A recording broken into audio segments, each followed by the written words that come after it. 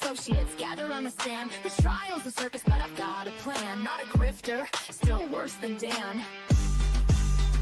Hopscotch squares, don't trip, don't fall. BK in a felony, I've heard it all. Shake it, magic 8 ball. Tell me the truth, will justice call? Me be the diva, she's running the show. With Capone and Meg, yeah, everybody knows. That we're fat, well, nobody knows. What the corn echoes as the chaos grows. My credibility left in a vehicle. Hopscotch squares, don't trip, don't fall. BK in a felony, I've heard it all. Shake it, magic 8 ball. Tell me the truth, will justice call? What the corn echoes as the chaos grows. My credibility left in a vehicle.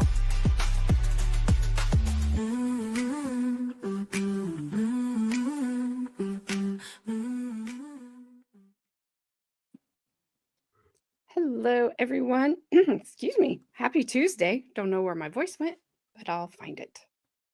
I just realized you said Tuesday, and I was like, oh, thought it was Thursday. I was like, is it not Tuesday? I looked at my computer, I was like, oh, it is Tuesday. I thought it was Thursday. My bad.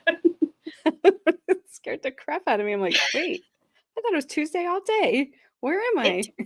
Today has gone by so slow, like time-wise. It has. It absolutely has been insane. Oh my gosh. So other than not knowing where we are, what day it is, how are you, Gabby? Oh, I'm just fabulous.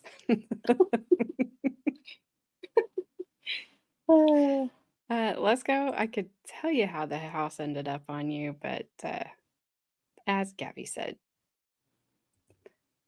then we'd have to, and you know what that means. Give you the old AO, the 1-2. Although I did have to ask Gabby. She knows when it fades to black like Tony Soprano, she says, I know what happened at the end. It's not what everyone thinks.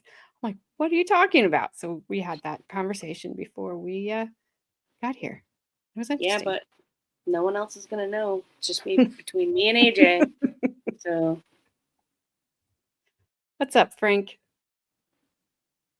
Even though Dare, you didn't say hi to me. Hi, Dare. Oh, he didn't? Oh, he said hi. Dare? Good Lord. He's like, hi, Gabby. Screw you, AJ. Hate you. Whatever. Pickleball. Fine, Adair. It's fine. What's up, Dodo? I'm pretty sure he's still not convinced that I'm not you. So. Hey, Tracy. Haven't seen you in a long time. How are you?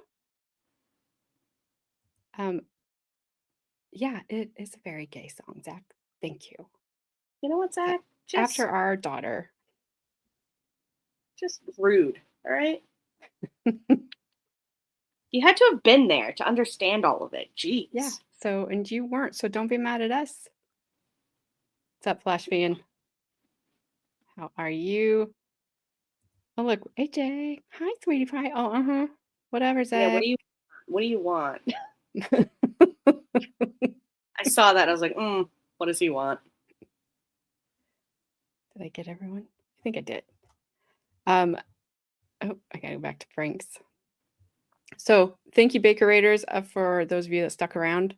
I know that you were redirected a little bit ago, and I see Adair said, hi, AJ. What's up, Adair? Oops, I didn't mean to keep that up there. So we are covering the Rachelle Waterman trial from 2006 in Craig, Alaska. Rachelle is 16 years old at the time, obviously, and she is on trial for unaliving her mom. So she's charged with first and second degree unaliving plus conspiracy to unalive her mom because she didn't actually commit the crime herself. She had her two ex-boyfriends do it.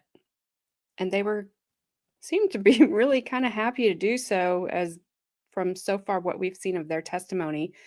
She was 15 when she met them. They were 24. No problems there. Also, couldn't figure out why her mom did not want her to date the guy we're going to continue watching on the stand today. She was dating him at the time of the crime. My personal opinion is this dude was the mastermind of all of it because Rachelle never talked to Brian Riddell, who pleaded guilty to the actual unaliving of Lauri Waterman. Her death was brutal. It was awful. Listening to him describe the things that he put her through was bad. Like, they were going to try to make it look like she had been drinking and then had an accident behind the wheel. So he tried to break her neck and was unsuccessful at doing it. So he ended up hitting her in the throat repeatedly. And he's a big dude. He's like 6'5", 277, as hard as he could. He ended up repeatedly hitting her in the throat with a flashlight. And then, depending on who you believe, Brian Riddell said that him and Jason Arrant or whatever, I don't know how to say his last name. It can be Arrogant. All I care. Like, I don't care. Jason Arrogant. Yeah, it says he's horrible. Depending on who you believe, Brian Riddell says they both tried to smother Lauri. And then at one point in time, they had their hand over her mouth, had her nose held closed. And the reason I believe Brian is because he's like, they timed it. It took 4 minutes. And when that happened, they realized she was bruised, she was muddy. They were not going to be able to stage the accident to look like a DUI. So they put her in the van, they set her van on fire, and they rolled it down a hill. The fire burned really, really hot. There was really nothing left of Lauri except for part of her skull, the top part, which is what they use to identify her with. So Brian Riddell, he never connected Rachelle Waterman, the defendant, to this crime, but he did connect Jason. And he never talked to Rachelle about the alleged abuse that she was stating was happening in her home. That comes from Jason. He never talked to her about, her mom throwing her down the stairs. Or yesterday, what we heard was her mom was supposedly going to sell her. Her mom was a teacher in this little town. I think she was a special ed teacher. I'm pretty sure she wasn't going to sell her daughter for $100,000 and think that nobody would ever know that that's what she was going to do. That was the most ridiculous thing that I had. I mean, maybe if Pam Smart was your teacher, it could happen. But we're talking a town of 2,000. Yeah. Like there are little other small towns around because you'll hear them talk about them, but she wasn't going to do that. I don't believe it. They've not, other than these people talking about this alleged abuse, the states haven't even tried to prove it.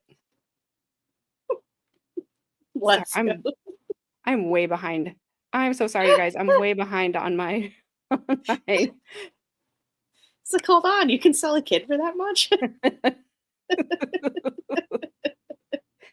So, Jason, I think in his mind, so him and Rachelle had only been dating since August of 2004. The crime took place in November of 2004. But in those short couple of months, he decided that she was the one. And he didn't want to wait till she was 18 because he was scared by the time she turned 18, she wouldn't want him anymore. And I'm like, good thinking, sir, because that probably would have been true. And I can't believe she wanted him to begin with, but hey, slim pickings over there, I guess. And then he just had this dream in his mind that those two were going to ride off into the sunset together, and he was going to keep her in a pit, and they were going to live happily ever after, because that was the only way that he was going to be able to hang on to her. She was a good student. She was into sports. She was into choir. She, I think, had a decent home life. her brother was, is it in the mainland or on the mainland? On the lower 48, Gabby? In the lower 48? On the lower 48? He was down here in college. He was into the 48. He was into the lower 48 doing college and stuff. So she had a chance to have a good life. And then this guy. And yeah, they're just gross. So the first guy, Brian Riddell, we already heard his testimony. He pleaded guilty. He got sentenced to 99 years. This gem that we have on the stand today, Jason, whatever, he also pleaded guilty, but he only got 50 years because he says he did not take part in the actual unaliving of Lauri Waterman. I don't believe it. I don't either. Just don't believe him at all. You know what I also don't believe? I bet you she was going out with both of them at the same time. And they just didn't know it, you know? But that's okay, because Brian never finished. That's fine. I mean... So it really wasn't any sloppy seconds. You know, I mean... Sorry. Can you blame them? Well, I don't know. What's up, Baker? Gross guy. So Zach is here? Yeah, he's here. Trust me. he's something. So, you know what? I think it's you bigger channels that have the weird names. Yeah, I don't know. Grandma's has it. Baker's has it. A bunch of people have it, except for this one. Yeah, I think it's the bigger channels that I don't. Hey, Shinny. Flashman said, can't watch something. I'm not sure. He'll be back. So if you've seen this trial, please, no spoilers for us, because we've done really well so far to not find out what it is. And we're really trying to keep it that way. And hey, Shinny, I thought Brian said he found out she was doing both of them. It wouldn't surprise me. They were. I bet you 100% that's what was happening. They were gross. So I have this sped up a little bit. Let me know if I need to turn it back the speed down. The state talks so slow that if I didn't speed it up last night, we would still be here from yesterday's stream trying to get that finished up. But I can back it down if I need to, because we are on cross-examination right now, and I'm excited because the defense attorney is pretty good. The state is awful. The guy cannot. He has the personality of glue, and I think your other one yesterday was better. Paste. He has the personality of dry toast. Oh, dry toast. Yeah, dry toast. I mean, he's just so bad. I swear, when we were talking about when he asked his wife to marry him, it was like, oh yeah, will you marry me? Okay, will you marry me? Yeah, baby. Yeah, baby. Okay, good. Marry me. Great. Awesome. I'll see you down at the end of the aisle. Do you want some room temperature water?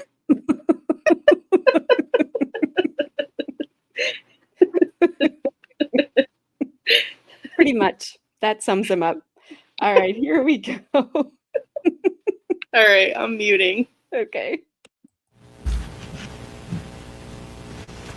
Tell me something. When you make up your lies, are they all on the fly, or do you think about some of them ahead of time? Well, most of them were on the fly. Most of them are on the fly. So you do think about some of them ahead of time. I suppose so. Do you think about lies that you were going to tell as you were trying to, how did you put it? Salvage what was going to remain of the rest of my life. Some of them, yes. You thought about lies to tell as you thought about how to salvage your life. Yes. At the time of your arrest, you were, 25 years old? Yes. This is a really brutal crime, isn't it? Yes, it is. You could do a lot of jail time. Yes, I could. I'm sure I will. And actually, you stand a pretty good chance if you went to trial and were convicted of not ever walking out of jail again, right? Correct? Let's talk about that for a little second. You're charged with conspiracy, commit murder in the first degree, right? Yes. Count one.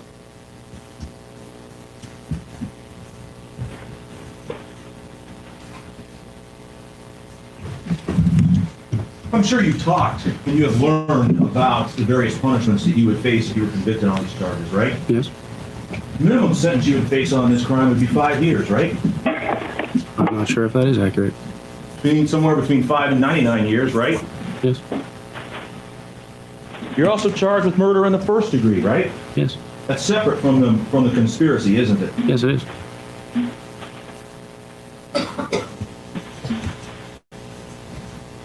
And that's punishable by anywhere between 20 and 99 years, right? Yes.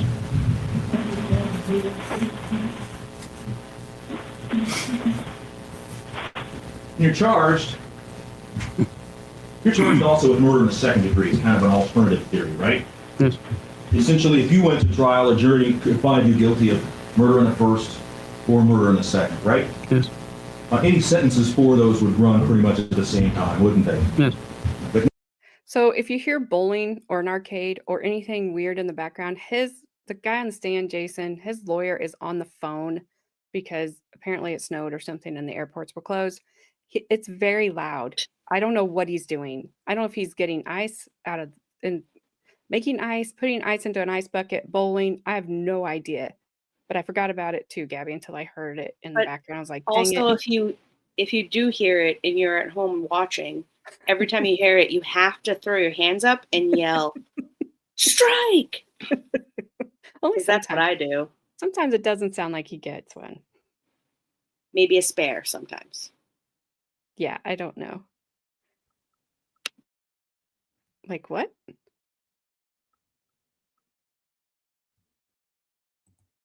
I don't know what that is. Like Ayasno? Ayasno? I have no idea. Let's go. Is he on his fifth whiskey? Who? I don't know. I don't know, but I'm on my second rum and coke. Cheers. And I did slow it down because I realized this defense attorney talks a lot faster than the state. So, all right, back to this. Not necessarily for murder one or the conspiracy, would it? Well, I suppose lawyer. not.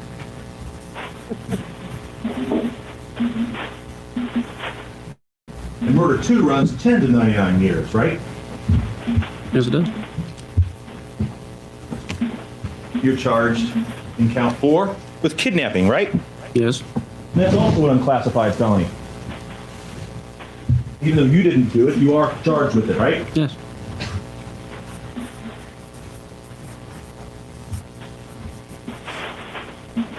That's punishable by 5 to 99 years, isn't it? Yes, it is. So just in these charges, realizing that these two alone would be merged. You're looking at what, roughly 30 to 297 years in prison, right? Yes.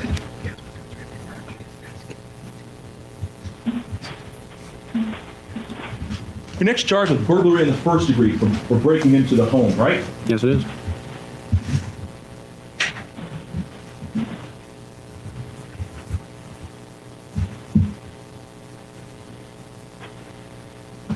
That's punishable by 0 to 10 years. You'll have to say something. We can't hear you shake or nod your head. Yes, it is.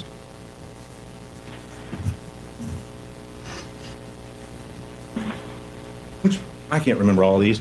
You got vehicle theft and 2 counts of tampering with physical evidence, right? I believe so.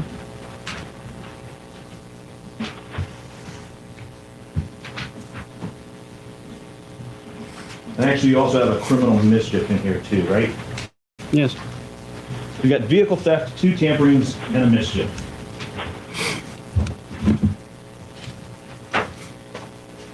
The vehicle theft is 0 to 5. Actually, all the remaining ones are 0 to 5, aren't they? Yes. All right.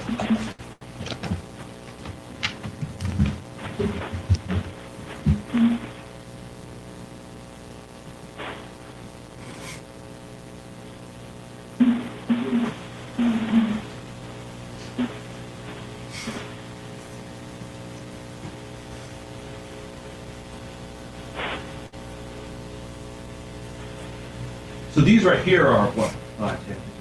0 to 30 years. Yes. So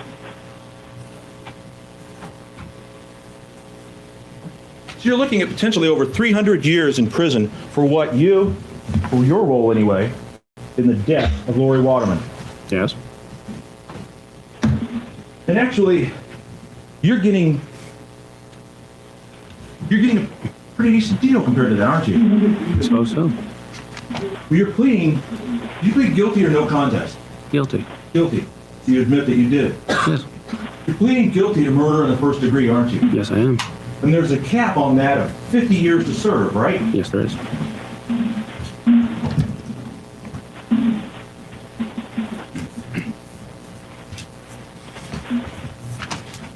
There's no parole restriction on that, is there? No.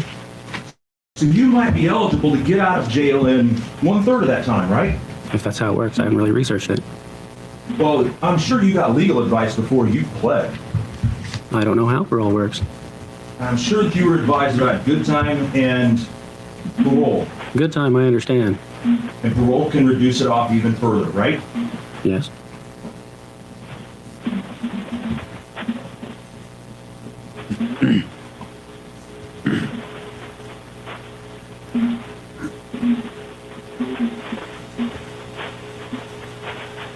So you can be eligible for release in 17 years, right? I guess so. You went into jail when you were 25. Yes. You might get out of jail when you're 42. I could. Given the actuarial tables, you might reasonably expect another 25 years of life. Right? Okay. You can salvage your life with this plea. I suppose I could. You're the one that used the term salvage, right? Yes. You're the one that said that you were looking to do whatever you could to salvage the remainder of your life, right? Yes. You're the one that admitted that under all of these charges, you could go to prison for the rest of your life, right? Yes. You're the one that admitted that you could go to prison for the rest of your life and die in prison, never having again seen the light of day, right? Yes. And this deal actually salvages your life, doesn't it? Yes, it does. You get out at 42 and you have a reasonable chance to do something. When you're a 25-year-old high school janitor Marine Corps dropout, maybe you could make a change, right? Yes. At 42, you might even still be young enough that you could still pick up teenage girls, couldn't you? Argumentative, Your Honor. It's argumentative. Probably true. At 42, you would be young enough that the difference in age between you and a teenage girl might be overcome by giving them booze and marijuana and cigarettes, right? I don't think that's where I want to go with my life. Well, not now. No. Well, let's talk about that for a little bit, because that's where you were in the summer of 2004, right? It certainly was. It certainly was. It certainly was. Rachelle Waterman at that time was 15 years old, right? Yes. You were 25. I was 24. 24, sorry. 24. Now, you've made pains throughout this whole deal, whenever you've talked with the police, to say that any sex between you and Rachelle occurred after she was 16, haven't you? Yeah. You described in your direct testimony how you sent her an email on how to pose for you, right? Yes. And you got pictures in return. Yes, I did. And those pictures were taken on July 12th, weren't they? I don't recall. That you wouldn't dispute that date, would you? I guess not. And if those pictures were taken on July 15th, or I'm sorry, July 12th or thereabouts, Rachelle would have been 15 years old at that time, right? Yes, you would. So actually, you don't have any child porn charges up here, do you? No, I don't. You don't have any exploitation of a minor charges up here, do you? No, I don't. So why are we discussing it? Because you haven't been charged with that as part of your plea bargain, right? No, You're not going to get charged with that, are you? I don't think so. You're aware that sending sending internet messages to 15-year-olds on how to pose nude is a violation of federal law? Yes, it is. The FBI didn't come talk to you, did they? No. You're not going to have to do 15 years in a federal prison, are you? No.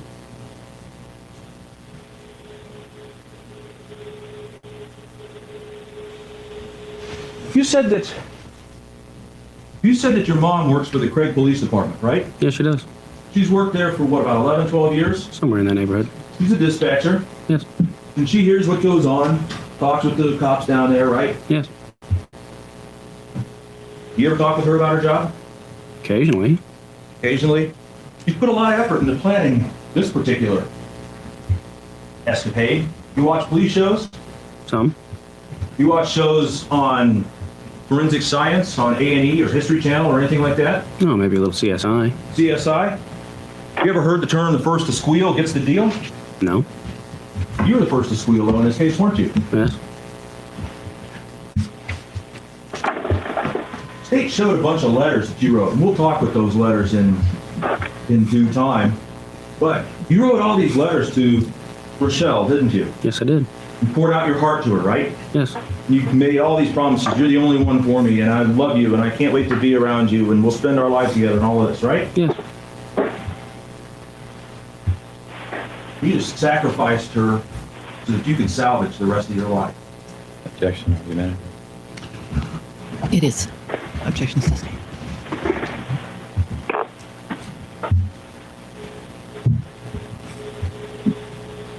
Let's talk a little bit about the statements that you had made to the police. All right? Okay. Kind of brushed over them a little bit. Oh.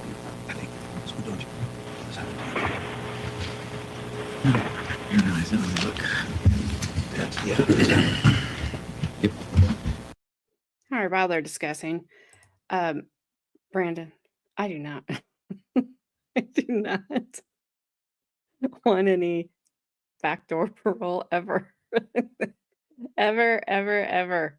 Gross. But thank you for the super chat. Ugh. That's gross.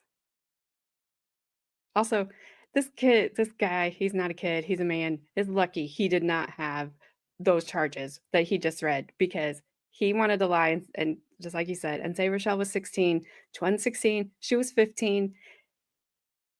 He knows what he did. It's disgusting. May I approach the witness, Your Honor? Yes, sir. I'm going to show you the transcript of your testimony. I've given a copy, I'm sorry, not your testimony, but a copy of your statement to the police from Wednesday morning, November 17th, 2004. I've given a copy of that to the district attorney. Is that what you hold in your hand? Yes, it is.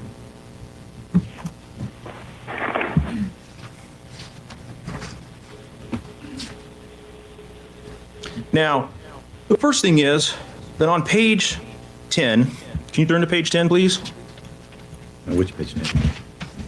The little page 10 or the big page 10? Well, I'm sorry, I always refer to these, Okay. because that always says pages, whatever. Okay. Sure. You see page 10 there, where there's 4 pages to a page. The upper left one says page 10. Sorry. Lawyers always do things differently. You see it there? Yes, I do. Line 10 through 15. You see that? Yes, I do. They were asking you about Saturday night, the Saturday night of November 13th.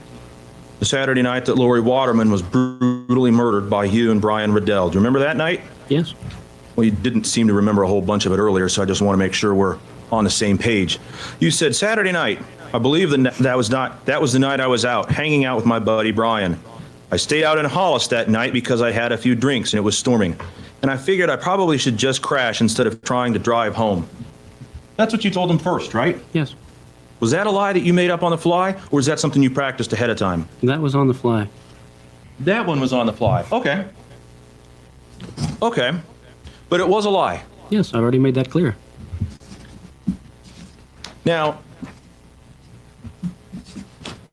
a little bit later, I want to direct your attention to, and again, I'm referring to the number of the 4 pages. Bottom of page 18, the top of page 19.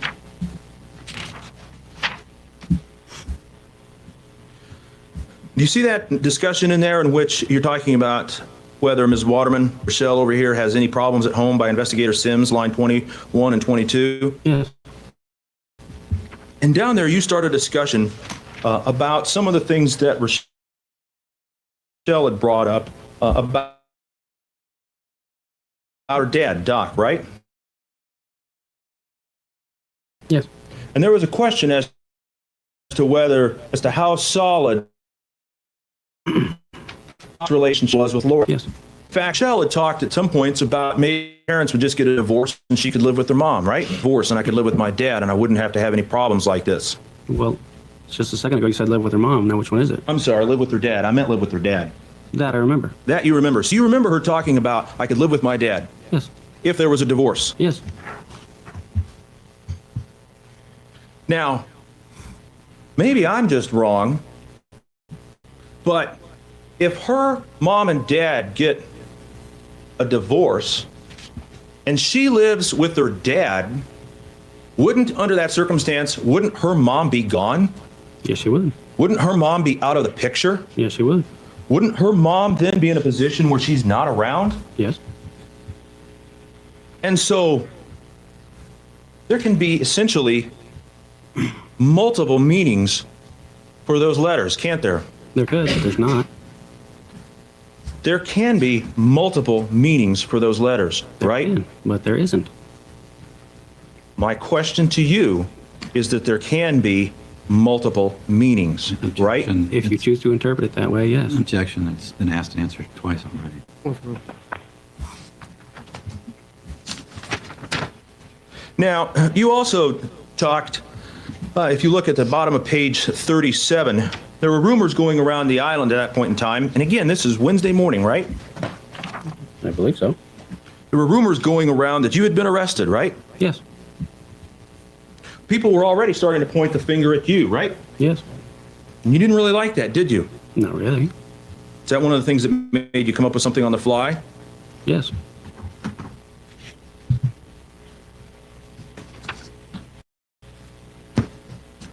And you also said, actually on to page 41, that, I'm sorry, I was, on page 41, I lost my train of thought there, was that you were there when she broke up with Ian, right? Yes. You had left the trooper station, didn't you? You went and you told the troopers, hey, listen, Saturday night, I was drinking with a buddy. Yes. Then you came back later on your own, right? Yes. And you said, you know, I was there when she broke up with Ian. Yes. And you said, and Ian got kind of scary. Yes. You didn't by any chance mean Ian Lundrum was scary, did you? I never caught his last name. You never caught his last name. No. This would have been Rochelle's ex-boyfriend. Yes. This was the one that you said you wanted to tear his fucking eyes out. Yes. Okay. All right. So he's the one that you were talking about. Yes. And you had met him. Yes. Did you know if the troopers had talked to him or not? Not at all. Well, I mean, kind of men. I have no idea how you could expect the troopers to believe that Ian Lundrum was scary. I'm going to object, argumentative. You need to rephrase it so that it's at least a question. Very well.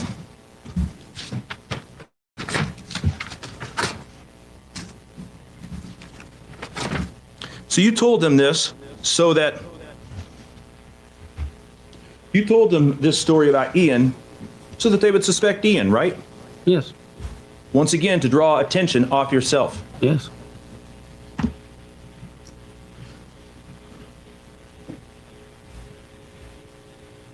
Let me ask you something. Who should get punished more for a crime? A person that organizes it and leads it, or somebody that just merely follows along? I can't really speculate on that. Well, who do you think should? I suppose the person that just follows along. Should get punished more? Less. Less.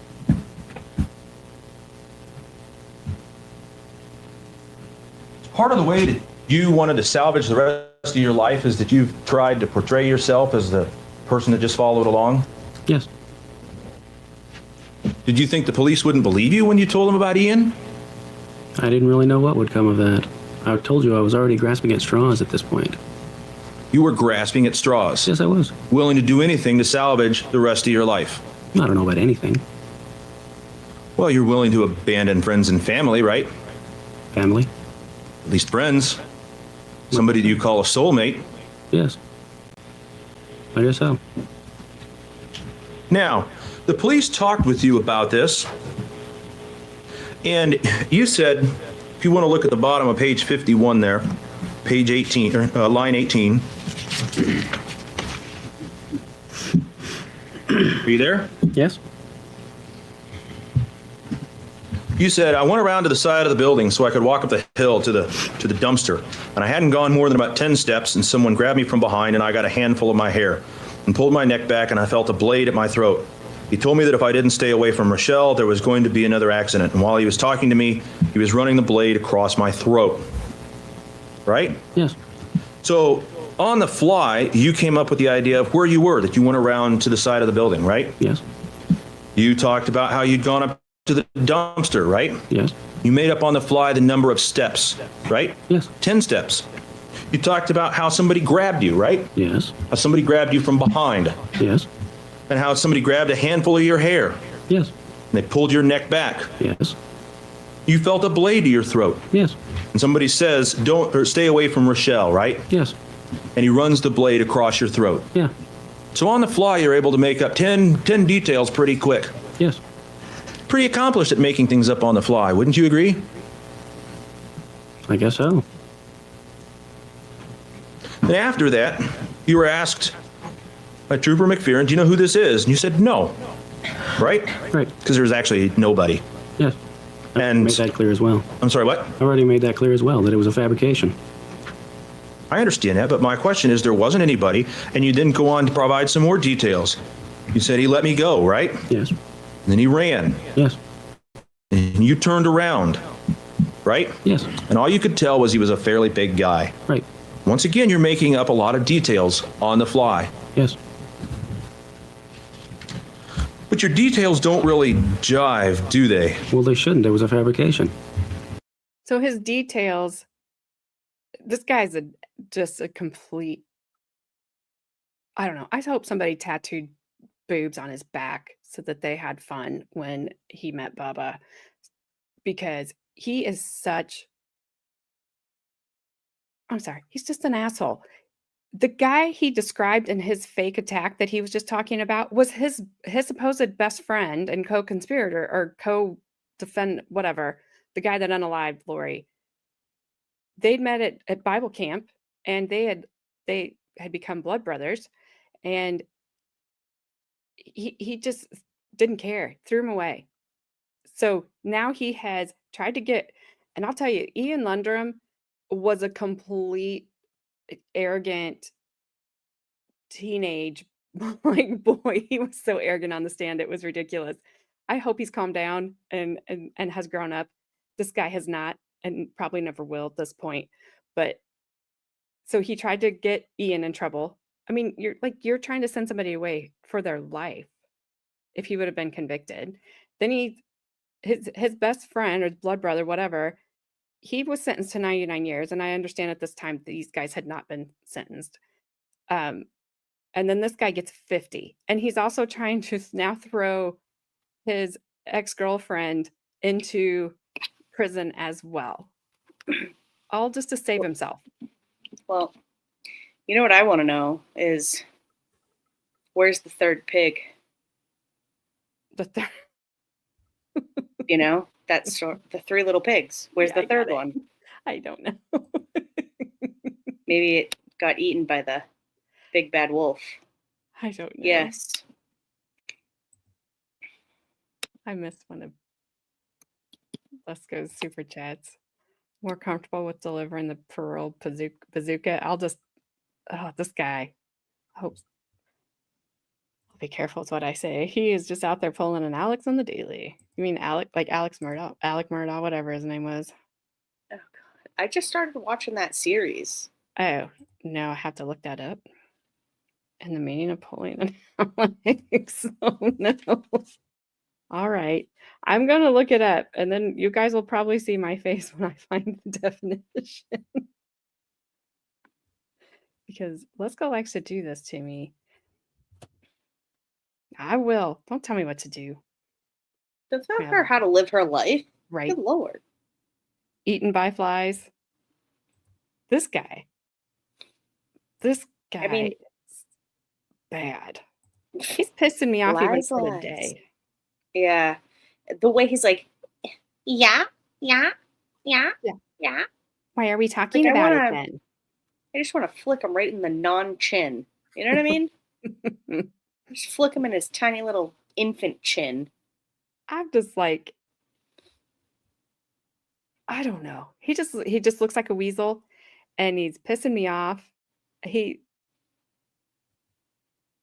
served way more than 50 years. Every time now that this defense attorney is like, so you were going to throw your best friend, your girlfriend, some dude you didn't even know, you're just jealous because she dated him between you and Brian. And, and then who else?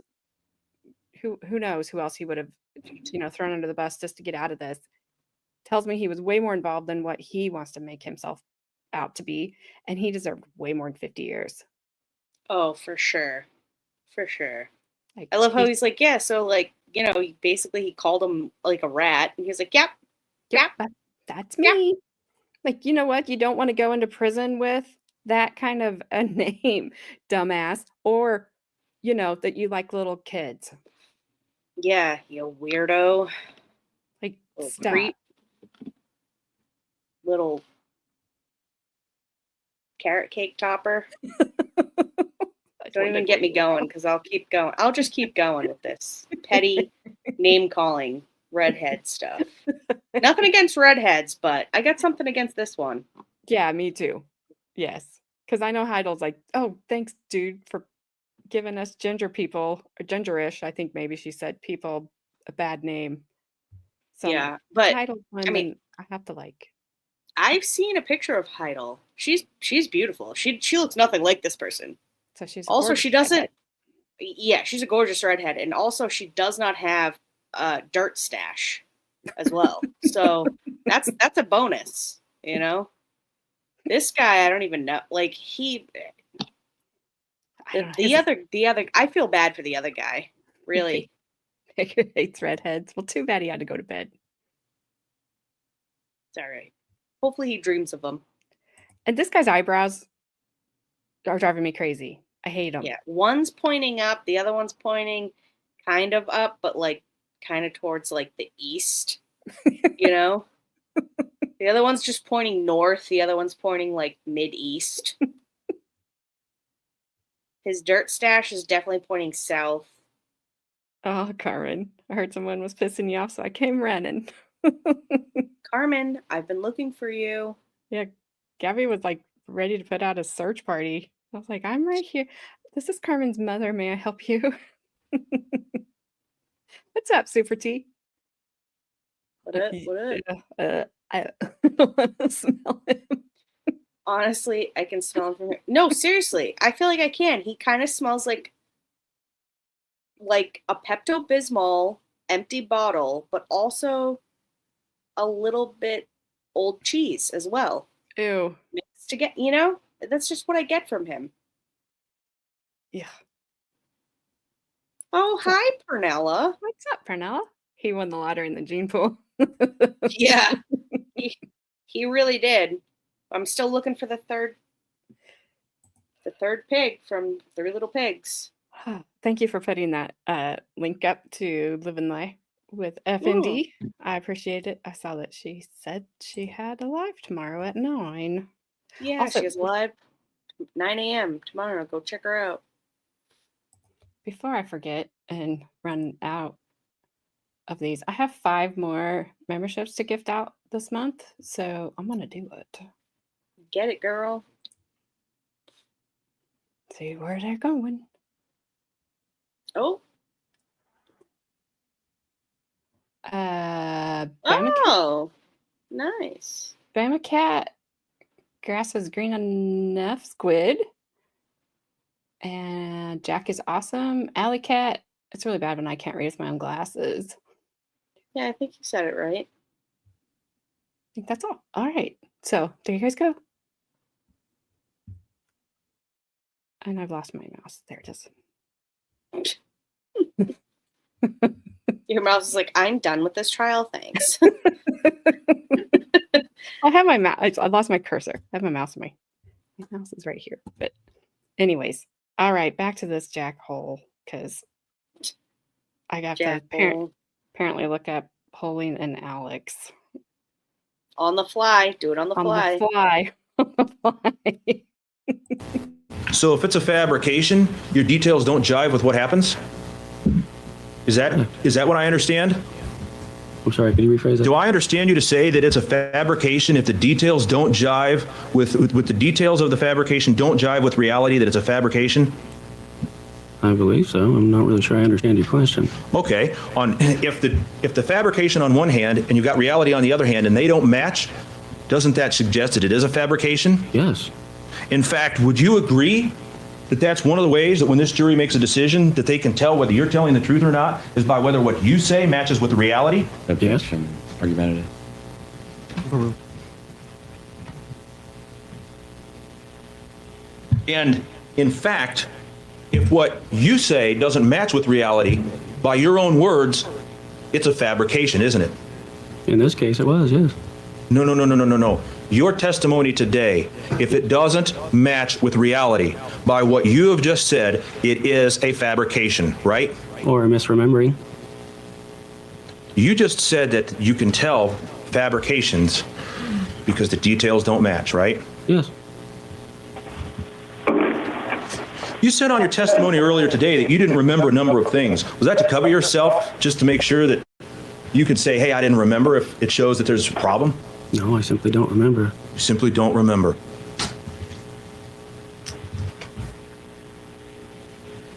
You kill a woman in cold blood, I didn't kill her. and you were standing right there. Yes. So you did not lay a hand on her at all? Is that what you say? Not when she was breathing. Not when she was breathing. No. So is anybody that say different a liar? In this case, yes. You participate. How about that? You participate in the murder of a woman in cold blood, right? A woman that never did anything to you. Correct. A woman that by all accounts was a decent and kind person, and you don't remember details. No. Witness something like that and tell me how much you remember about the little things.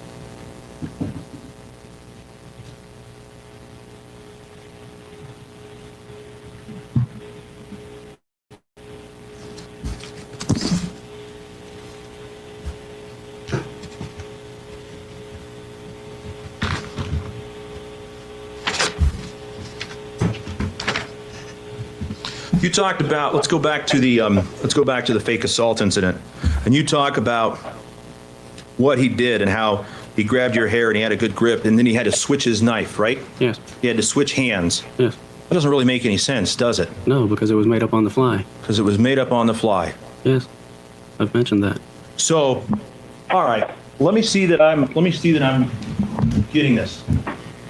Stuff that's made up on the fly, that's fabrication. The details don't match.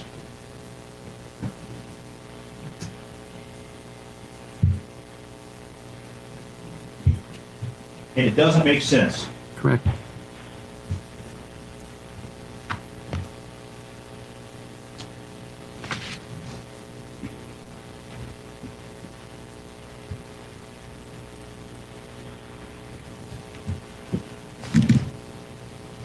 All right. Let's go to your statement on the next day. This will be the 18th.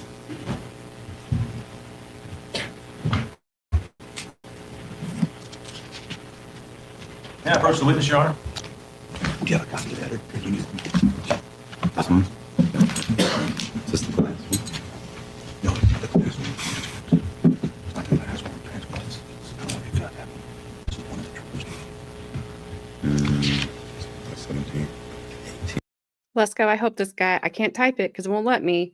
I hope he is pulling an Alex all day, every day while he's in prison. Because it says he will never have a relationship if he does that, ever. ever, ever. So that's my hope for him.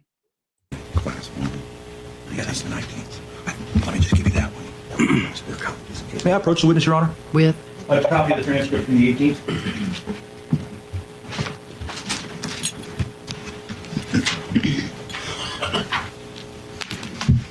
Now, the troopers called you back to come in the next day, didn't they? If I remember right. Evidently, your fabrications on the fly had not been as successful as you had hoped, right? Correct.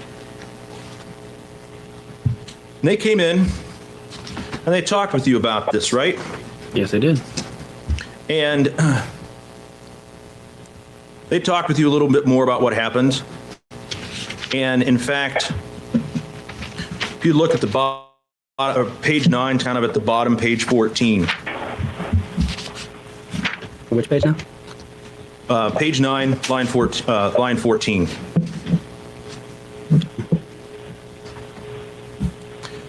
Trooper McPherson says that your injury is real and consistent with what you've described, right? Yes.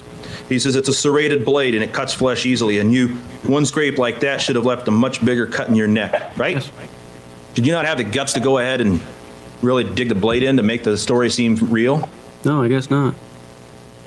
Just like you didn't have the guts to kill Lauri Waterman yourself, you had to get Brian to do it, right? I can't kill anybody, no.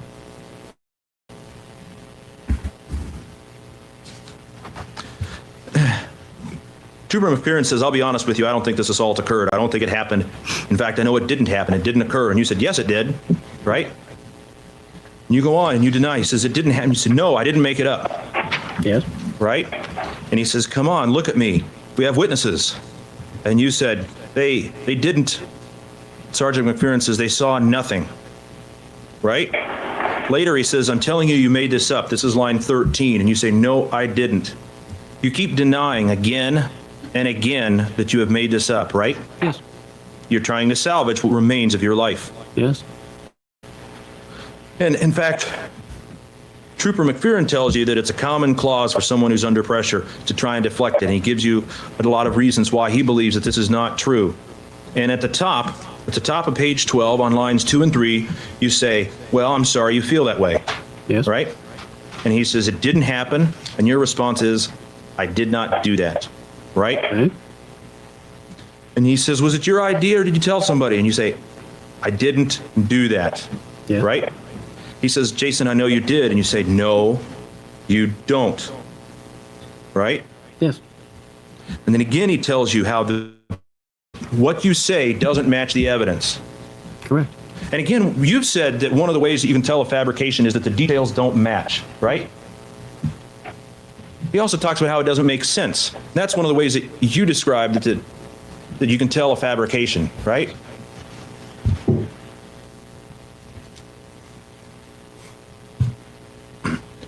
And he goes on and he tells you about all these problems, and you admit that it bothers you that you're being accused of being involved in Lauri's death, right? Yes. Can I ask you a question? Sure.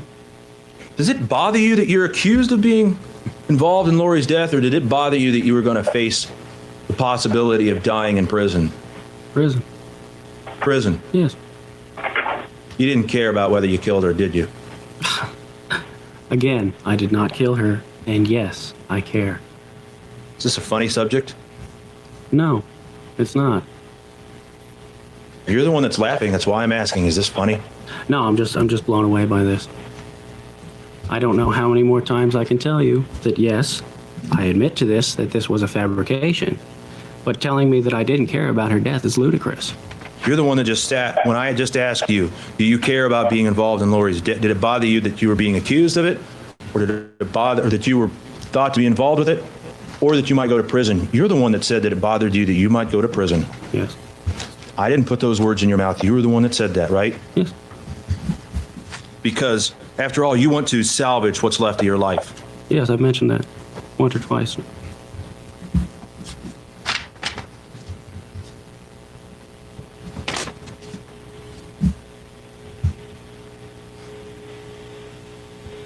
And so you talk for a while longer, and ultimately,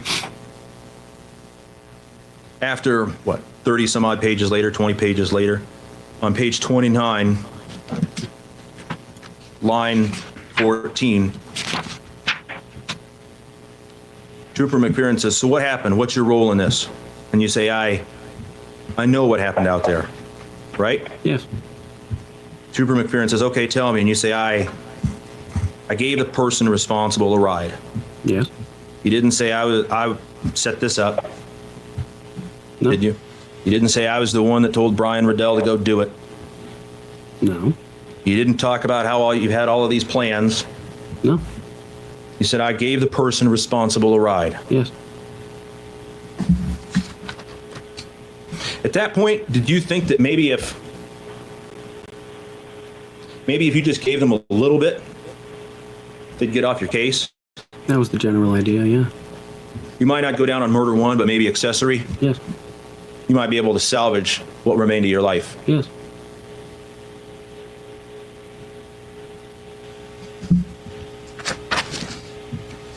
And actually on the top of page 34, line 2, you see that?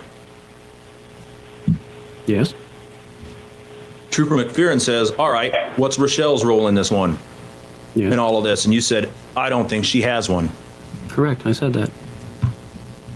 Also a fabrication. He said, are you sure? And you said, I cannot be sure, but I don't think she does. Right? Correct. And down there, and then a little bit later, he says, does she know what Brian did? And you said, I don't think so. Where's that? I'm sorry, line 12 through 14. Does she know what Brian did? And you said, I don't think so. Yes. At that point, giving Rachelle to the cops would not salvage any of your life, would it? No. So it wasn't convenient at that point to give Rachelle to the cops, was it? I don't know if convenience is any matter of it. I believe It didn't have anything to do at this point with salvaging the remainder of your life, right? No. And so, I believe because it convenience. didn't have anything to do with salvaging the remainder of your life, you didn't give Rachelle up, did you? No.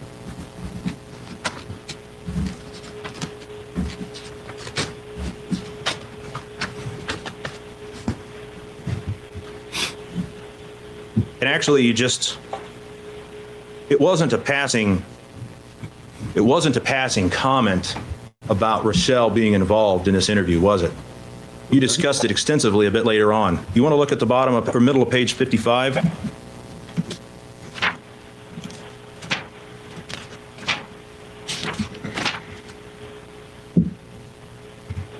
Line 7, you see that? Mm-hmm. Sergeant McPherson says, you don't think Rachelle has anything to do with this? And you say, absolutely not, right? True. And Sergeant McPherson says, why? And your answer is, she's just not that kind of a person. Yes.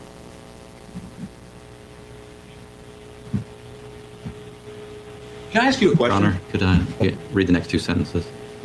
He says, why does she lie to us? And you said, I wish I knew. Okay. Can I ask you a question? Sure.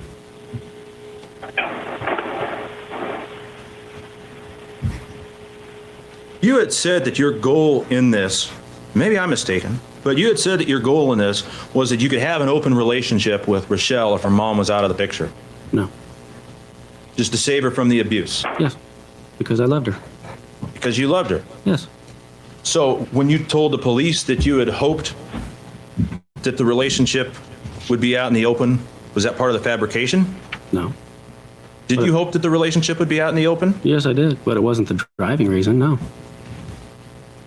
Why would you want to spend the rest of your life with somebody that wants to have her mom killed? Because I still believed in the abuse then. You believed in the abuse.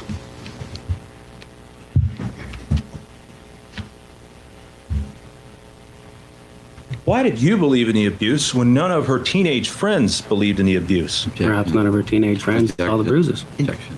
This calls for speculation as to what the friends believe. It does call for speculation. If the testimony in this case was that her friends did not believe the abuse, my question to you would be, why would you believe it? Because I saw the bruises on her body, and she told me about the abuse. I had no reason not to believe her. You know teenage girls exaggerate. Just a little. You don't have that much experience with teenage girls No. or girls? No. Let's at least keep them teenage girls. Can't please defense. Jeez. Sorry, I got to take a break from this guy. Frank, thank you for the super chat. He's doing something on the fly. Gabby, where does your membership chat go? I thought I started. Well, there, I will show it. Thank you for being a member for 20 months. Look at you. Three Little Pigs Gate. Maybe this guy went to prison and got some sausage. That's all I can see. Throwing shade. It's up side eye. Daddy wants some sausage. Ah. There's I cannot with him. Like if I did not believe him as much as I didn't believe him already yesterday, today it's like 20 times worse that I cannot believe him. And well, why would you believe? I saw her bruises. She was an athlete, you dumbass. Like she played volleyball. Yeah. I mean, come on. She could have gotten hit. She could have fallen. She could have so many things. But also, like, man, I wish we could see her blog. Yep. You know, I wish they would, there has to have been something pre-trial, and the judge had, like, said, you can't bring her blog into the trial for some reason whatsoever, because why wouldn't we be able to see this? This is the key thing. Yeah. You know, like why aren't we seeing this? I don't know. And for those, if you don't know, I'm sorry, I forgot to mention at the beginning, she had a blog because it's 2004 that it was called My Crappy Life, and where she supposedly complained about her mom, where she supposedly complained about living in this little town and, you know, on the Prince of Wales Island. There you go, Zach. You're welcome. But I have to read his super chat real quick. Look who arrived. Zach says, I do not support this channel, nor its Dill.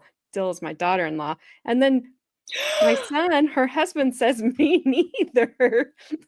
Wow. Holy shnikey. Bestie. Hi, Bestie. Hi, bestie. Oh my Hey, Bestie, gosh. hey. Brandon, you're going to be in trouble. Hey, put me on the bottom because all I'm seeing is your eyes, AJ. You. She just You like wanna looked hear- over the comment. That was hilarious. She was like, huh, can you see me now? Pink and orange really is his color. I agree, Fernella. I mean, that- agree. That's inside. You know what I'm saying? That pink, that's the inside. And it's also, what's that thing I just said before? The medicine. Pepto-Bismol pink. Oh, yeah. No, wrong Brandon. My Brandon. You did nothing. You're innocent. This one time. Listen, side eye. I only wanna- reserve that. I only reserve that for members only streams. So nice try, but no cigar. Carmen, Do have you wanna been hear the- listening? No. Do you want to hear the highlight of my day? Yeah, Oh. obviously, because I've been looking for you with my megaphone all day. Rude. I haven't looked at my text messages. Apparently. I haven't looked at any. So there's this woman that she has to be housed by herself. And I just hear somebody freaking like donkey kicking the door. So I went over Whoa. there and I was like, can I help you? And she was like, I want to talk to the sheriff right now. And I was like, no, he's busy. And I was like, what's it about? And she was like, I shouldn't be in here. Like, this is cruel and unusual punishment. I've done everything right. Yada, yada, yada. I need out of here now. And I was like, What? ma'am, you have a $65,000 cash only bond. You're not going anywhere. Oh, Clearly she has done nothing right at all. Then, So I that ticked her off, but this was the icing on the cake. I said, yeah, you're gonna have to give me a little bit. I gotta go release somebody that is in here for being charged with unaliving somebody. I'll be right back. I wasn't lying. I really was gonna do that. And she was like, I hate you. I said, hate your attorney, not me. Hate He's your got a good one. choices. Hate your choices. That's what I would say. Yeah, ma'am, you have a level 2 assault and battery on a peace officer. Hate your choices. Don't hate me because I'm in here making a living. Yeah, but that and guy, then- like I said, that guy unalived somebody and we let him out. He's got a good attorney. Yeah, and then AJ would be like, North Side. Hate your choices, not me, North Side. She's from Texas, so she can't say what the corn. I'll be like, that's right. Oh, What the corn? You just shut your mouth. You don't talk about my corn. Get my corn out of your mouth. Keep my corn out your behind. I tell you what. Ew, gross. You never know. I mean, they be shoving whatever up theirs over there, down there in Texas. I had a weird flashback today when I was serving lunch. I was like, Ooh, an orange this was the plate. Carmen just sees a spork and she's just her eye starts twitching. I just start like rocking back and forth. She starts seeing brown stars everywhere. Cheyenne just finds her in the corner of the grocery store, being like, ah. Well, then there was 2 judges in booking with me, and one of the people that they gotta be in the holding cell so we can watch them at all times. She yells, "Who the F is that B?" And I was like, "That's Judge Richardson." She goes, "Oh." That's your judge. Good for you. And she literally just slowly lowered herself down the window and laid down. Carmen, that is something you would do. Did she do the escalator behind like a chair or something? Pretty much. She just there's a window that she was yelling through. She just slowly lowered herself down. Zach corn and butt equals ear in the rear. All right. Well, I hope whatever prison this douchebag went to was full of all the corn. Oh. All the corn and all the sports. No, he didn't have corn. He's just full of carrots. He's full of it. Carmen, as much as you didn't like him yesterday, as much as we didn't believe him yesterday, he's worse today. He is bad. Carmen, you missed my jokes. You missed my jokes before. I said, hashtag, where's the third pig? I heard like bits and pieces, but I had to keep stopping and running into places. But yeah, I heard. What do you think you are, Michael Jordan? Hey, listen.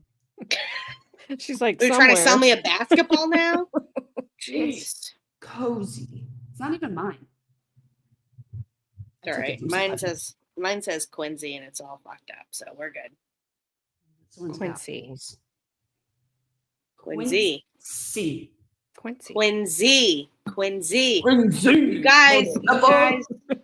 You got exactly. That's what I'm talking. Guys, you gotta come correct or you're effed. Don't ever come up here, basically. Oh, we know. So guess what? We're never leaving your house. All right, hurry up and then we're never leaving your house. We're never leaving your house. One medication got bumped up today. Oh no. One got bumped down. Oh no. I'm only is the one that got bumped down where you completely ignored all my text messages of texting you all over the place trying to find out where you were today? Was that the one that got bumped down? Rude. No. I need that doctor's number. Medicine we're only doing once a day. Well, good. I hope that doesn't like throw you into anything. My liver enzymes are too high. I hope that doesn't throw you into the next hurricane. Or just on the floor. Or just, Flop it around like a fish. let's just take it on the fly. you know? Okay, we'll take it on the fly. I wrote that down, so I won't forget it. It's going in somewhere. It's gonna go into the intro song somewhere. It's gotta get put 3 in. Little Pigs too. Yes. All Oh my right, gosh, I'm muting. how many times did you text me? She said about 100. Carmen. I mean, 18 yeah. Carmen, the All other right. day you were like freaking out because you didn't talk to me in like 24 hours. It was What 40. did you expect? All right, I'm muting. Me too. Was Rachelle your first girlfriend? Close. Yes. So as a 25-year-old man, you can't tell the difference between teenage hyperbole and truth? I guess not.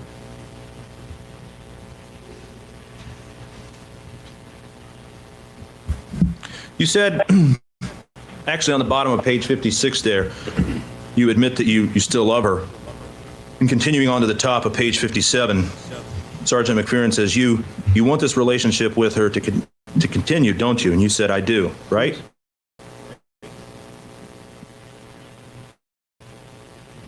Right? Yes.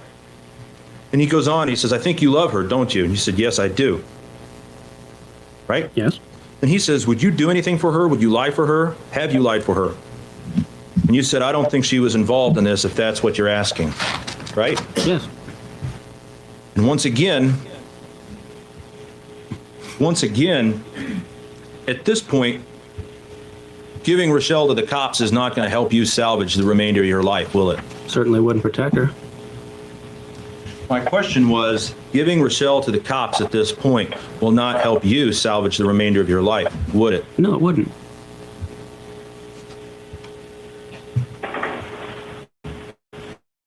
Actually, Sergeant McPherson goes on and says, right after that question, when you say, I don't think she was involved, he says, well, I mean, like I said, we need to know if, whose role is this? If all her role in this was to say something off the cuff, like, if only someone would get rid of my mother, I could pursue my life and my relationships with you or Brian or whoever, not meaning that this would be taken to this extreme. Or did she go to Brian and say, listen, I want you to get rid of my mom for me, and here's the perfect time. I'm out of town. Dad's out of town. You can sneak in the house, subdue her, and get her. And you said, I can't see that happening. Fabrication. Well, you said, I cannot see that happening, didn't you? That's what I said. You said that about the second point, about her going to, at that time, Brian, and saying, sneak in while my parents are out, or while my dad's out and I'm gone, abduct my mom and kill her. Correct. And Sergeant McPherson asked, you see the big differences? And you said, I do, yeah. Right? Yes. You can at least see the differences. Yes. And further a little bit down on page 59, line 5 and 6, Sergeant McPherson says, you realize now the best thing you can do is tell the truth. And you say, yeah, it's actually a huge load off my mind, right? Yes. And he says, I can tell you look a lot better. You look pretty burdened down. And Trooper Claus said, we were worried about you last night, right? Yes. So were your fabrications so effective that your face expression changed? No, it was partial truths, remember? It's partial truths. So you feel better than when you partially tell the truth. Yes.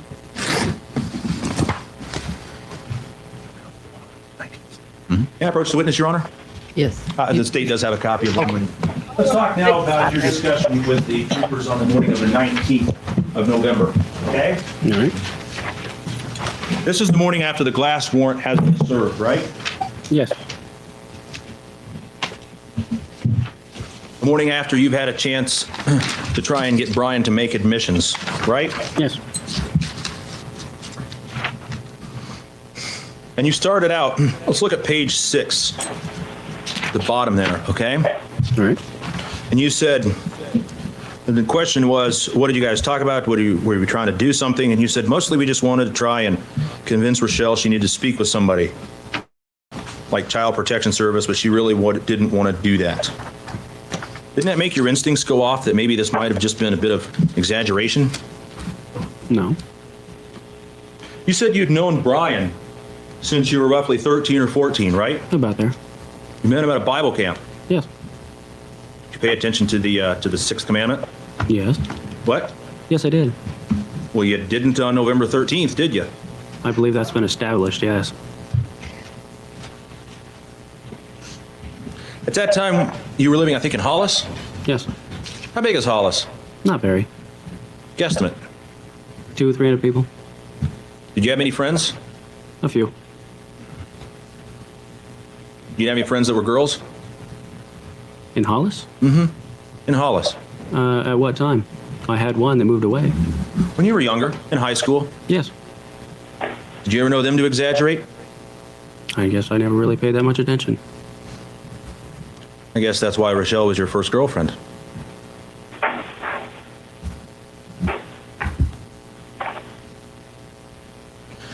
Actually, on page 10, if you look at line 4, can you turn there? Sure. Trooper McPherson says, well, actually, let's back up a little bit.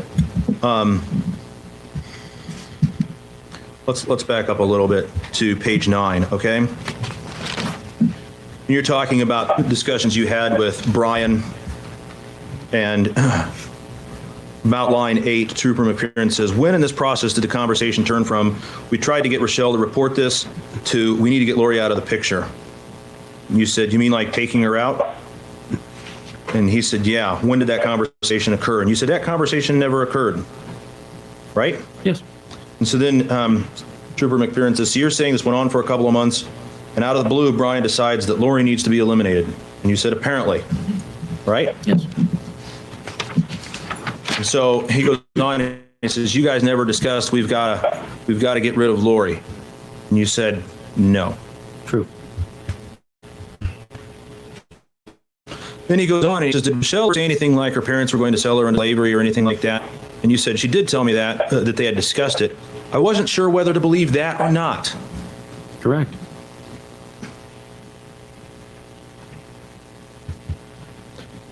You knew that Rachelle was on the volleyball team. Yes. You knew that Rachelle was a pretty active girl, Yes. playing sports, running around. People can get bruised doing those types of things, right? Certainly. And so you see the bruises and she says, my mom's hit me a few times. Yes. And you just immediately jump to believing her. Yes. But you didn't know whether to believe her about whether her parents were going to sell her into slavery. Correct. In fact, actually, a little bit farther down the line, you're talking about the bruises in page 11. It's line 10. Trooper McPherson says, now, did she come to you asking you what you should do, or did she just tell you about it? What? Did he just say sell her into slavery? Yeah, remember yesterday he was talking about her parents were going to sell her. It was in the email, like he said, if I came up to your house and was in like $100,000 car or something, your mom wouldn't care because she just wants the money for you. I'm paraphrasing, but it was along that line.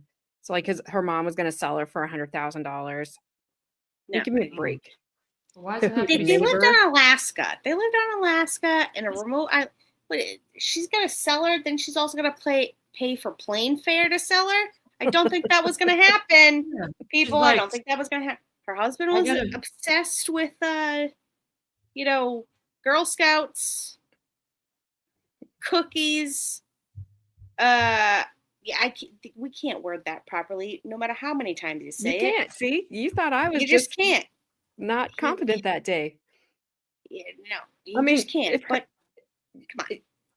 And I was like, keep sitting here thinking, is Rachelle, do you see Yeah. like the bullet you dodged? And I mean, where you're sitting may be worse. I don't know.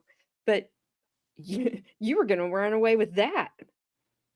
Yeah. And Yeah. that's when you really would have never been seen again. Yeah. Because you, if you would have tried to leave him, he would have unalived you. she would have been in the pit. Oh, absolutely. Yeah, I That- mean, the first pig was okay looking. This one, I don't know. The third one has left the building, people. nowhere to be found. This is just ridiculous. Yeah. I mean, if she's not over there going, oh my gosh, prison's probably better than this, then that would have been. And she clearly needs to get her eyes checked. Clearly. I mean, he is 100% out for himself. Period. Full stop. I don't think I've ever seen anybody like this. no, I haven't. No.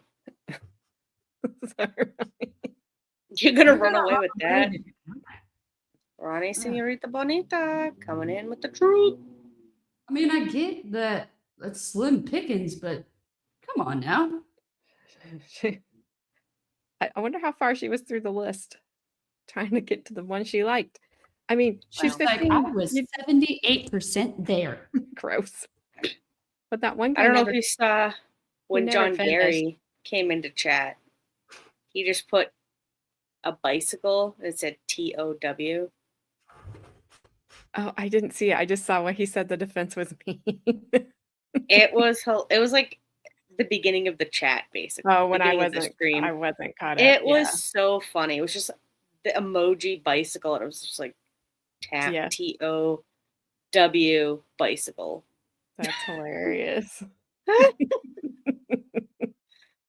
Oh, Oh my gosh. All right. I will try to not punch my computer because it did nothing wrong. Maybe she was the town tugboat because she was doing a lot of tugging. she was tugging, she was pulling, she was shaving, She was definitely fishing those seas. Oh, she Well, was fishing. I can tell you this, according to the Urban Dictionary, had she been pulling an Alex, she will never, ever have another relationship ever again. That's what the definition says, that if you do that, you never, ever have another relationship ever. If you pull an Alex, If you're pulling an Alex. The you're only pulling an Alex. research and notes that I have was he sucks. Boo.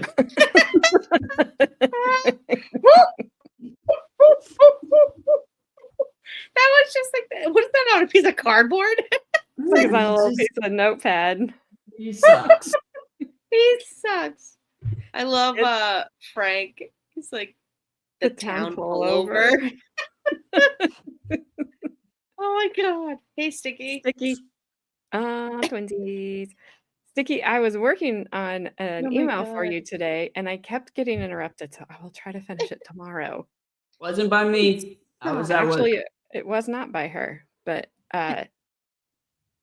yes, we are on cross-examination of this thing, and he is definitely, if he was on the Titanic, he would have pushed all the women and children out of the way, jumped on the rowboat himself, and rowed away with only him in the boat. If he was on the Titanic, there was no need to hit an iceberg. He was just going to sink it. Wow. I call it how I see it.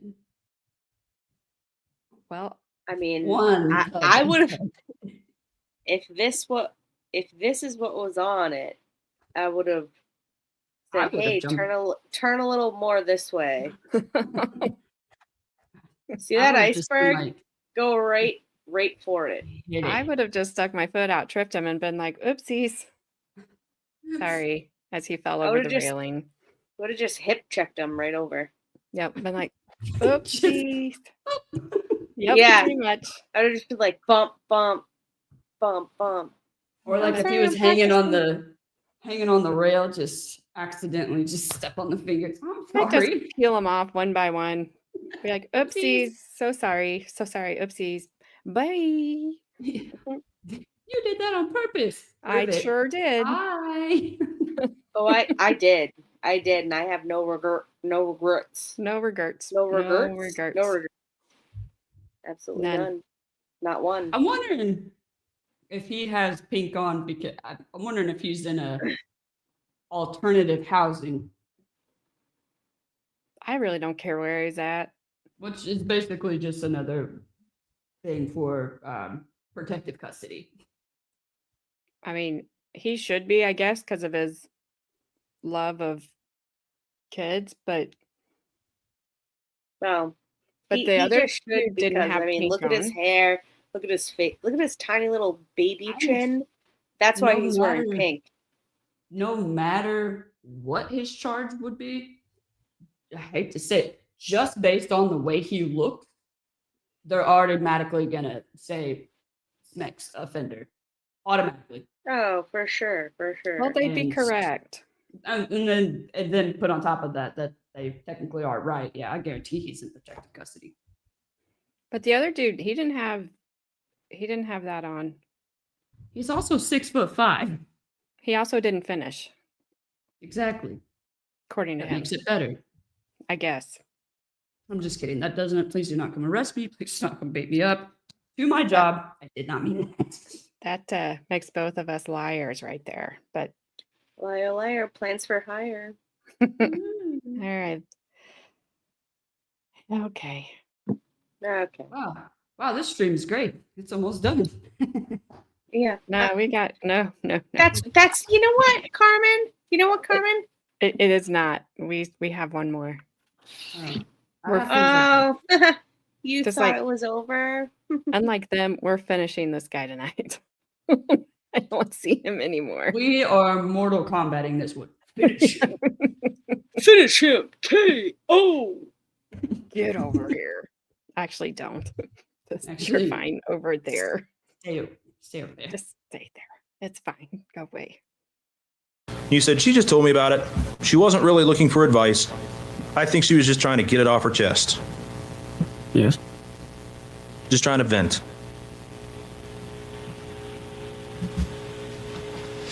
But you believed it was actually happening. Yes. Now, Trooper McPherson actually told you at that point that he really didn't believe the story that you had given the day before, did he? Correct. And he goes on page 19 on the top, and he says, actually the line, page 18 at the very bottom, what we don't agree on is basically when you knew what was going to happen, and I'm convinced you knew the minute you left Hollis that you left Hollis what you guys were going to do, and you said no, right? Yes. I lied. Fabricated. Yes. Was this something you made up on the fly, or was this something you planned out ahead of time Made it up on the fly. to try and salvage the remainder of your life? Made that clear, yes. And Trooper McPherson goes through some other matters a little bit later on page 21. You tell him, I'm not lying on line 11, right? Yes, I did. And he says, you did lie. You even fabricated an assault, right? Yes. And you say, I know, and I know that. And he says, okay. And you say, I know that destroys my credibility, but I'm not lying now. Yes, but I was.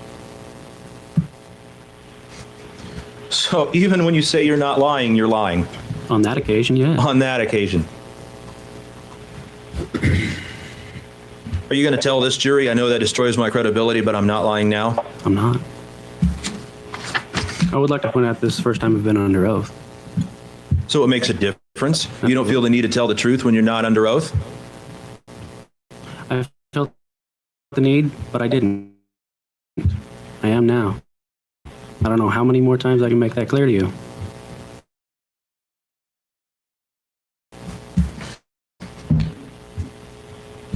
Actually, you kind of see what you have with ability on the top of page 24, rather than for dump. You say, I know line 9 through 12. You say, I know you guys have no reason. I know you guys have no reason to believe me now. I understand that. Yes. Couldn't you tell this jury the same thing? Because, I mean, you got even more lies after that, you're dealing with. Objection argumentative. No, I'm sorry, this is his own words. He's sitting here saying that he was lying at this time, and he's admitting it. And so even based on his own testimony, a lot of this is You could just rephrase your question. certainly. You admit at this point that you were lying. At that point, yes. And so you have even more lies throughout this interview that we're going to uncover, right? Yes. Okay. And you tell the troopers at that point, I know you have no reason to believe me now. I understand that. Yes. And part of the reason that you're doing that is because you want to salvage the remainder of your life, right? Yes. So you could just as well tell this jury I know you have no reason to believe me now. I understand that, right? Certainly. Argumentative. Now, part of your plea bargain involves you telling what you told the police on that last occasion, right? Yes. If you don't tell them that, that plea bargain can be revoked, can't it? As I understand it, yes.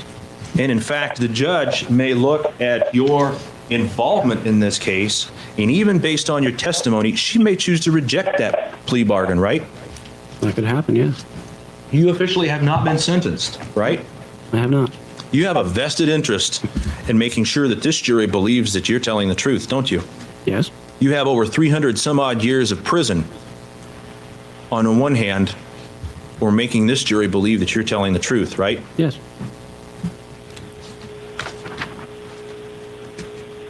In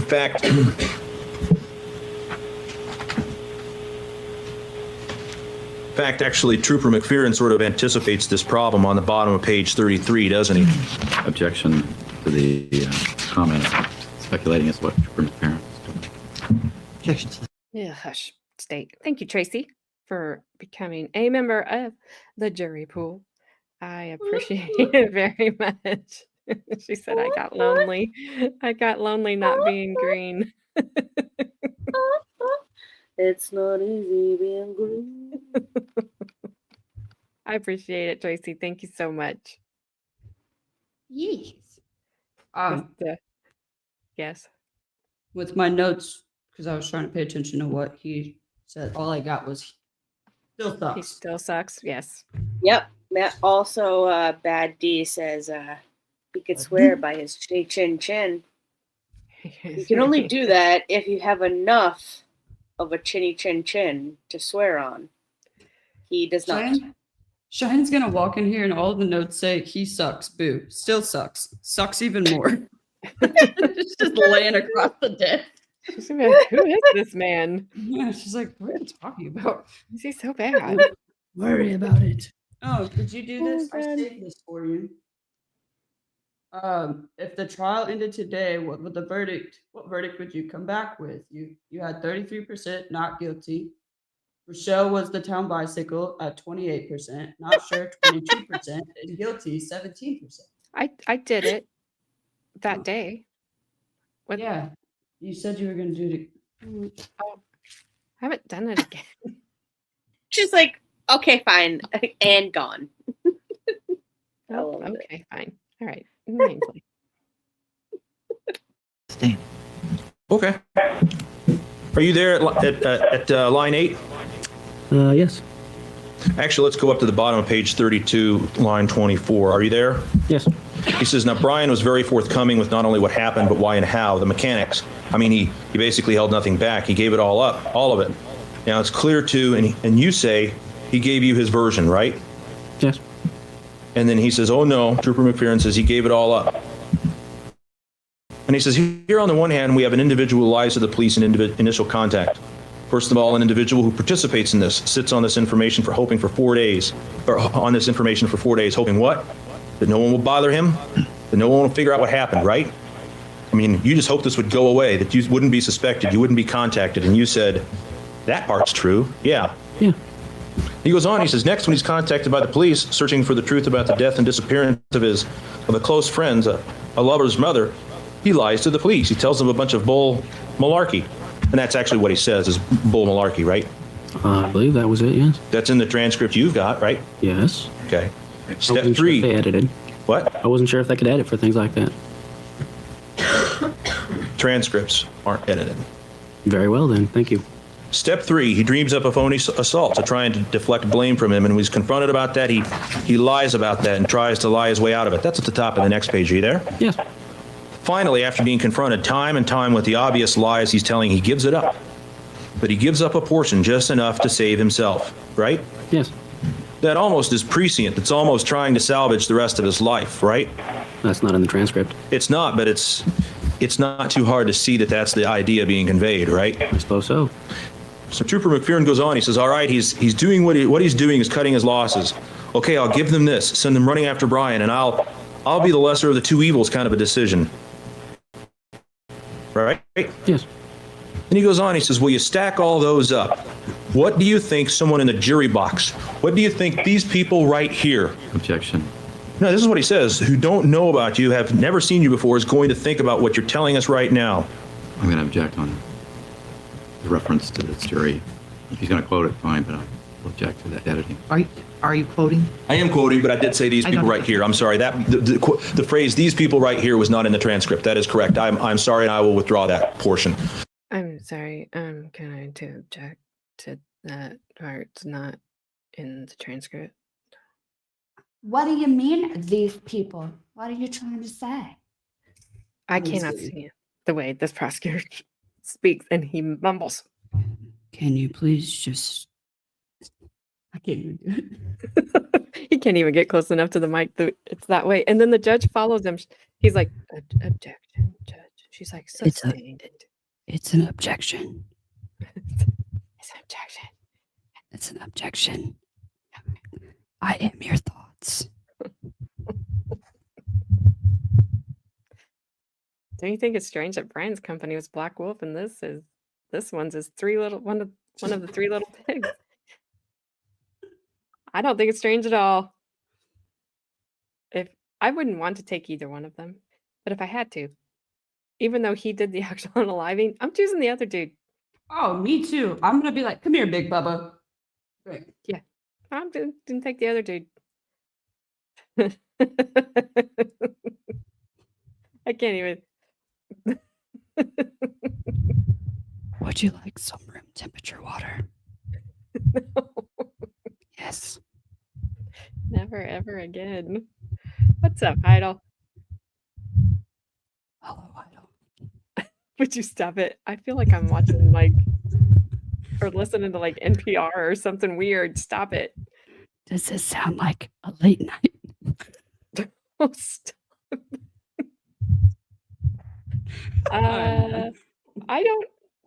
I would think for Mr. Redhead's safety right there that he probably shouldn't be around Brian anymore.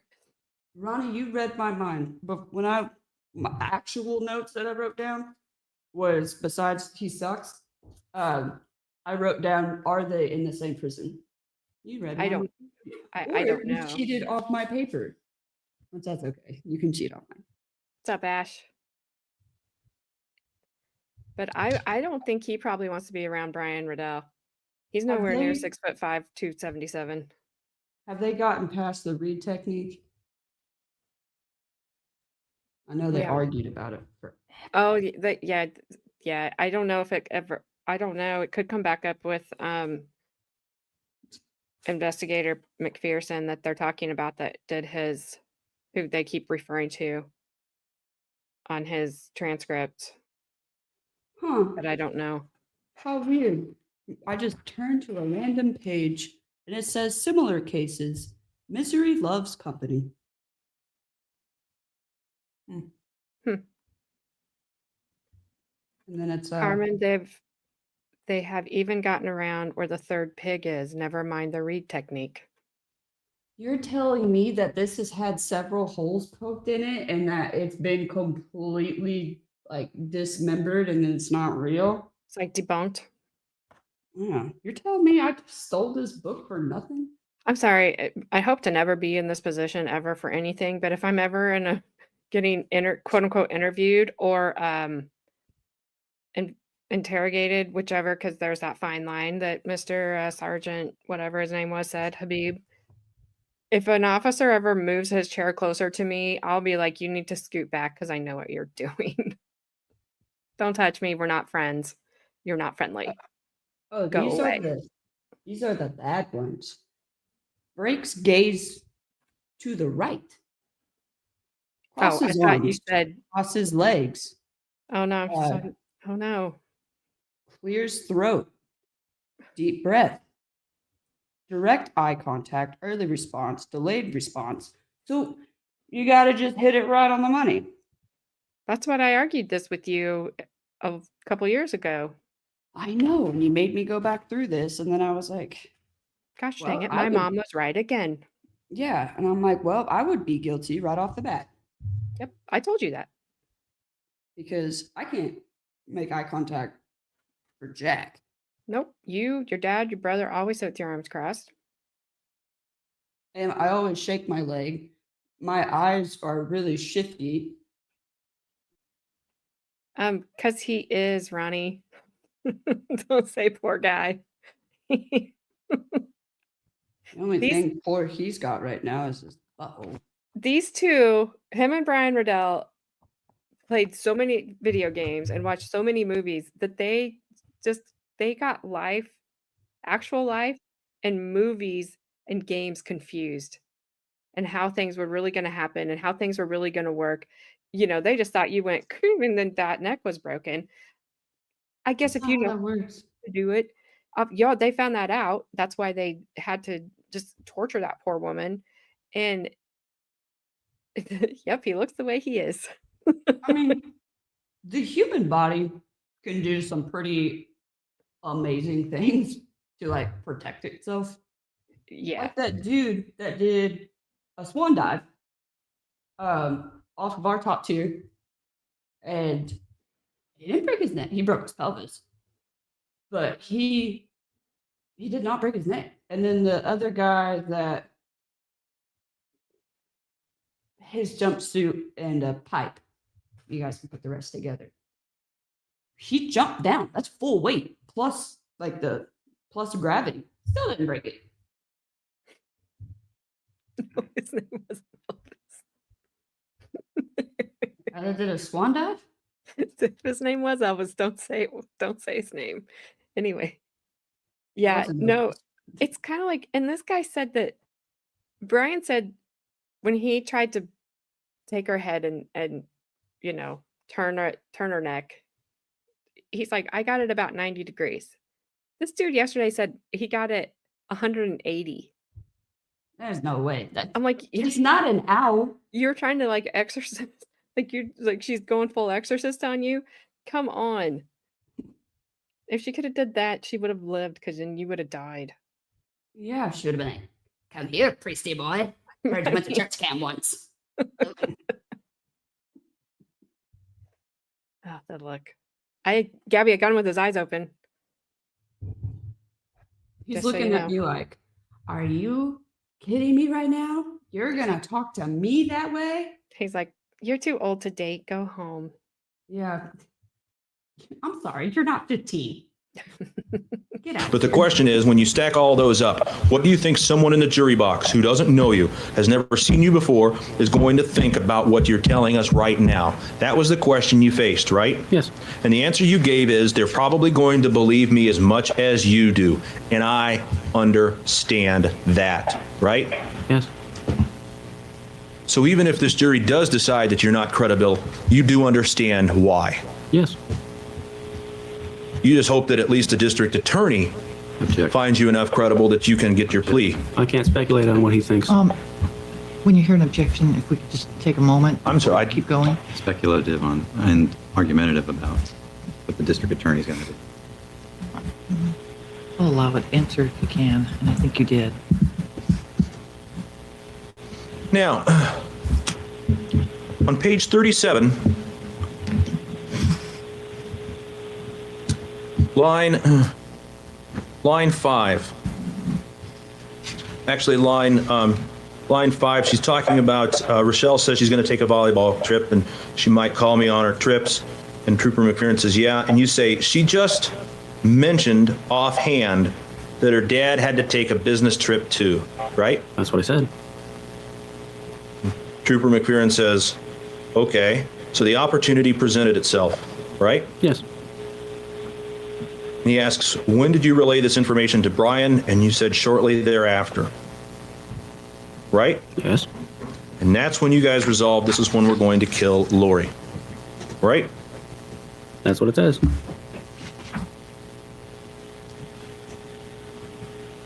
Judge, I don't know if you want to stop. I can keep going. We're about 2:27. Good time, It is a good time. if it's all right for you. Ladies and gentlemen of the jury, we will reconvene once again tomorrow morning at 8:30. Please remember the admonition. I know that as we're into our second week of trial, it's difficult to take time away from family and from work and from all the things that we ask you to do, and I appreciate your efforts, and I appreciate your following the admonition. Again, it remains important that you not read or hear anything about the case other than what's presented here in court. And if anybody tries to contact you or if there's any inadvertent exposure, please let me know. Keep an open mind, have no contact with the witnesses or the parties, conduct no investigation, including internet investigation, and we'll see you tomorrow morning. If Counselor Ms. Waterman could stand by. Certainly. I don't think we have anything further today for Mr. Arrant. And Mr. Pate, you're still there? Yes, Your Honor. All right, you can certainly stay on the line if you wish. I'm just going to take up some other matters with counsel. No, thank you, Your Honor. If I may be excused. You may, and All right. Mr. Arrant is leaving. Thank you. Counsel, just one or two administrative matters. Exhibit 57 was admitted, and it was a large envelope with several small envelopes with letters on top of those envelopes. Freaking walk of shame. I love it. All right, Jingle bells, you're going to jail. Ha, ha, ha, ha. let me pull up this next video because I don't remember. They didn't make the other dude do that. Carmen, how the heck are you lifting that wait. thing? Wait, he did have a pink He's shirt more than on. you. It's He did. water. Oh, Yeah, what did you wait. think we were? Who Jesus Right. did? Brian Riddell did have a pink shirt on underneath. Yeah. It just wasn't What do you as think? bright pink. Okay. Honestly, though, it could be nothing. Sometimes when we throw their whites and their jumpsuits together, colors wrong. Yeah, his They all was a turn light. out pink. His was a lighter pink. Well, that's, Someone well, threw in a red sock. well, that's what I was gonna say. If his jumpsuit was red, then I would say that happened, but it's not. It's orange. Orange. Look at that thing. Look at him. Oh my good Fine. lord. Just look at him. Just look at him. Just look at him. All Cheers. right. Cheers. Mom, did you see what Jesus did? He turned water into beer. What a guy. Trying to salvage the remainder of your life. You remember that, don't you? Yes. And we had left off yesterday with your statement to Troopers McPherson and Claus on the morning of Friday, November 19th, 2004. You remember that? Yes. And we had left off yesterday with the part in which you had told them at that time that Rachelle had just happened to mention offhand that while she would go to the volleyball tournament in Anchorage, your father would be in Juneau. You remember our discussing that at the end of yesterday's testimony? Yes. Now, let's talk about this volleyball tournament for just a second. Essentially, the Craig volleyball team wound up going to the state tournament because they won the regional tournament, right? Yes. And the regional tournament occurred the weekend before, right? Yes. So that would have been roughly then the 6th or so of November. Somewhere about there. Somewhere about there. So until the 6th or 7th of November, Rachelle did not know whether she was going to the tournament in Anchorage on the 13th, did she? No, she didn't. Okay.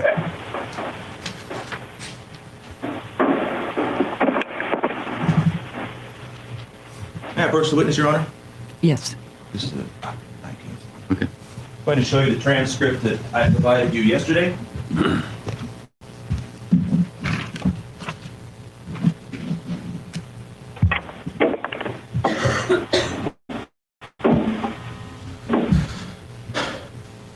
Would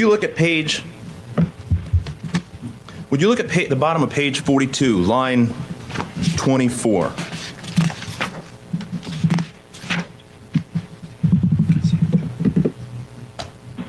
You see that? Yes. You're talking about the discussion to kill Lauri Waterman, right? Yes. And at that point, you are discussing this in your statements to Troopers McPherson and Claus, you're discussing this with Brian only, right? Yes. And you say that actually things kind of simmered down over the summer. It was like, it was like a flash in the pan idea that we had, and then we weren't going to do it anymore because Rachelle didn't seem to be having any more problems at home, right? Yes. And a little bit later down page 43 on line 8, Sergeant McPherson is essentially asking you, when you saw the bruises, what time of year, when it was in the summertime, and all of that, right? Yes.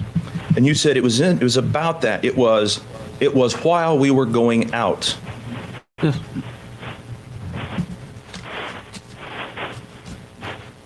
And so you discussed this for a little bit more, and then on the bottom of page 44, you get to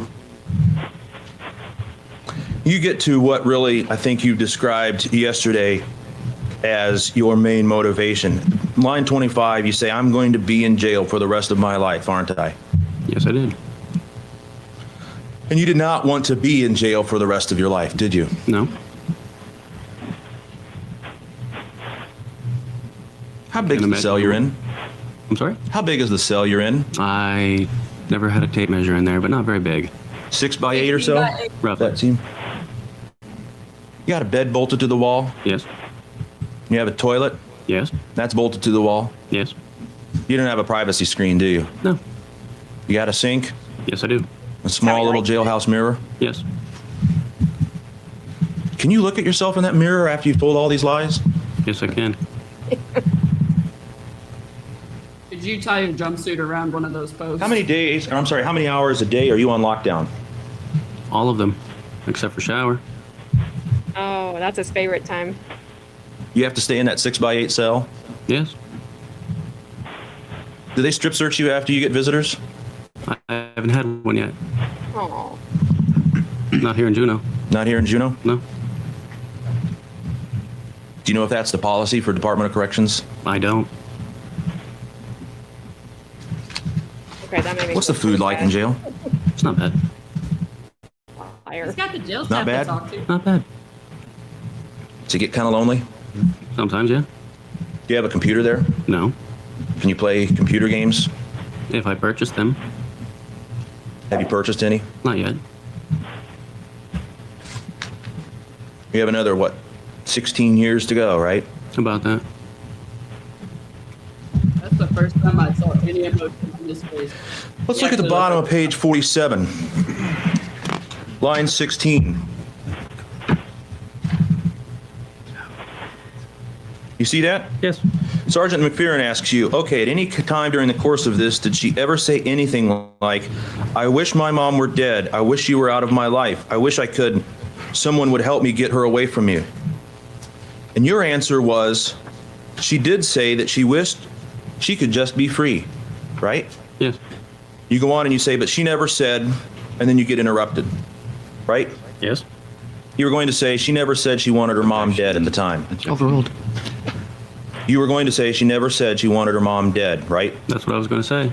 And it would have been a fabrication like the rest of it. You go on page 48, line 3, Sergeant McPherson says, what spurred you guys then to start talking about the murder? And you say, we couldn't convince her to take legal action, but she was still in danger, right? That's what I said. Then at line 20, he says, but Sergeant McPherson, did you hope that maybe you guys would be back together with Lauri out of the, it's obvious Lauri disapproved of the relationship. And you said, I hoped, but I didn't bank on it. Yes. Well, I think we can see why Lauri would disapprove of the relationship now. Don't you agree? Yes. And then you ended the interview on page 50. Sergeant McPherson says, all right, we're off. We're off, just to be sure now, did you ever tell Rachelle what was going to happen? And you said no, right? Yes. Moni, this trial took place in this little town of, I think this is in Juneau. Maybe the trial is. The crime took place in a little town called Craig, Alaska, on the Prince of Wales Island of the Prince of Wales, whatever it is, Zach, you know what it is. Prince of Wales things. But anyway, this guy, he was 24 at the time. He was dating the defendant who was 15 at the time. She had also dated his so-called best friend because, as we have heard from his testimony, this guy's only out for himself. And they, him and Brian Riddell is the other guy's name. They unalived Rachelle, the defendant's mother, because supposedly this guy here believed that she was being abused by her mother, and that's not been the defense was the first side to bring it up, and there was nobody believed that she was being abused. She told him that her mom was going to sell her off to slavery for $100,000. That wasn't going to happen. Was that proven that she actually said that? That she was going to sell her off. That Rachelle actually told him that? Oh, I don't think so. That's what I'm saying. Like, there's not even That's any just proof what that he's saying. Yeah. that the defendant ever even said that. Yeah, I don't know. This guy wanted to like take her away. He wanted to, when he found out like they couldn't get her emancipated because they really didn't have any reasons for her to be emancipated. Then her mom didn't like, obviously, the fact that she's 15, did not want her dating a 24-year-old guy. So he didn't like that. I think this is my opinion, and only just from the testimony that we've heard. I think this guy came up with this plan. He was the go-between between Rachelle and Brian Riddell, and who was the other. We saw his testimony last week. He actually did the unaliving of Lauri's mom. I think this guy had a hand in it. He has distanced himself from it. I think he came up with all of these fabrications of Rachelle being in danger, Rachelle's, mom's going to sell her off, whatever it was. I think she probably fed it a little bit just because she was a dumb teenager and it gave her attention. It got his attention, even though I don't know why she wanted it. And then I think he took that and ran with it, and he convinced Brian Riddell they needed to save Rachelle from her mother. So they unalived her in a very horrific way. And now he's been on the stand.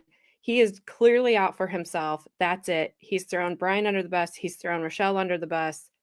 And it's just, to put it politely, Snipe Hunter. I think it is, Tracy. It's his 31st. Bad D. I only got $5. Do you think that's enough? Probably not.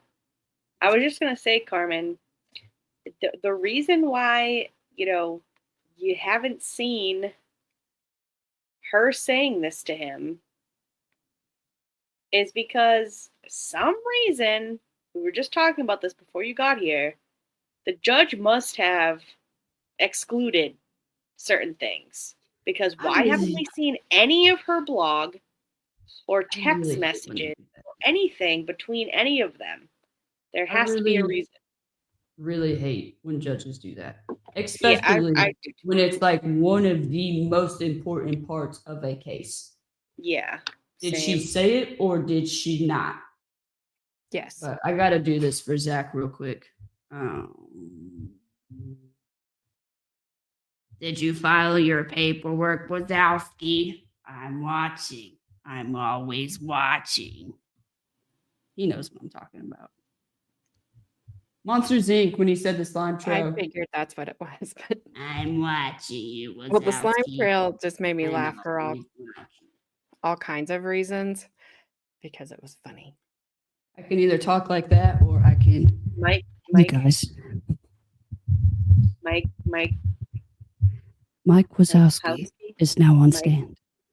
How do you do that again? I'm gonna come down there. I'm gonna take that microphone. Ash, You ain't gonna do shit. Ash, I'll be your huckleberry. I'll be your huckleberry too. Oh my God. Let's do it. My mom's gonna be like, "You're never allowed to come back to shit." These two, he pleaded guilty and Brian Riddell pleaded guilty. Brian Brian Riddell really, I believed his testimony way more than I believe this guy's. He was the weird thing is they both have been very matter of fact about the whole situation,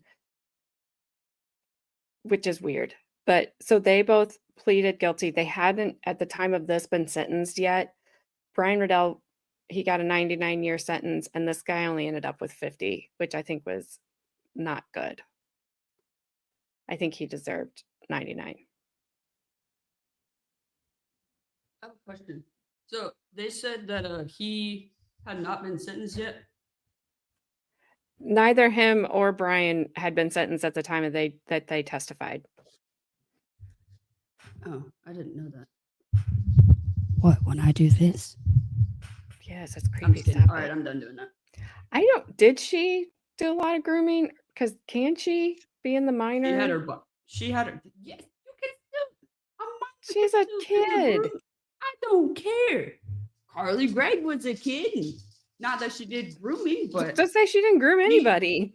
But I'm just saying, you can't pull the it's a kid card. Kids are freaking crazy. Yeah, they can be manipulative, but I don't think, I'm sorry, I don't think a 15-year-old girl can groom a 24-year-old man. I disagree with you. I'm sorry, but I kind of do. I kind of believe that she could because I do. she had the power of the P. I mean, these Well, two he guys never were like had- super nerdy. Obviously, I mean, not that there's anything like, not to be like, you know, they looked bad or whatever, but she's not bad of a looking teenage girl, right? So like for her to go out with these guys who are 24 years old, there had to have been something extra there.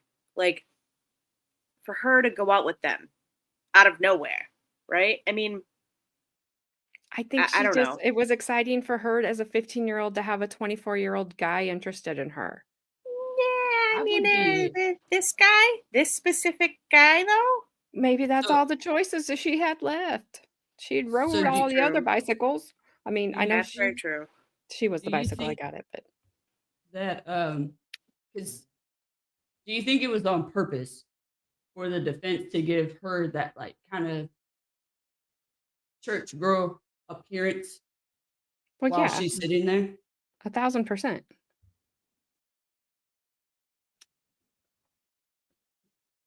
I I was guess. gonna say something. I was gonna say something.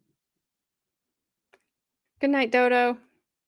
No, Sweet dreams. Don't dream about this thing on the stand. That would be a nightmare.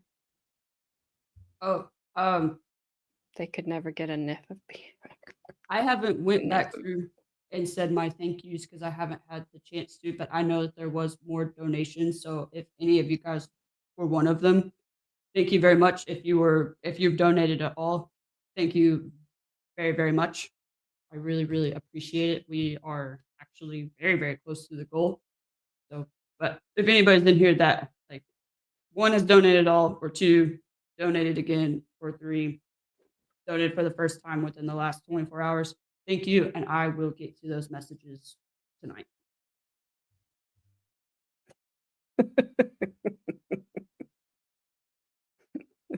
If we Hey. can't, Frank. You were my 28th dad. Actually, wait. Yeah, 28. Wow. Because Baker was my 27th. So Wow. you ain't going anywhere. I remember Gypsy Rose. I mean, she just was screwed up. Her mom was screwed up. Tracy said she's waiting until Saturday. Carmen.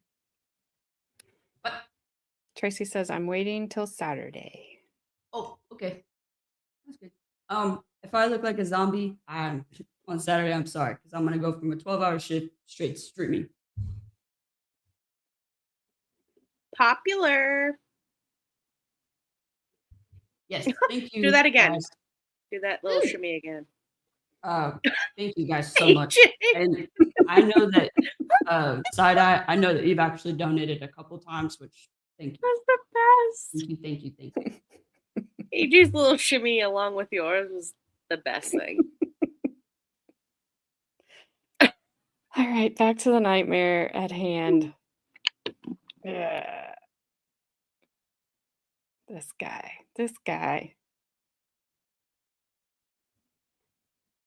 I can't even hit play because I don't want to hear him anymore. You said you never told her and she was never privy to any of these discussions about how we're going to do this. You said not with me. She might have been with Brian. That's what I said. Do you have any reason to believe that Brian would come in and say something that would be wrong? No. And so Sergeant McPherson says might have been. Did he ever say that she was? You said no, but I can't say whether he did or not. Correct. So this jury can rely upon what Brian says about discussions that he had with Rachelle. Objection, argument. If you could rephrase. All right.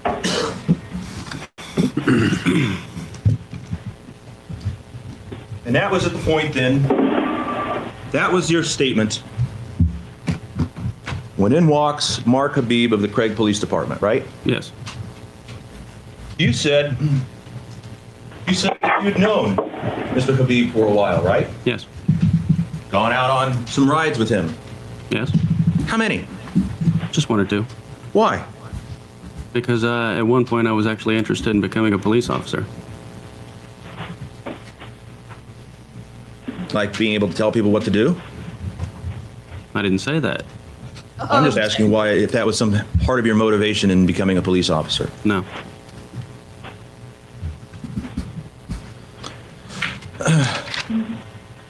When did these ride-alongs with Mr. Habib occur?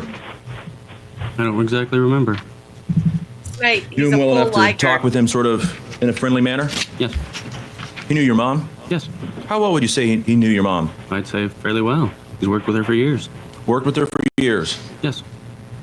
And up until he walked into your jail cell, you didn't think that talking about Rachelle's involvement would salvage the remainder of your life. No. But then he told you that Rachelle was involved, right? I already knew she was involved. My question is, he told you Rachelle was involved. Where's that on the transcript? Actually, if you want to look at the transcript, you can start at page, I believe it's 51, somewhere around in there. 53, I'm sorry. 53. On the top of page 54, he starts. He says, there's still one more person running free. You two have been scammed. You've been scammed. Bottom line, what about Rachel? Right? That's what he said. And then he comes down on page 55. He says, you two come up with it all on your own. Not happening. I don't buy it. I won't buy it. Right? Where is that? Line 6 through 10. Armin, cut it out. That's what it says. Unbelievable. And he goes on. He says, she put you guys up to it. Jason, she strung you out fast, right? That's what it says. Line 24. He says, she's all over this, right? That's what it says. Top of page 56. He says, you're not bullshitting me because I know you and you know me. That girl had something to do with that, right? That's what it says. So he tells you 5 times, at least at that point that we've counted, that Rachelle's involved. Yes. And at this point you realize it may be that if I give up Rachelle, I can salvage the remainder of my life. Yes. And so after he tells you, and I counted it out with him, it's up there, I think it's about 9-10 times. After he tells you however many times that Rachelle's involved, you say, yes, she was. I admit to that, yes. And now you're looking at spending maybe 17 years in a 6x8 cell instead of the rest of your life. Yes, but there's no way I could have known that at the time. I'd never spoken to legal counsel, and I'd never been approached with a deal before I gave those details up.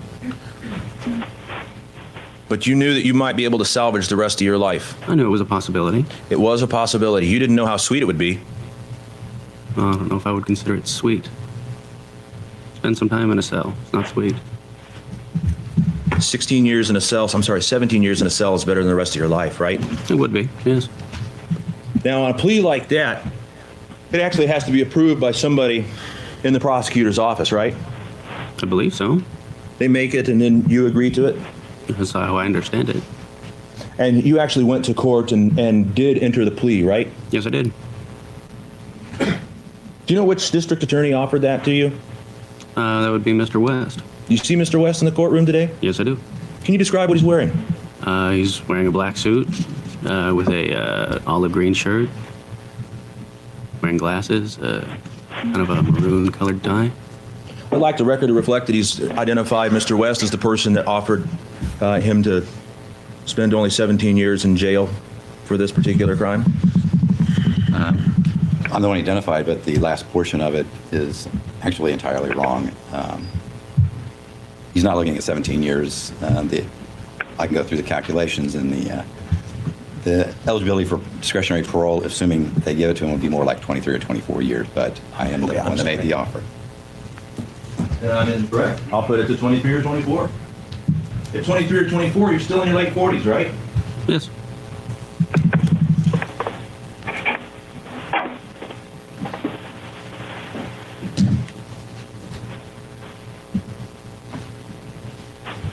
Now, let's talk a little bit about your testimony yesterday. All right. Let's talk about some different things.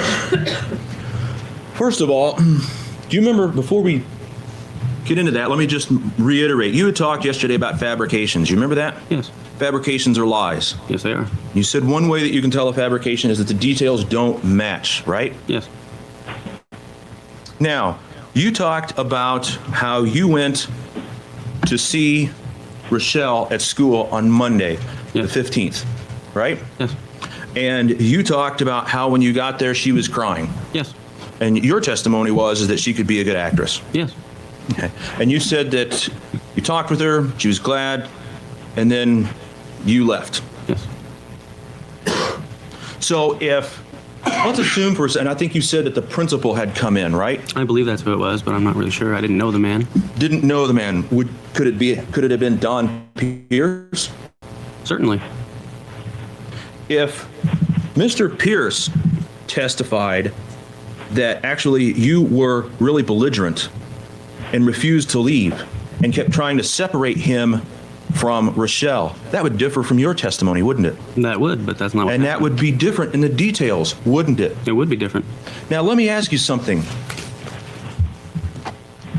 Who is trying to salvage the remainder of their life? You or Mr. Pierce? Object. I am. Argumentative. It goes absolutely to bias, Your Honor. Plus. It's overruled. Okay. You are. Now, you said that after you went out to your vehicle, after you left the school, you went out and got in your car and you drove to Rachelle's house. I drove to the police station. I'm sorry, you said you drove to the police station. And talked with your mom Yes. to find out what was going on Yes. in this investigation? Yes. Why would you talk to your mom about what was going on in this investigation? Because I wanted to know what the official details were. And she'd learned that from other police officers? I don't know where she got the information. I don't work there. My question, let me ask it this way. She works with police officers, right? Yes, she does. You would presume then that she would have inside information that maybe not everybody else would. Yes. And so you wanted to find out that information. Yes, I did. So you at least are proceeding, on the inference, assumption, state of mind, whatever, that the police officers would be talking with your mom about the investigation. Yes. And then you went over to Rachelle's house. Yes, I did.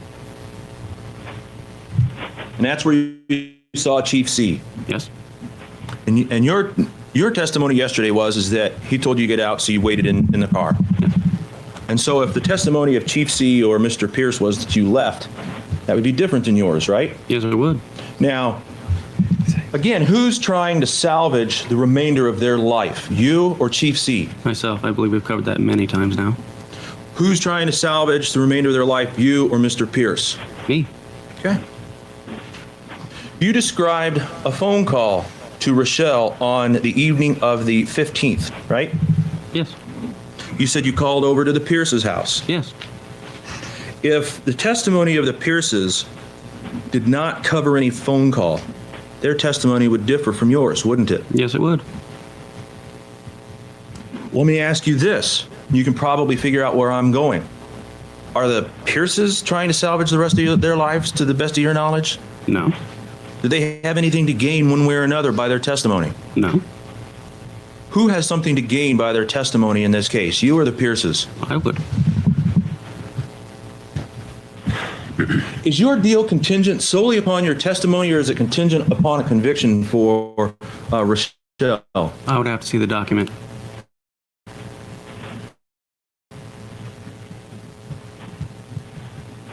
Do you want there to be a conviction in this case? So that's her. I'm just trying that's to tell the truth. defendant. That's the. Yeah, that's Rochelle. There is not 12 years old. It is not a 12 years age of consent. It's 16. At least at the time of this. I don't know if they've changed it or not. So just based on, if you want to hear it, based on my research on what I like, even kind of what he is saying, like, oh, you only have to serve 16 years or 17 years or what have you. So I think his plea agreement was what we call 1 in, 1 out, day in, day out, which would be basically divide 33 divided by 2, you get 16 and a half years. Then you could be eligible for parole. And then with Brian's, since he got 99 years and everything that I read, is he's eligible after 33. So that's one. Instead of it being 1 in, 1 out, it's 1.5, 1.5. 1.5 in, 1.5 out. So you take 99 divided by 3, you get 30. and that's what I was just reading. As of 2021, and I'm not giving any spoilers of what happens here. Just this is what for them, they were both still in prison. So I'm glad this dude is, but the other one, I understand. I get it that he unalived somebody, but and they both pled. it's somebody out of jail today that unalived somebody. This says that they both pleaded guilty to first degree unaliving, and the rest of their charges were dropped.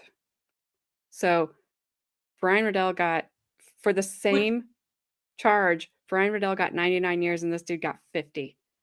Which kind of ticks me off with this dude. Oh, I didn't know. We didn't have any plea agreement. You're full of crap.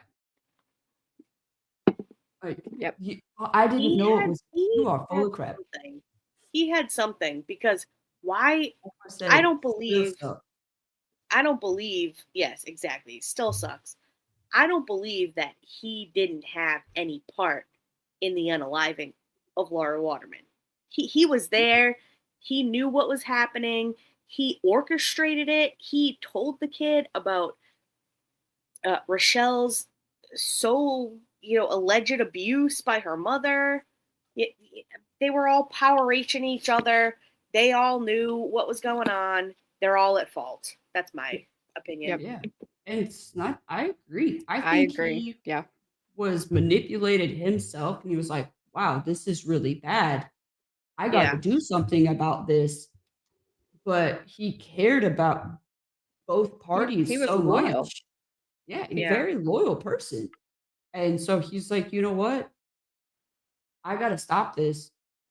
I'm going to take the fall for it. And I'm going to prison. But and I think in his mind, it was, at least everybody over here is safe. It's safe. Yeah, he was okay to take the fall for it.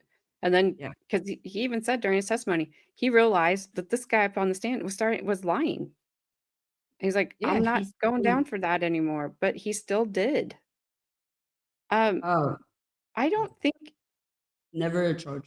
There wasn't, those charges did not happen. And this guy actually had given her directions on how to pose on the webcam, for photos, which would be him having child prawn, and never charged with that either. So several photos, they went over that. I'm like, that's yeah. That's what I mean, though. Like, we're not seeing all of it, because there's key bits and pieces missing out of this. which that are makes like it hard for really me. important. Yeah, like what we were talking about. Like, that's what makes it hard for me to think she's so innocent. Yeah, I don't think But she as is. a juror, like if I'm sitting there as a juror, which again, this is what this channel is about, look at it as you are right there as a juror. I can't convict her Not because yet, I they've can't. left, not Yeah. yet, at least because they've left so many things out. Yeah. Like when we were talking about the blogs, like all this other stuff has yet to be shown. And So, which to me, sorry. that would tie her in, like show that. Mm. Yeah, they have not tied her in for me yet. He was the son of the dispatcher at the police station. Not that I don't know if that helped him out or not. I would walk all the way to Alaska and be like, no, you are not Yeah. going to So do this. Absolutely he not. Heidel had sent me the Alaska state thing of statute of age of consent, basically. Hmm. The age of cassette, not cassette. It's not a tape player. Well, technically, she could be considered that. No, I'm just kidding. Is 16 years old in Alaska. Yeah. But I'll try to look. What are you talking about? What? I was asking you, what are you talking about? Oh. I can try to look because is that now or was that Well, 2004? Didn't Chris Hi, Hansen I'm get Chris in trouble Hansen. for the same thing though? Didn't he get in trouble for something gross? Isn't that why he's not the age of catching? I consent don't is remember if it was 16 Chris. years old in Alaska under the premise that that adults only are capable of understanding potential damaging social, emotional, and physical consequences of a schmexual relationship. House Bill 5 would establish that the schmexual between an adult and minor of ages 13 to 17 who is at least 10 years younger than the adult is a predatory and a crime of schmexual abuse of a minor. That's what this thing says. I can send it to you, AJ, if you want to Well, read it. darn, she only was 9. But I mean, it's like I don't know the laws here. I'm sure they're probably similar. Absolutely. But it's like in Indiana, it's in the presence from somebody under the age of 18 is this like this statute. Under the age of 14 is this. And it goes on and like they have all these different sections where in Indiana, like if they're under the age of 18, you can't talk to them. They don't care if you get parental consent. The law is what the law is. And I think they're a little bit lenient if it's an 18-year-old and a 16-year-old, but if it was a 15-year-old and a 24-year-old, no, you're going to jail. Mm-mm. And I get it if they're like 17 and 18 or 17, Indiana, 19 even, but I think Indiana has a 2-year yeah. but you start 24 I and can 15, understand you can't do it. 16, 18, but like 15, 24, that's a big age gap. That's a big, Yeah. you know, your Absolutely. brain is developing differently at those two stages of life, you know? You don't it's like have, but not like you don't understand right or wrong, but I don't think you have Right. a real grasp on some of the consequences of things like this happening. Right. Right. Like I was you just 15 and brought an 18-year-old home one time. My mom said, no, not to me. yeah, I'm like, you get out, she can stay. I was like, uh-oh. But it's like, if it's 16 and 18, okay, if you're a sophomore in high school dating the senior, well, like the senior quarterback. Okay. But you're a freshman in high school dating somebody that has way beyond graduated and works at a Radio Shack. That's not what he did, but I'm just giving a comparison. And I miss Radio Shack. If I remember, there was a time, I think I was 25, so not far off from his age, obviously. And I had a 19-year-old trying to get my number. It made me feel weird. I was like, please get away from me. Well, that's my other it thing made is me like, feel like gross. I was like, no, like you are so young. No. oh, okay. Well, I just got it mixed up, Snipe. Chasing the Preds, you were a Pred. You know. You know. Hi, I'm Chris Hansen, and this is How to Catch a Predator. Chris Hansen, not a predator. I'm not a predator. I just catch them. 18 to 22 doesn't even bother me like as much as 15 to 24. Like, see, this is the weird part. I have people that I know that are 15 years apart. Are they 16? You worked at Radio Shack? You know what I'm talking about? do what? I'm sorry, I was reading chat. I said, I know people that are 15, 16 years apart, and they're married, happily married. No, yeah. But they were older, like their brain had fully developed, like they knew what life was about. They were both adults, and yes, I mean, Well, also, I guess, like, you kind of have to think about, too, like, where they grew up. The secluded island, right? How much can their brain be developed about the world if they lived their whole lives on this tiny little island in Alaska? But I mean, away she's from going to things. She's going to Juneau. They're going to Anchorage. She's like going. She's, not just, like, she's going stuck. on town. She's going on town. She's going on into city, the city. in city. but I will also say, when absolutely, she thought she was growing up. That's why I'm saying, like, she would have really thought that was really cool.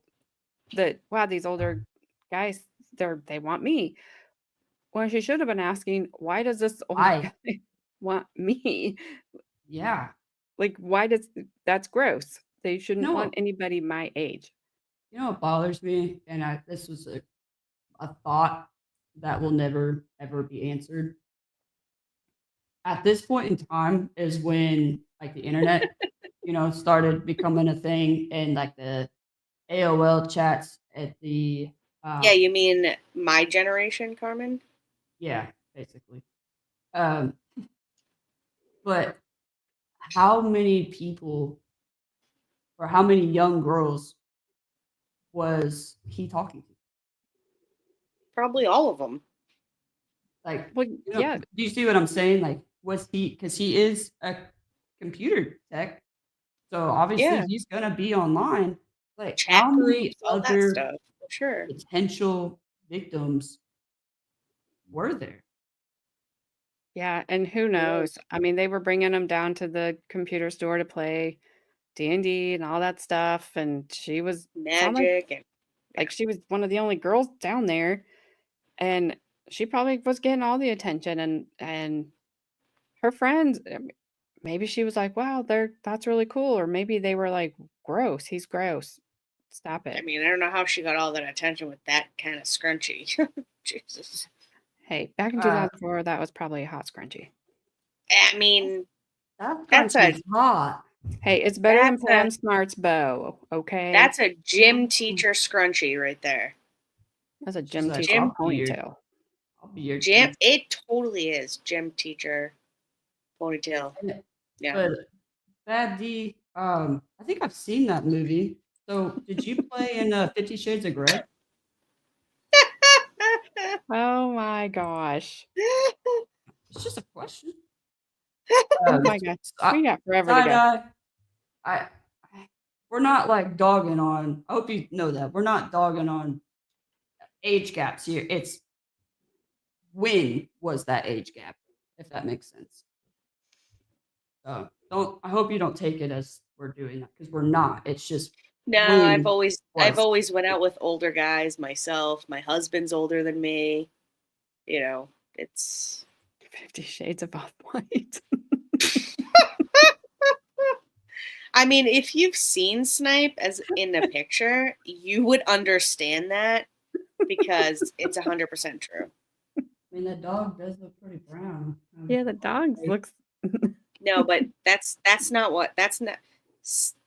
an actual picture of Snipe. That's his Really? dog. Yeah, just so you know. Well, Thank you for clarifying. Snipe isn't a dog who's brown and white speckled. He's actually a man. But if you saw pictures of him, you would understand. 50 Shades of Off-White. He's kind of eggshell, also vintage white. There's regular white. He's kind of off-white. Yeah, there's a little bit manila envelope white in there. You're welcome. If you look like Snipe. this, you need to go get your liver checked. Yeah, there's something wrong with Yeah. it.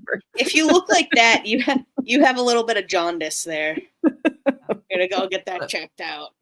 All right, side. I just wanted to make sure like you weren't taking it like that's not what we're saying. And anybody Are else these that's videos listening, I Pasty. didn't want anybody like that. All right, I didn't want anybody. Tracy, Pasty we are pastry. like We very all are lost. derailed. We went north side when we should have went south side.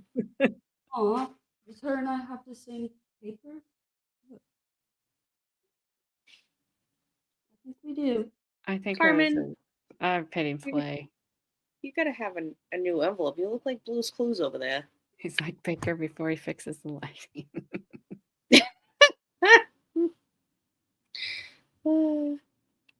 Oh my god. Look at her.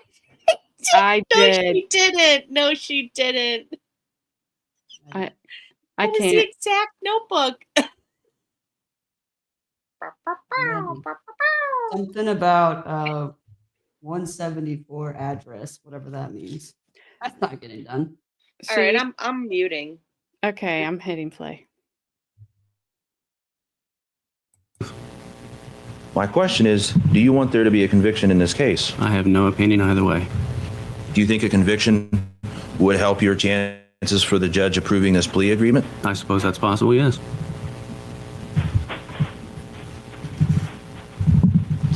You said yesterday that you had talked with Rachelle about this throughout September and October and November, and as time went on, she was getting more and more antsy. You remember that? Yes. And she was getting paranoid, right? Yes. And that you could tell. You could tell that it was having that impact, right? That was my perception, yeah. That was your perception. And I think you said that you met her in, what, February of 2004 or something like that? About that. All right. Let me ask you this. Let's say that a friend of hers who has known her since, I don't know, second grade comes in and testifies and says, I saw nothing different in Rachelle's demeanor before Lauri Waterman's death. That would differ from yours, wouldn't it? Certainly. And that person would have known Rachelle for a lot longer than you, right? Yes. So And her she friend... obviously wished to protect her more than me. Well, her friend is not going to have any effect of potentially salvaging the rest of her life, is she? No. So if Stephanie Claus said, I saw nothing different, and you say that you did, there's a difference between yours and Ms. Claus's testimony, right? Yes, there is. All right, let's talk about Katrina Nelson. If Katrina Nelson said, I saw no difference in her demeanor and attitude in the months preceding her mother's death, that would differ from your testimony, wouldn't it? Certainly. And in fact, you're the one trying to salvage the rest of your life, right? Yes, I am, and I'm glad I've given not- you such a fun phrase to play with. You're the one that said it. You're the one that said it. And Katrina Nelson is not trying to salvage the rest of her life, is she? No. And if she's known Rachelle for a long time and she says, I saw nothing different, that also would differ from your testimony, right? Yes, it would. So now we have two of her friends. How about the Pierces, Dawn and Lorraine? They've known her since she grew up. Since she was born. If they said, we saw nothing different in her attitude and demeanor, that would be different from what you describe, right? Yes, it would. I asked you this in another context, but in this context, would the Pierce's testimony be trying to salvage the remainder of their life? Not theirs, no. Okay, but yours would be. Yes, it would. All right, let's talk about Amanda Voslo. If Amanda Voslo came in and said, I saw nothing different in Rachelle's demeanor, that would be different from your testimony, right? Yes, it would. I probably don't need to ask you, but I'll ask you just in case to make sure that we don't leave any stone unturned.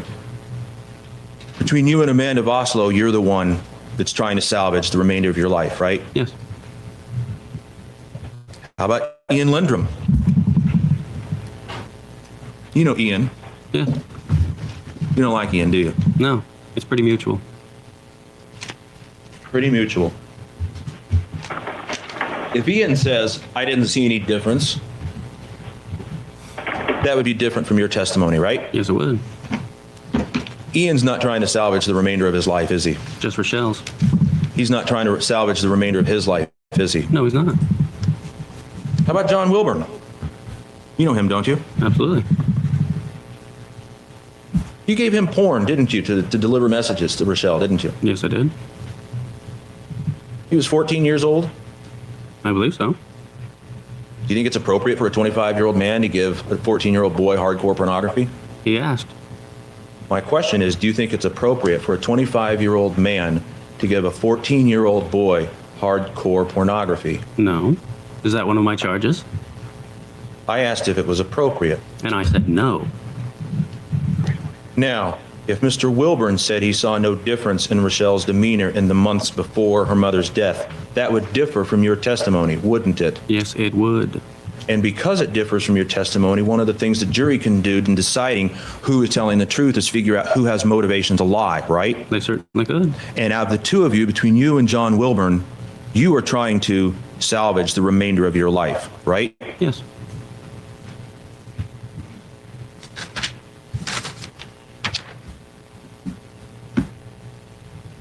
I want to talk a bit about getting into the house. Okay? All right. You said yesterday in your testimony that Rachelle had provided sketchy details. Yes. What kind of details would you consider sketchy? Just a basic layout, which you could remember. Do you think it's important if you're providing sketchy details and the goal is to abduct Lauri Waterman to say where she's going to be? Yes. Do you think it would be included in the sketchy details to say Lauri Waterman would be on the 3rd floor of the house? I don't really recall at this point. My question to you is, do you think if the goal is to kidnap and abduct Lauri Waterman, it's important to say she would be on the 3rd floor of the house? Yes. And so that would be information that you would want to get to Mr. Riddell, right? Yes. That would be information you'd want to get from Ms. Waterman, right? From Rachelle. And so if Brian Riddell says, I walked into the house blind, I didn't know whether there were 2 floors or 3 floors, it would be different from your testimony, right? That would be different. Do you know Brian Riddell's plea agreement? I don't know it now. If Brian Riddell is going to get subject to the maximum punishment allowed by law, his testimony is not really going to potentially save him any time, is it? No, it's not. So if his testimony won't save him any time, who then is trying to salvage the remainder of their life? You or Mr. Riddell? I am. You are. You are. You talk about sketchy details. Does sketchy details mean where the kitchen would be, where you might be able to find some wine in the house if it's there? I already told you I don't recall. You don't recall? No. It's been over a year ago. You're plotting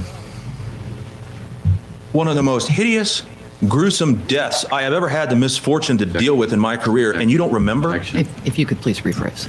Sure. You are plotting a hideous and gruesome death for Lauri Waterman, and you don't remember the conversations that you have with Mr. Riddell. No.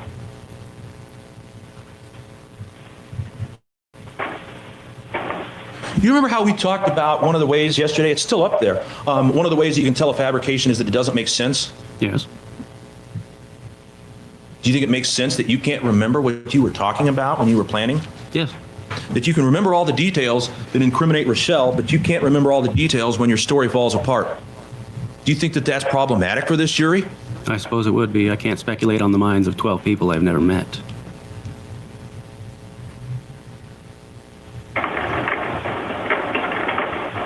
What else, if you remember, what else did you talk about with Mr. Riddell about the layout of the house? I don't recall. Did you talk about a cat door? No. Did you talk about 3 floors? No. Did you talk about how there's a garage and where you can go from the garage up the stairs to the 2nd floor? No. Did you talk about how Rochelle's room is on the 2nd floor? That I believe I did tell him, yes. You knew that because you went and stood outside her window one morning at 2:30 in the morning, right? No, it's because I'd been into her bedroom before. So you're denying that you stood outside her window at 2:30 in the morning? Yes, but that's why I knew where it was. We'll get to that later. All right. We'll get to that later. Did you tell him where Jeffrey's bedroom was? No.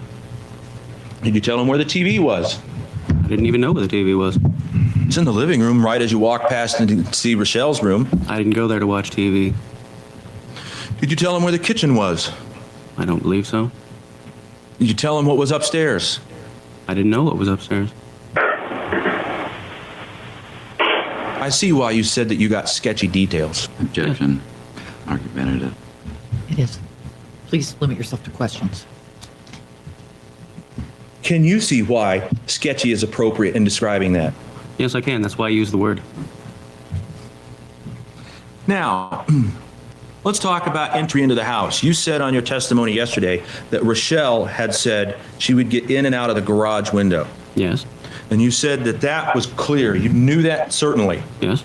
And that if you're looking at the front of the house, it was on the left-hand side, right? I believe so, yes. All right. And that, well, hang on just a second.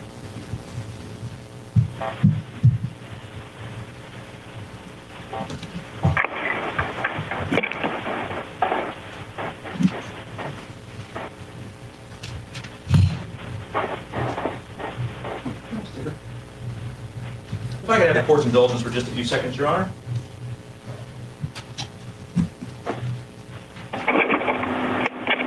So that horrible noise in the background, for those of you that don't know, is his lawyer is on the phone. It sounds like he's bowling, so that's why they keep saying strikes. But his flight got canceled, snow, something, I don't know. But he's been on the phone, and that is, I don't know what he's doing, but it's really loud. But that's what that is. And back to the shit show.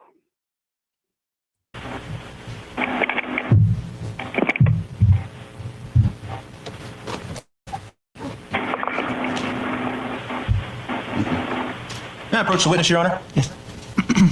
I'm going to show you what's been marked as Defense Exhibit G. A copy of this has been shown to counsel. Can you all see that back there? I'll make sure everybody can see. This is the front of the Waterman house, right? I can't really see it. Yes. All right, and so this is the front door, right? Yes. This is the door that goes into the main door that goes into the garage, Yes. right? And here are the 2 car doors, Yes. right? This is the garage. Yes. And so the door, the window that you're talking about, there you go. The window that you're talking about would be in this side, right? Yes. Can you mark that? Can you mark that with your initials? I understood it to be around the corner. You may dial another number now. All right. Ladies and gentlemen, Mr. Pate, Mr. Arrant's lawyer is on the line, or was on the line. I have a feeling that we've lost him. You think? I'll wait just a moment, Your Honor. If you could. I will.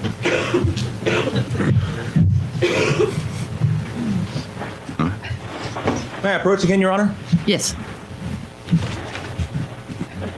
I'm going to show you now. Can you all see that?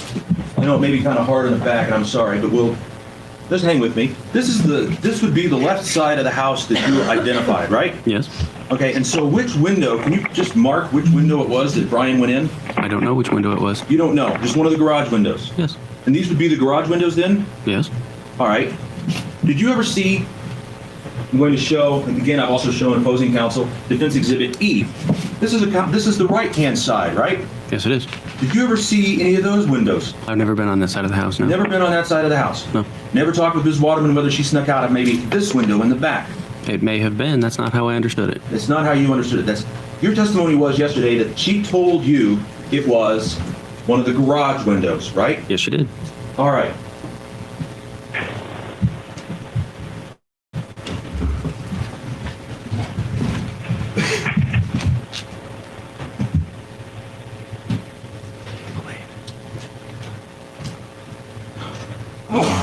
Now, if I understand correctly, this plan involved not necessarily somebody sneaking out of the house, but somebody sneaking into the house, right?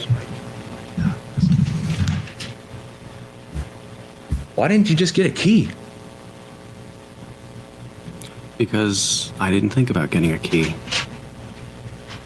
You may not have thought about getting a key, but if you're sitting there talking with Rachelle about how to get Brian into her house to kidnap her mom,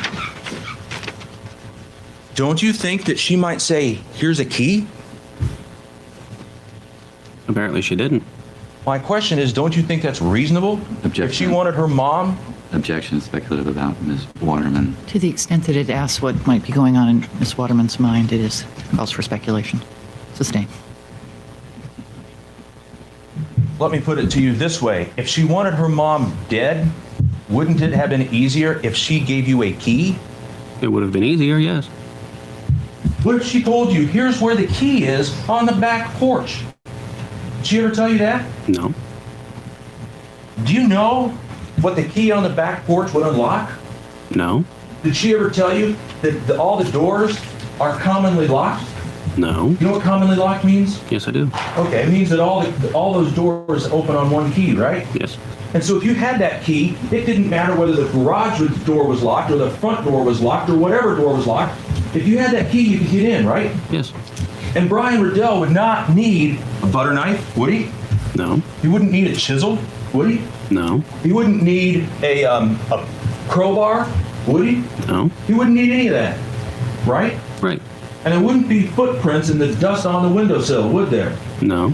And there wouldn't be scratches on the door that went from the garage into the house, would there? No, there wouldn't. There'd be no signs of forced entry if you got the key, Yes. right? I don't claim to be an expert on planning a murder. You have more experience than anybody in the courtroom. Objection, argumentative. Please refrain. But it's true. Don't you think that if Rachelle Waterman wanted her mom dead and she's plotting this murder, don't you think that her not giving a key or directions on how to get the key is a detail that doesn't match? That would be strange, yes. I can't speculate That what's would going be- on in her mind. In fact, you said it would be strange. By strange, you mean it doesn't make sense? I suppose so, yes. And yesterday, you said that the fact that something doesn't make sense tends to show that it's a fabrication, right? Yes, It tends to show that it's a lie, right? it could. So the fact that you sit here and say, Rachelle wanted my mom dead, and Rachelle wanted me to break into the house, sorry, Brian, to break into the house, but didn't give us the key, that doesn't make sense, right? Yes.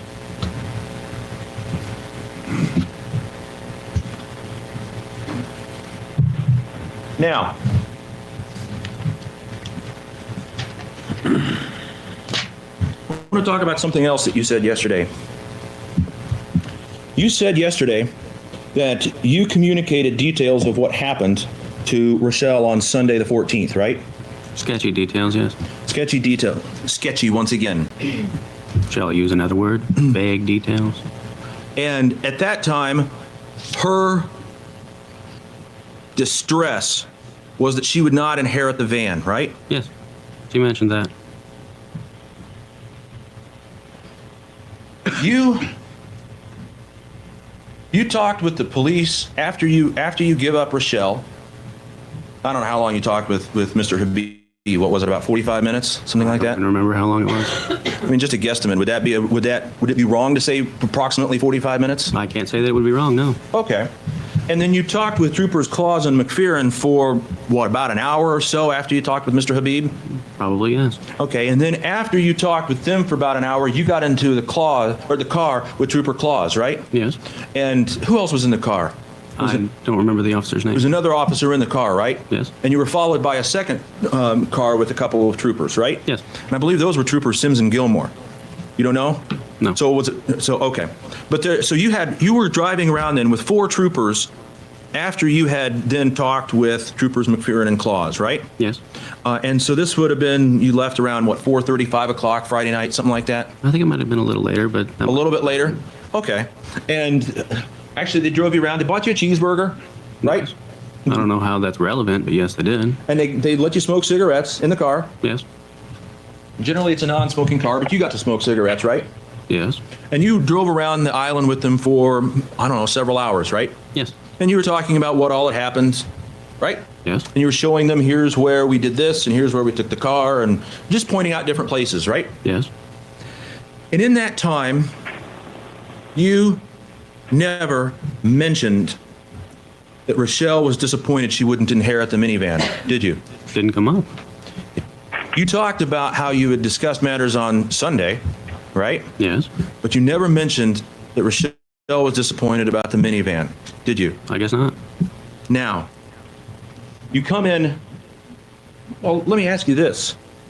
You say that those statements were true because you've gone from 1/4 to 1/2 to 3/4 to find out the full truth now by that point in time, right? Yes. That's your statement.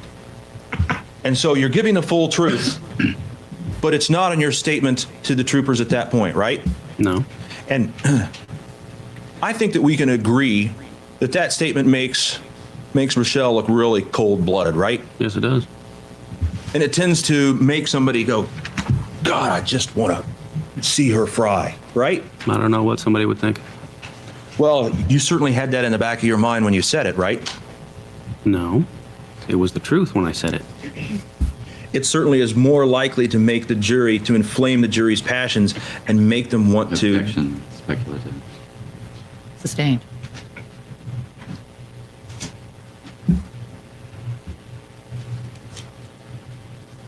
It doesn't match what you said with the troopers on the 19th, does it? It doesn't conflict with it, no. But it's not. It is an additional detail that doesn't match, right? Correct.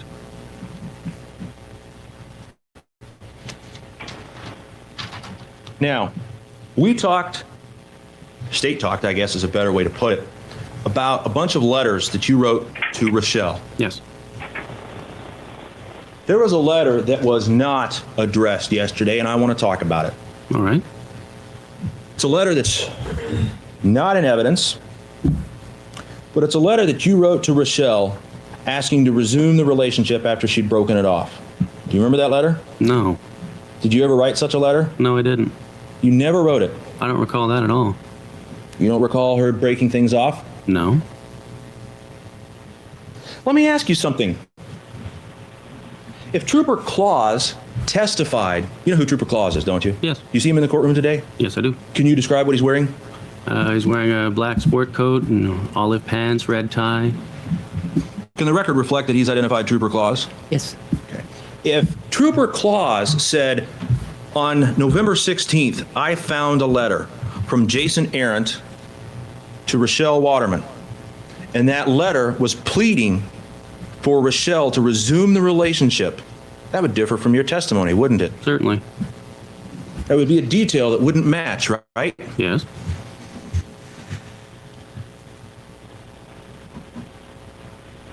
Does Trooper Claus have anything to gain by saying that in his testimony? No. I suppose I could ask you if it would help salvage the remainder of your life, but I don't think that I need to go there.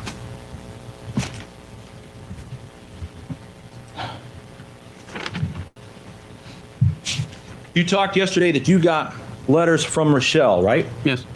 You saved them. Yes. I think your testimony was that you saved every letter that she sent you. Yes. You sent her, what, 10 letters? Something like that. Or at least had 10 letters on your computer. Yes. You don't know how many she actually got. I believe she got all of them. I think you said that you put them in her locker, but you don't know whether she got them or not, right? No. You don't know whether she read them or not, right? No. And you had 4 letters, right? Yes.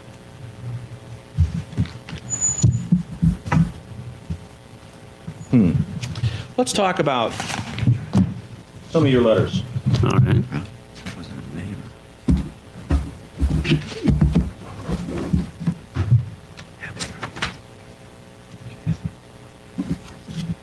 You remember writing her a letter on the 29th and you said your parents got home today, all that time alone that was wasted?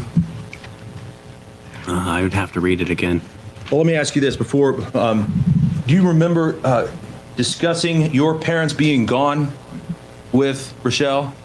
I would have to read it again. I don't really recall that. May I approach, Your Honor? Yes. You're approaching with exhibit. I have no idea what exhibit number Oh. it is. It's one of the letters. I've shown this the state. I've shown the state. I think it's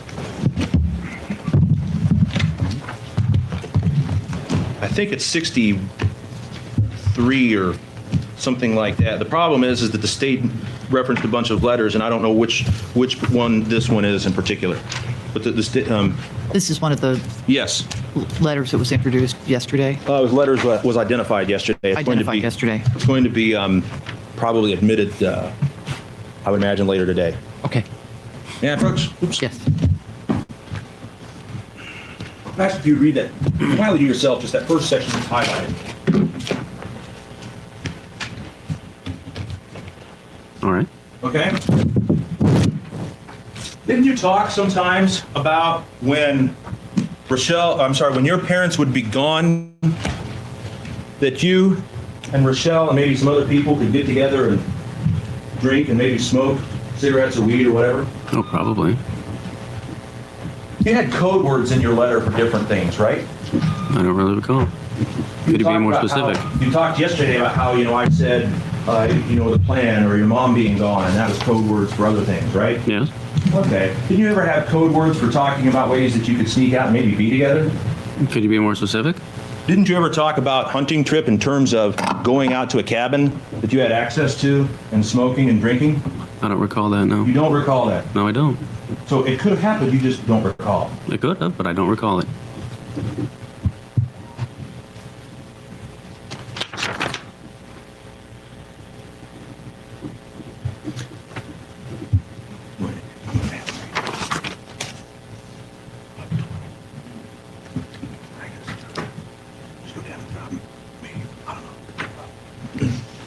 May I approach, Your Honor? Yes. You've shown it to Mr. West? I showed Mr. West. Okay. See the bottom part there that's in highlights? Could you read that out loud? And I guess I have my own little fears too. Afraid that you'll take matters into your own hands and be taken away from me. Afraid that you might just get tired of move on to someone else. Deep down in my heart, I know you wouldn't do that, baby. I really do. But like I said, I just feel lost without you. And it lets stuff like that slip in sometimes. Have you ever thought that about me?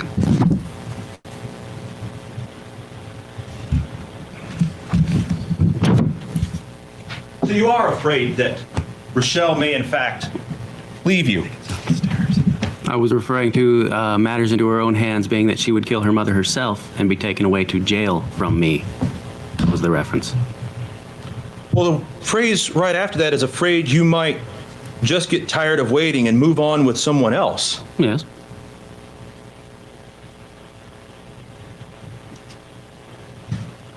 Those are fairly substantially different ideas, aren't they? Yes. On the one hand, you have supposedly murder, and on the other hand, going to somebody else, right? Yes. That was in the letter from September 29th. Do you remember that? I don't remember the date, no. Would you have any reason to disbelieve that? No. All right.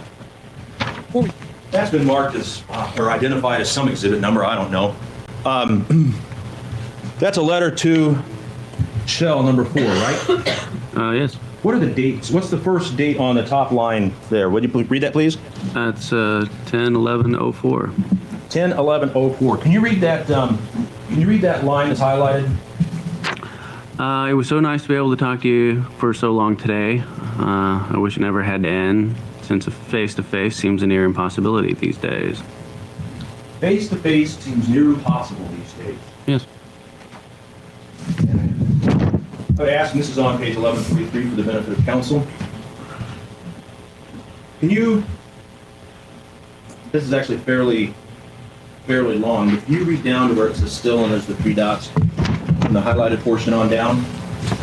To where it says where? I'm sorry? I'm sorry, down, just below this highlighted portion, it says still ... So from the top. From the highlighted portion. Okay. Yes. I want to hear what crazy and very stupid thing I did. I ended up parking my truck on the back side of the mall and decided to take a walk down the trail to your house. I circled around back and half climbed the steps to the back side, right where your window is. At least I think it's yours. That would have made things kind of awkward if it wasn't and I did what I was planning to do. My hand was about 2 inches from the glass before I stopped myself for a couple of reasons. One, I wasn't 100% sure it really was your window. Very sure, but not totally sure. I kind of doubt your parents have the same car poster on the wall as you do. 2, it would be pretty selfish of me to wake you up at like 2:30 in the morning when you have school tomorrow just so I can say hi. 3, I'm not entirely sure how you would have reacted. You might have been angry with me, very angry. So yeah, higher brain function stepped in and saved the day. It's not like I was going over there expecting anything. I just wanted to see you, even if just for a couple of seconds. Also, what were all those lights coming from your room? They were really muted, but they would change in intensity like it was coming from your computer monitor, screensaver or something. Just curious. I know it was a really dumb thing to even think about, and you don't have to tell me that. I just wanted to see you so bad. Are you mad at me? I don't blame you if you are. I mean, as I collected myself and started walking away, I actually thought, Jesus, Jason, that's the kind of thing Rat Boy would do.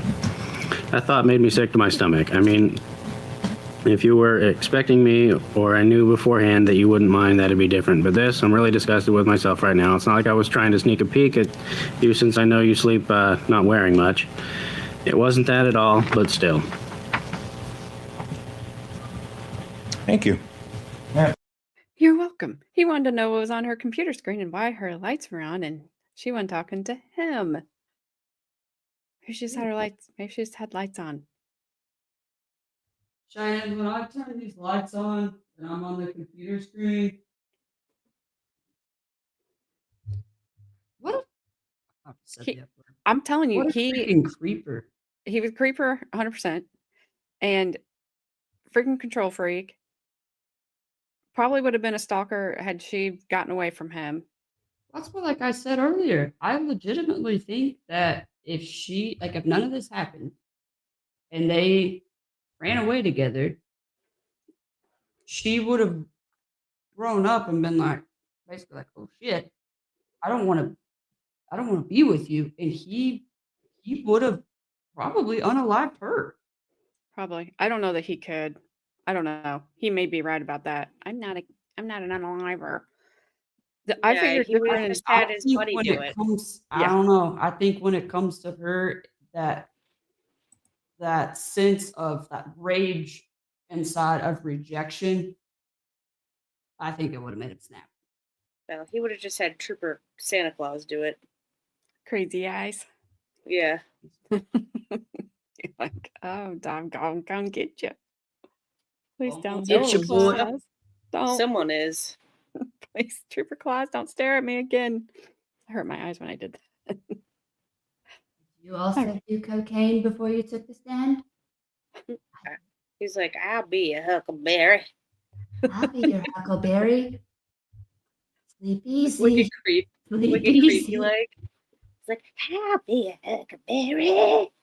I like it. Huckleberry. Yeah, I can't. I'll be your huckleberry. Dear Lord.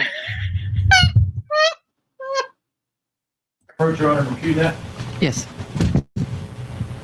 So in this letter, you describe going over to her house at 2:30 in the morning, right? Yes. And sitting outside her window, right? Yes. When she's asleep Yes. and watching her sleep. I couldn't see in, no. To what? That he would have got shot if he would, or pew-pewed, sorry. If he would have done that, like, if, let's say that I was her, and he hit the man sitting outside my window. No, sir. You're gonna meet my dad, my brother, my cousins. Oh, Also, no. your other 87 other dads. Exactly. All 87 are gonna congregate together. Me in Timberlands. Yeah. with Crocs in hand, so you can start launching them. Oh, Yes. absolutely. Incoming. I just bring a box. And then you just have my mom sitting in the background, like, I'll wait till you're done. I'll get my She's just sitting on her throne of corn. Yeah. She's like, I'm about to chuck you. Oh, I'm not. About to go corning tonight. Yeehaw! Maybe that. This corn's going where the sun don't shine. Bend Yeah. over. We are taking a whole different meaning to cow tip. I'll probably like. That was his see- butthole. Just in case you didn't get that. We're about to go sporking tonight. That's Yeah. right, Tracy. That's what I'd be sitting over there with the Danes. There was a time that, you remember when I was home by myself? And I took Harley outside with me. There was this, like, so they have like a really long driveway, and there's other houses this guy could have went to. It was dark outside.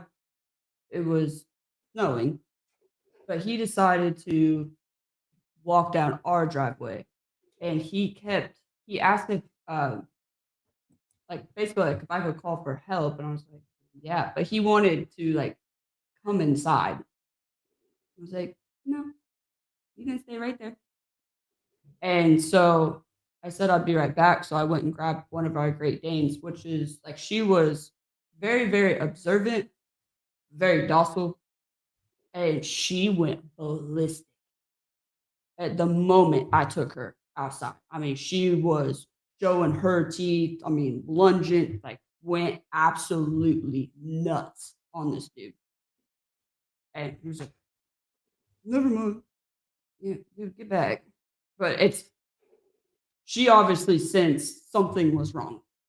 Like, because he kept trying to come inside. Like, oh, do you have like a landline? It don't matter if I have one. You're not coming inside. But yeah, she went nuts on him. And luckily he left. But glad that I had her. I don't know what would have happened. That I do, Tracy. Yeah, she definitely sensed something.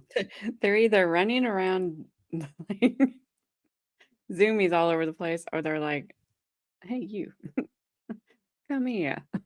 Yeah, a little closer. Let me whisper something in your ear. We need to chat. But this dude, you're going over to her house at 2:30 in the morning on a school night because you just can't not wait. Like, I just can't wait to see you. I just need to see you. I haven't seen you. Gross. Baby, I gotta see you. Stop I just have doing to. that.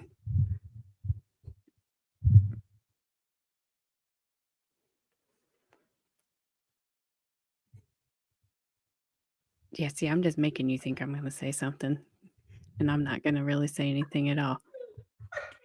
You don't like it, do you? Do you really like it, Carmen? Hey, Carmen, what do you think about all that? Snipe Hunter said no Alaskan pipeline, or no pipelines, Right. Carmen. And he Snipe meant, Hunter, I've went to Dirty Sanchez's. ew. She probably had a Texas chili bowl, too.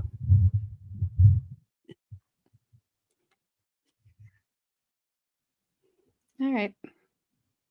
You said you wanted to go in because you knew she didn't wear very much when she slept, right? That's not what it said.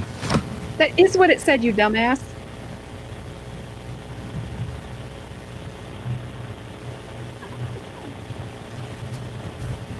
It's not like I was trying to sneak, but I know at you, since I know you sleep not wearing much, it wasn't that at all, but, right? Yes. You said that sounds just like Rat Boy. Yes. Who's Rat Boy? I don't know what his name is. That's Well, you just what refer he to was him. That's just what he was referred to by Rachelle. That's her Okay. nickname for him. Rat Boy worked at Papa's Pizza, didn't he? No. He washed the dishes at Papa's Pizza. I knew that he worked at Dockside, but I didn't know that he worked at Papa's. Okay. He was a stalker, wasn't he? Yes, he He was a was. stalker of Rachelle, right? Yes, he was. Like you. I think you would agree that showing up at somebody's house at 2:30 in the morning and looking in their room, you say that sounds like something that a stalker would do, right? Yes. Do you know many stalkers or know of them? No. You're looking at one in the mirror every day. It's pretty disturbing, don't you think? I suppose it would be, yes. Stalkers don't really take no for an answer, do they? No. They don't really seem to see what's going on around them, do they? No. Objection, relevance of getting into talking. I think it's highly relevant, Your Honor.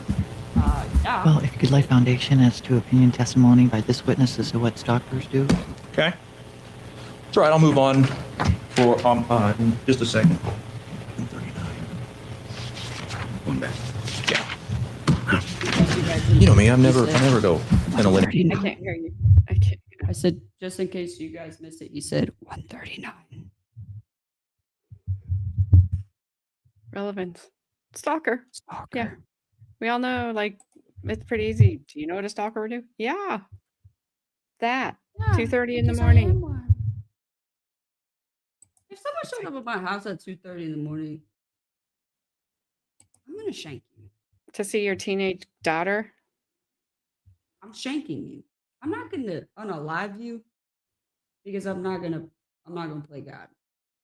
But if that was my teenage daughter and you show up at 2:31, whatever, and start looking through my teenage daughter's window, I hope that you had a good conversation with God before you showed up. Because you're going to meet him. Why? Yeah.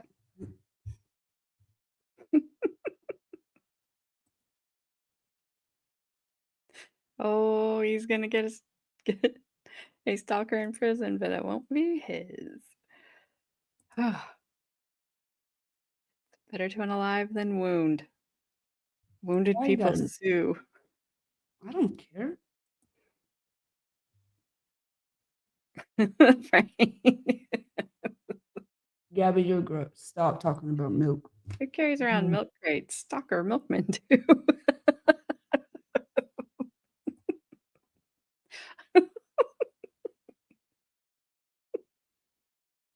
Either way.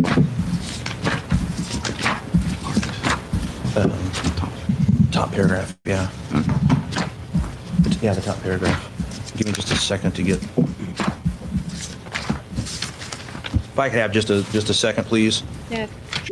Gabby, I think I figured out who the guy with the balding V is. I think that's going to be, I wonder if that's Investigator McPherson. And that's why he's not questioning anybody. We'll know soon. I just want to stop talking about milk. What? I said, oh, it's even making me gag now. I said, stop talking about milk. He's got a fierce V on his head. Oh, maybe he really has. I don't know. His wife carved it out. She was like, this is what mine looks like. And you shout about it. It's my brandy. Weirdos.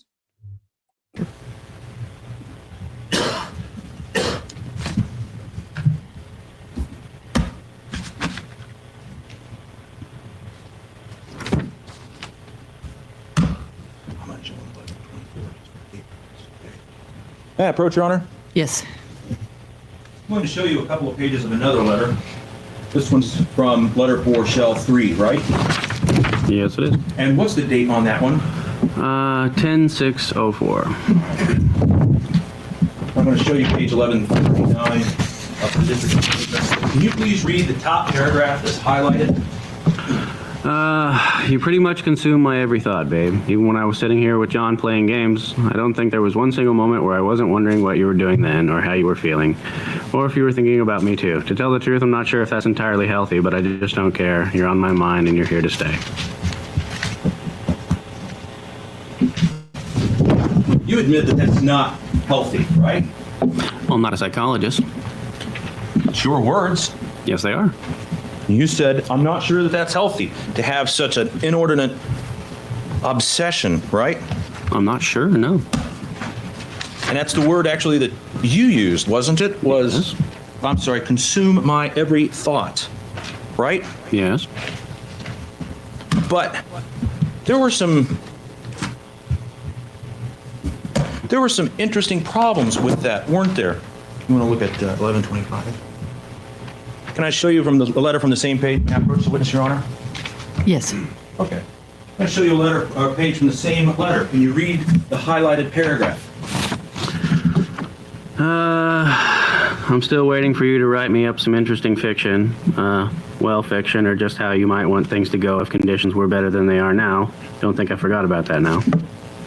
Now, in the letters that you wrote a lot of fiction to Rachelle, didn't you? Yes. A lot of fantasies, right? She told me she enjoyed that sort of thing. You wrote a lot of fantasies, right? Yes, I did. And a lot of them were sexual fantasies. Yes. Graphic sexual fantasies. Yes. And you're saying, I'm waiting for you to write some interesting fiction, right? Yes. And actually, if you look at the letters that Rachelle wrote, she never responded in that way, did she? No, I suppose class time wasn't a good time for that. She could have written them after class, couldn't she? I suppose she could have, but she didn't, did she? No, she didn't.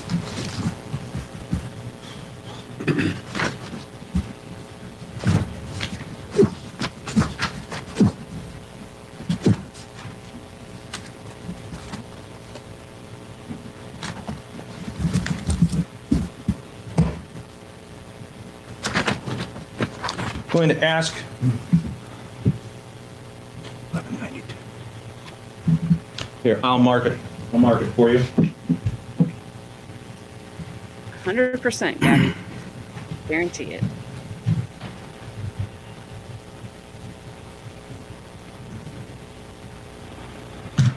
May I approach, Your Honor? Yes. Absolutely. Can you read the highlighted paragraph there? Oh well, maybe they'll just go, you suck, and I'll be off the hook. Remember that I only joined in the first place because you wanted me to, and now you're not even in it. On the plus side, though, it does give me the perfect opportunity to see you on a regular basis, if only for a few minutes. I just hope I don't choke when it comes time to do it for real.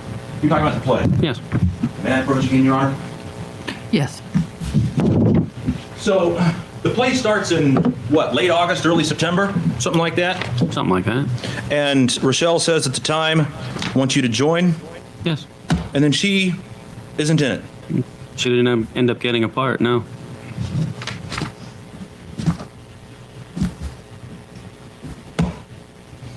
In fact, she wound up just sort of occasionally coming down and helping to coordinate some things. Yes. She wasn't there at every practice, though, was she? No. May I approach, Your Honor? Yes. That's, I've told the state, that's part of another letter, isn't it? Yes, it is. Can you please read that paragraph? I'm sorry, can you read it out loud? The highlighted one. I would prefer not to. You're certainly welcome to. Sorry, what? You're certainly welcome to read it, but I would prefer not to. What a dick. Go ahead. He did. And yet, your present sits just a couple of feet from me, tucked away, and it smells so good, and admittedly tastes incredible. Just that little taste on the tip of my tongue made me shiver like a crackhead, and your pictures are so sexy. I would love to get my tongue in between your thighs right now. Now, when you say present, you're referring to a pair of underwear, right? Yes. You're aware that the police searched your house, right? Yes. And they took a bunch of different things, right? Yes. They took the letters that Rachelle had sent to you, right? Yes. They took the letters off of your computer. Yes, I did. They took your computer. Yes, they did. They took shoes and clothes and all sorts of stuff from you, right? I wasn't aware of that. Okay. They took a bunch of stuff from your room. Yeah. They did not take one single pair of women's underwear from your room, did they? I couldn't tell you. I wasn't there. You just described that you knew that they took the letters. I didn't know that they took clothes. But you say they took that too. You know that they didn't take, to your knowledge, they didn't take any women's underwear, did they? I have no idea. You discuss in these letters that you gave her marijuana, right? Yes. And in fact, it's a crime to give somebody under the age of 18 marijuana, right? I don't know. Don't know. May I approach, Your Honor? Yes. Actually, before I do, again, I'm sorry, but like I said, there's a lot here, and You have the page, Mr. West? I do. He just showed me that page. I assume that's the same one. It is the same one. I'm going to grab the front of the letter for date purposes.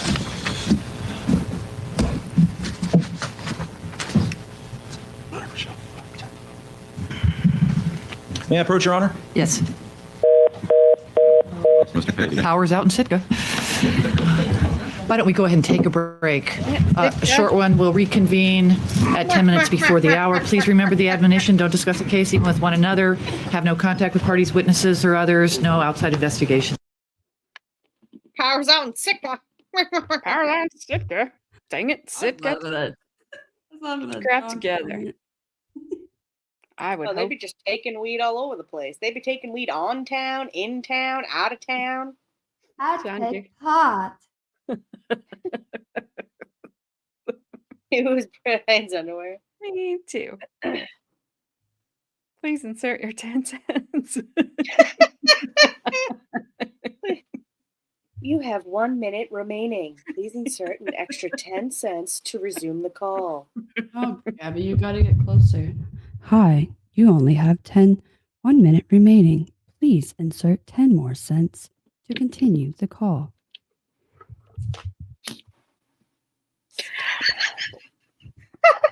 AJ! Stop it. You live Now. 1,000 miles away. Come do something about it. In a half mile, please take a left turn. Will haunt you in your dreams. I'm just kidding. I'm scared. I would hope so. Would you like room temperature water? No. This is off subject, but obviously the Houston prostitutes are out tonight. We just got a Well, wind dang. advisory, and it's freaking windy out. You got a wind advisory? That means the hookers be out? They Out in better, the wind. they better glue those mini skirts down, I'll tell you what. Oh, Close those legs. Bad Dazzer. It's normally $4.99 a minute. $4.99 for the first minute. oh, $1.99 Sweet. I got- educational minute. I got $5. You get 1 minute. All right, stop. That's weird. Me too. I was like, dang, AJ, that's a pretty good one. I like it. That's the weird part. It went through my mind where I was like, damn, Mom, you could actually make some money doing it. And then I was like, no. $5 $5 long. Would you like a Subway Jared $5 foot long? Subway Jared. You're like a $5 foot long.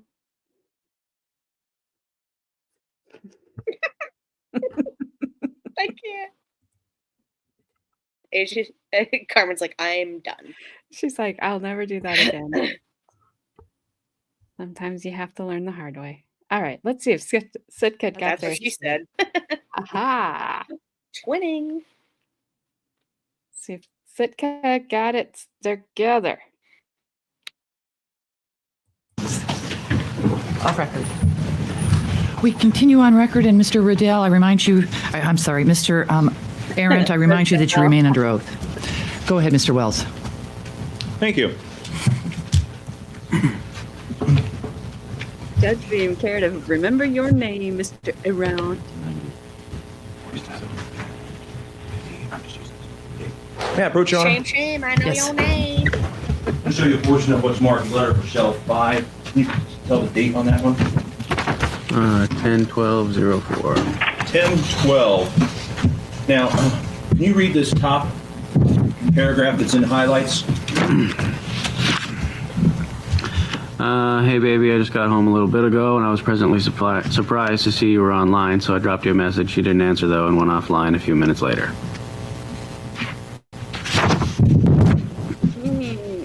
When? She didn't want to talk to you. Now,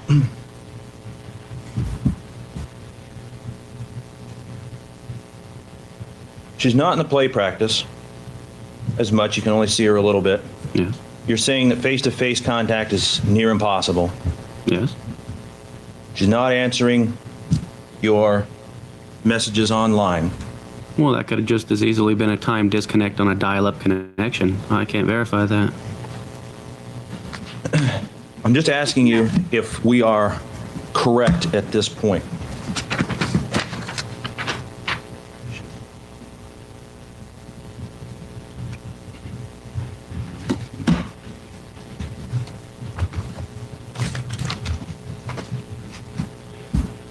May I approach, Your Honor?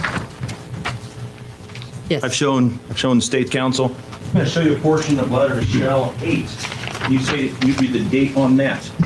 10/28/04. And then, can you read between the two green highlighted marks? So here I am, 10:30 at night, baked like lasagna and missing you, baby. What's a guy to do? Option number one, I drive over there and wake you up, sneaking you away for a late night rendezvous. Option number two, I drive over there and talk to your parents, making an impassioned speech about how much I love you and how keeping us apart will only keep them from their grandkids or something later. Option three, I wait and hope and pray that you'll get on MSN later and remind me of my come and get me fantasy. Option four, I sit here like a dumbass and accept it's not going to happen anytime soon. That last one sounds seriously sucky, and unfortunately it's the one I gotta take. Poopy. Shapes fist at the sky. Reality, you mock me with your cruel destruction of my fantasies. Reality's a bastard. Destruction of my fantasies. I'm stoned. No, you weren't. But stoned or not, they were still your fantasies, right? Yes, they were. And a lot of these letters, in fact, deal with graphic sexual fantasies, right? Yes. You didn't want to read the one portion earlier, did you? No. It's embarrassing. That's actually rather tame compared to a lot of things that are in there, aren't they? Yes. Do you remember when you were driving around the island with Trooper Claus? Yes. And he asked you how all of this happened? Asked you about sex? Yes. You said that your sex drive was pretty much deadened by the time you met Rachelle, right? Yes.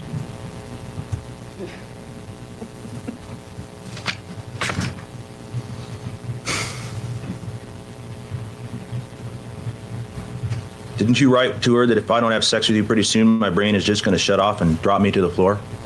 I suppose I did. I would have to see it. Darn it. Manipulation. May I approach, Your Honor? Yes, sir. We were so close to him just shutting down. Would you read between that green mark and that red mark there? So anyway, like I was saying, if I don't have sex with you pretty soon, my brain is just going to shut off and drop me to the floor. Well, maybe not quite that extreme, but it kind of feels like it. I'm practically quaking with excess sexual energy, more of a shudder, I guess. And don't think I forgot that you've never written me any groovy erotic fiction or fantasy. I'm still waiting for that, baby. It's not exactly the words of somebody whose sex drive is deadened, is it? No.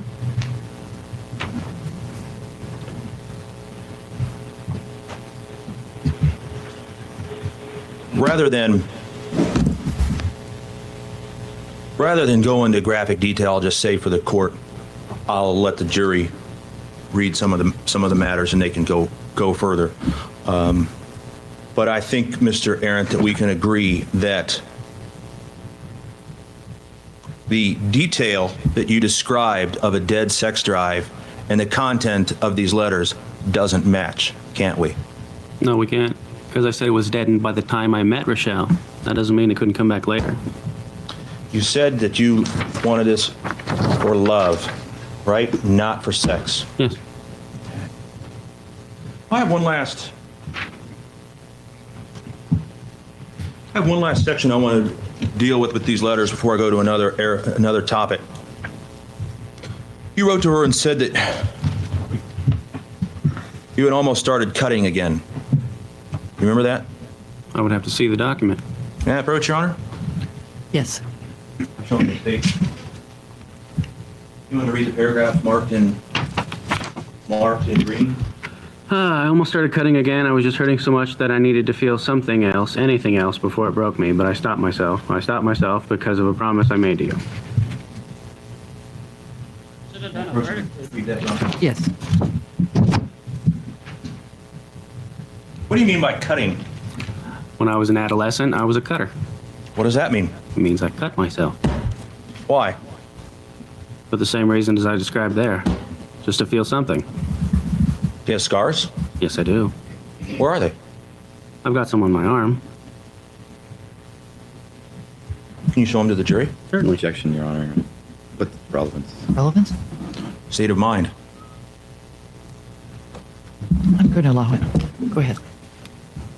All of these are about 10 years old. Can you all see that?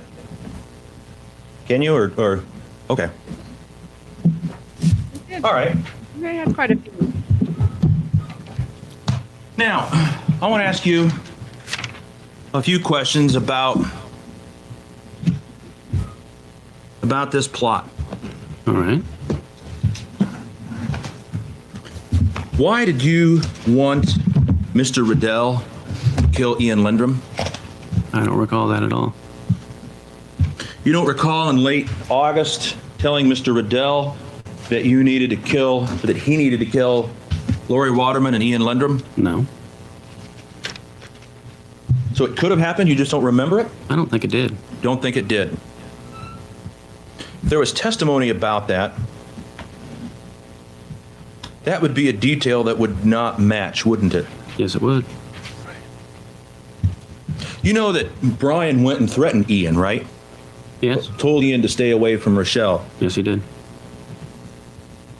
That was in, late August, wasn't it? I don't really recall the date. Actually, the computer store closed in late August, didn't it? I'm sorry, middle of August, about the 10th, right? Around there. You said yesterday that you thought the computer store closed in October. I'm not good with dates. I've already mentioned that. So if you're not good with dates, if you're 2 months off that much with those dates, do you think that your memory about dates for other matters might not be the best? Certainly. So if the testimony was that Ian was threatened in late August or early September, you wouldn't have any reason to disagree with that, would you? No. You just don't have any independent memory of those dates, right? No. Okay, so did you put Brian up to threatening Ian? No. At that time, you and Rachelle were still dating, right? Yes. Brian and Rachelle were not dating, were they?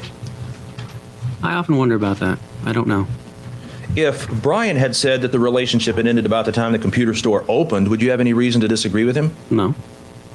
So if the computer store opened about June 23rd, at the time that Ian was threatened, they would not be in a relationship, Brian and Rachelle, right? No. Okay.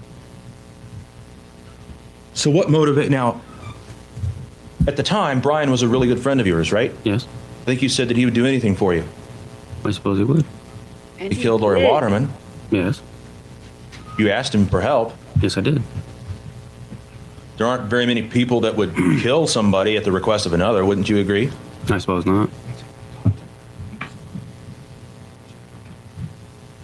So you didn't ask Brian to kill Ian. No, I didn't. All right. Did you try and keep Brian apart from Rachelle? No.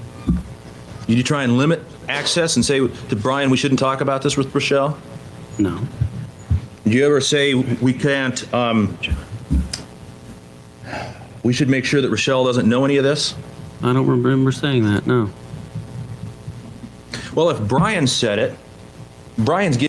This dude can't remember what he said 2 seconds ago, but he can tell you what Brian had on the night of the unaliving, how many steps he took between the van and his truck, what he did, How many everything else. inches he got trimmed off his mullet. Yeah, I mean, But yeah, You know? I don't recall. I don't recall. I guarantee you, he did tell Brian to go threaten that Ian dude. He couldn't do it. I'm And taking myself to jail. All I can think about is that song. When I think about you, I touch myself. I touch myself. ew, ew. I'm out. I'm going to jail.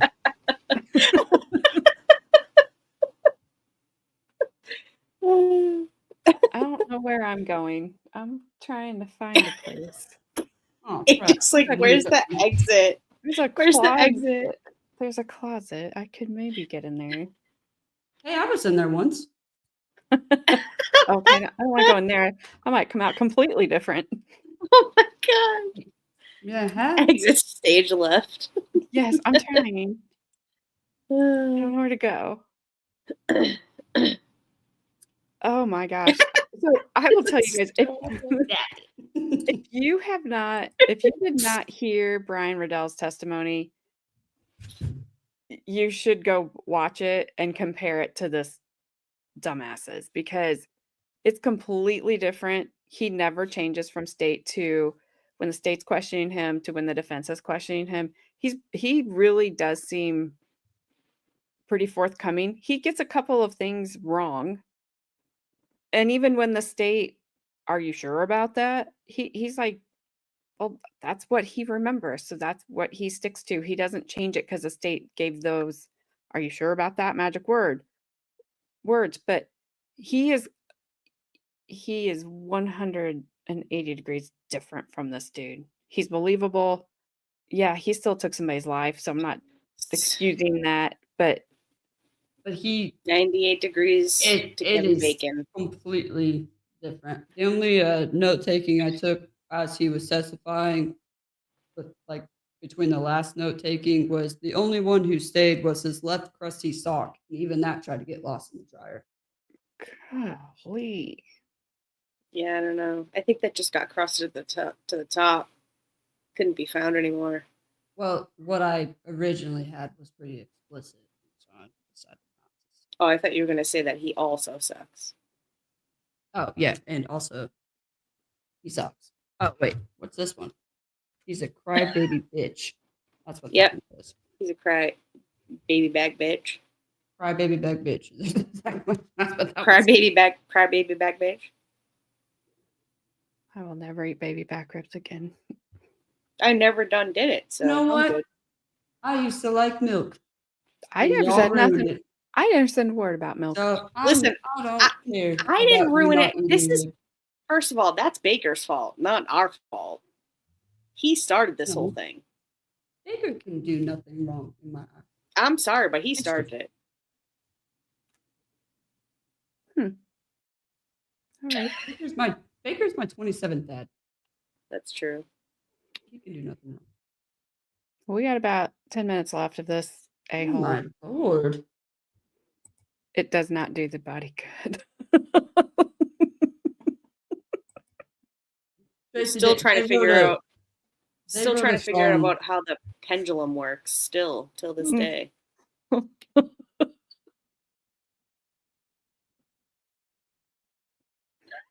I didn't play. She's like, I'm done. She's like, I will not miss you when I go to work. I will totally miss you when I have to go to work. She will. She'll be crying the whole time. I know. Yeah, okay. All right. Stick it up a little further there. Right in the nostril. Womb buddies. Yeah, we're womb buddies, but from a different womb. I am not responsible for this. Only half of it. Oh, God. I don't know what was said, and I don't want to. All right. Well, you're going to go back and listen to it. You know you will. I'll Or edit you it know. out. You don't know how.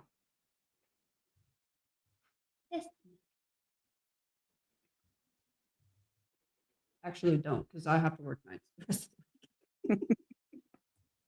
Facing the maximum possible punishment, right? Yes, he is. Can't say pubes. And, well, we know that you're trying to salvage the remainder of your life, right? Yes. Okay. Did you tell Brian that after roughly September, the end of September, something like that, you were having almost no contact, particularly physical contact with Rachelle? I probably did, yes. Was that true? Yes.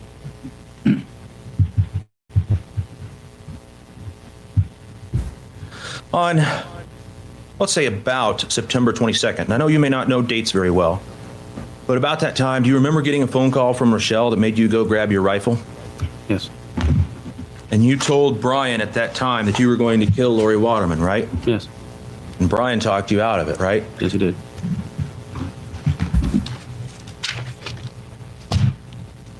Isn't that the phone call where Rachelle said, you know, we really, I don't think, should be involved as boyfriend and girlfriend anymore? No. Isn't that the phone call where she decided to break up your relationship? No. You're not going to admit that that happened, are you? It didn't happen. My question is, you would not say that that happened, would you? No, I wouldn't. Because if it did happen, it casts a lot of doubt on your story, doesn't it? It would. And you have a vested interest in this jury believing your story. I think we've already covered that, right? Yes. I don't have any other questions. Redirect, Mr. West? Yes.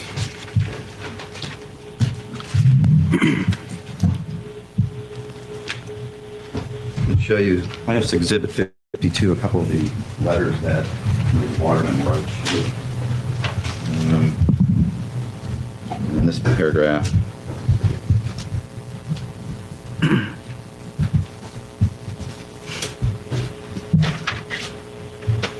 can read it out loud, this paragraph.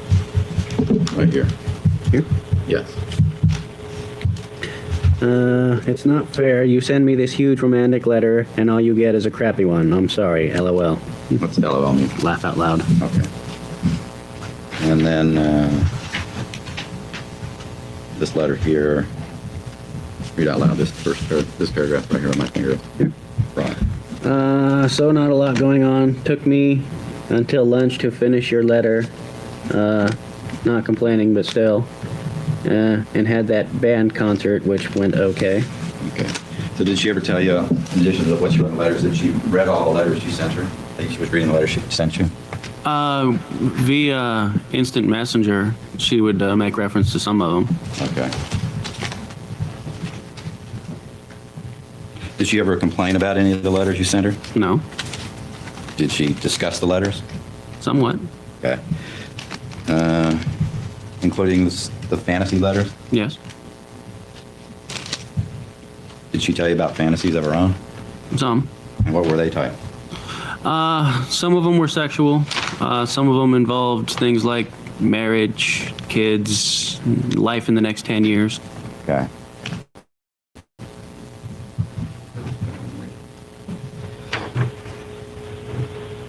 Showing you a letter. You recognize this letter? Yes, I do. Okay. And who's this letter from? This would be from you. And who's it to? To myself. My lawyer, actually. Okay. Mr. Pay? Yes. Okay. This is the offer that was made. Yes, it was. Okay. I'm going to read it. It's dated April 4th, 2005. Yes, it is. 10 months ago, approximately. Yes. This is an offer to resolve Mr. Arrant's charges. Offer. Plead guilty to count 2, murder in the first degree. Dismiss all of the other charges. Cap of 50 years on jail and other conditions sentencing are open. And then it's written in there, my initials, no court restriction on parole. The next paragraph says, Mr. Arrant will agree to waive any right to remain silent and agree to testify at any trial or hearing of a co-defendant. That's the offer, is that correct? Yes. All right. Now, if Mr. Riddell's case had gone to trial, would you have been testifying in Mr. Riddell's case? Yes, I would. Okay. So the agreement just isn't limited to Ms. Waterman, is it? Correct. It's just all the, so the co-defendants in this case? Yes. All right. And there's nothing in there about you testifying what you was told the police or anything on there, is there? No. For or against wasn't stipulated. Okay. And what you've been testifying to, has it been the truth? Yes, it has.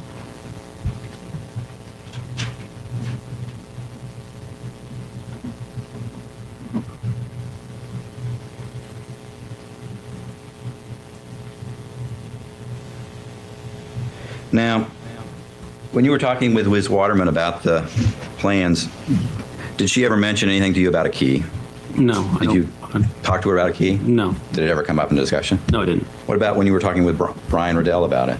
Did he ever mention? I don't remember him ever mentioning a key. Okay. Did he ever ask for plans for the house? He asked for just a basic layout, Okay. which I was able to get a little, but not much. All right.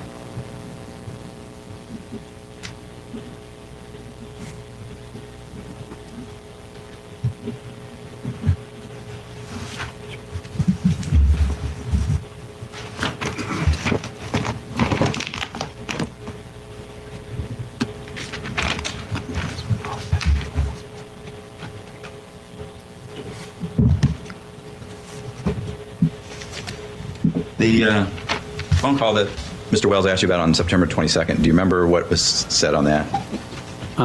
Which phone call? I think that's the one where...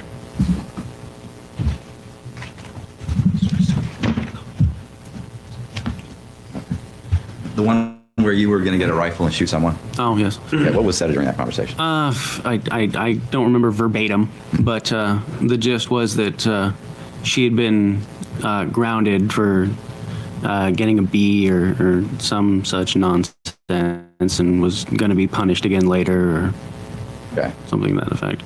Did you leave the house? No. Okay.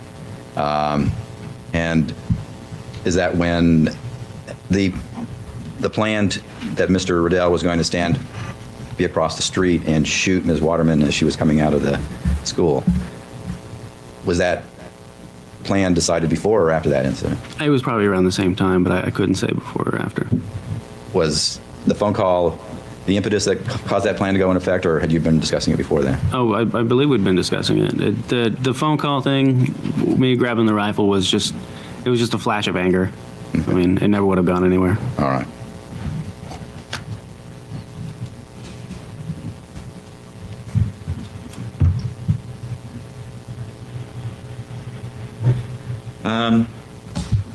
Now, do you know who was the first person to tell the police that Mr. Riddell was involved in this case? I'm not sure if it was myself or Miss Waterman, no. Okay. The site where Ms. Waterman was killed, who took the troopers and showed them that site? I did. The site where the evidence was destroyed and burnt up, who took the police to that area and showed them where it was at? I did. The information about Mr. Riddell, how he burnt the van and destroyed the body, who provided that information to the troopers? I did. And the information then eventually about how you and Mr. Riddell got planned together and planned this killing, who provided that information? I did. And then Ms. Waterman's involvement in this case, who provided that information? I did. When Sergeant Habib came in and talked to you about it, were you aware that it was tape recorded that he was contacted? No. Okay. Did he make any offers or make any agreements to you to get you to talk to them about Ms. Waterman? No.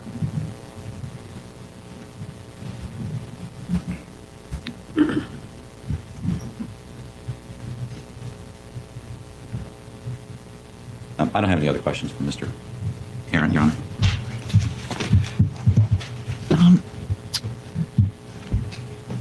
Let's take about just a very short 5-minute break before the next witness is called in. So please remember the admonition. Don't discuss the case even with one another. Keep an open mind. Get a drink of that good water. You don't want that prison water. Yeah. I want to punch this dude in the face. The Marines really lost out.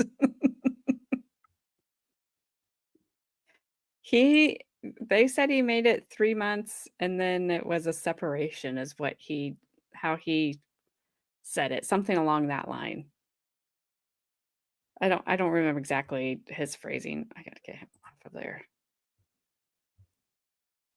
But yeah, he did something for 3 months and that's all. That was the end. Also, when you come back, I got it. Maybe some actually looking at your client. Well, he's not a client. Whatever. He's your witness. And you've got defense handing him letter after letter after letter, which makes him look horrible. And the only thing you could come up with to combat it is, I'm sorry, I didn't took me till after lunch to get my letter done, LOL. And what's LOL mean?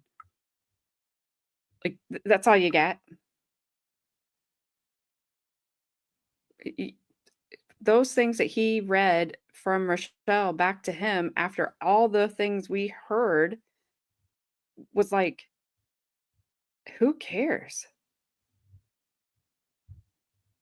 It made, I'm like, prosecutor, dude, whatever. You're probably a really nice guy in real life and not, outside of your job. In this case, you've been awful. Awful, awful.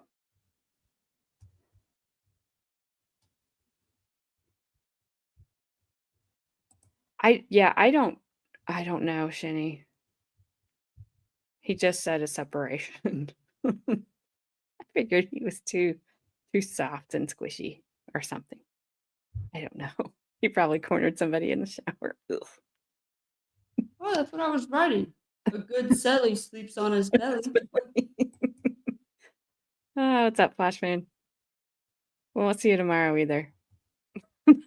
Choir practice. It's fine. It's all fine. It's all good. But did you see him liking? What See him liking.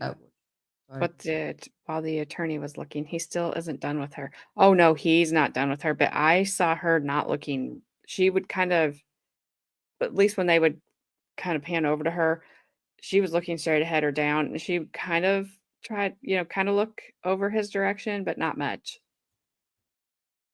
I don't blame her. I mean, I'm hoping. Oh, sorry, Flashman. I don't know what day it is. Gabby doesn't know what day it is. I'm ahead of myself. Sorry. So Flashman, I expect to see you tomorrow. I thought today was Thursday. Yeah. Thank you so much, Tracy. Thank you. Oh, she said Saturday came early. Thank you so much. Thank you, Tracy. I appreciate it. Yes, absolutely. So,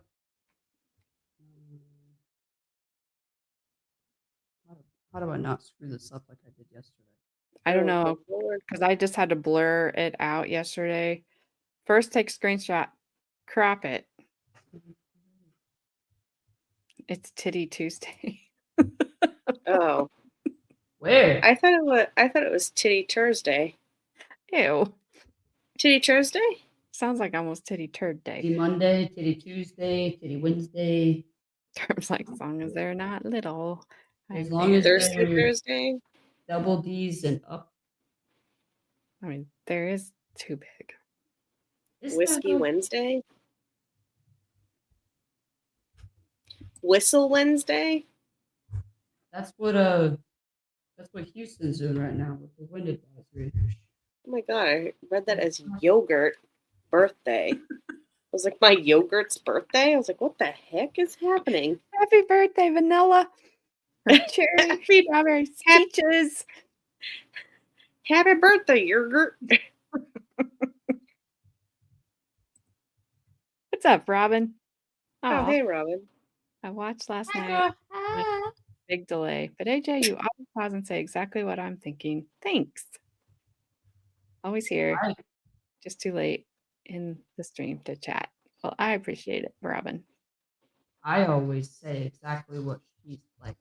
I swear to God, child. You say that. I'm like, Mom, listen to this.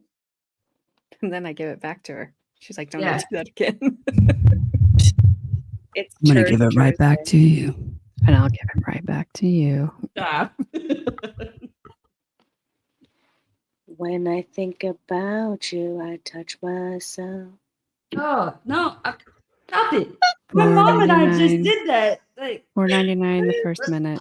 Stop. $1.99 Where's the each note? additional Where's the minute. note? Oh, It's only 99 cents for a strawberry quick. And scene. Winner, winner. Chicken fucking dinner. Thank you, ma'am. And good night. I want to share this without.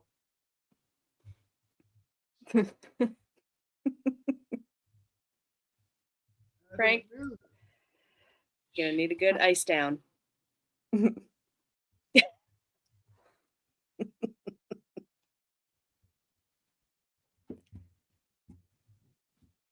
don't want to share people's names. That's rude. Unless you guys want me to share names. Do what? I said I don't want to share people's names because that's rude. Unless you want me.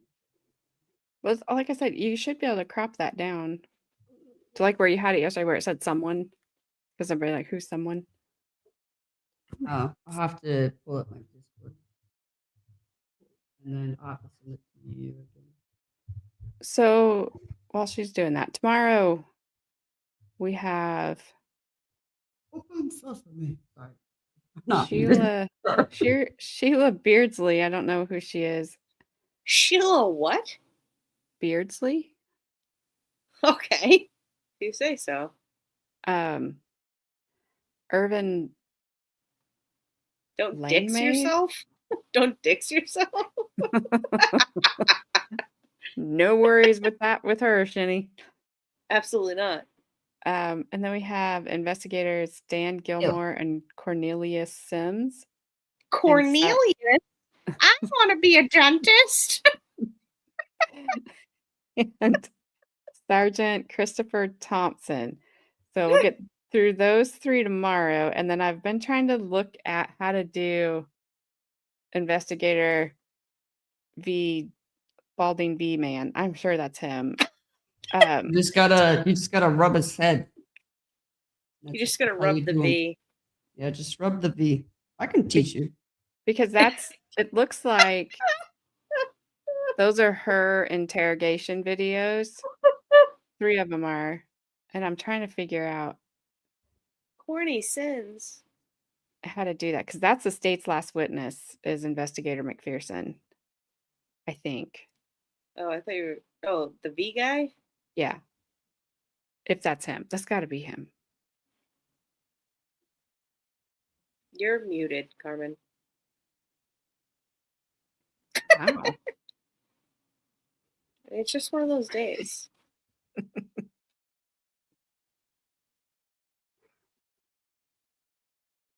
I heard don't dix yourself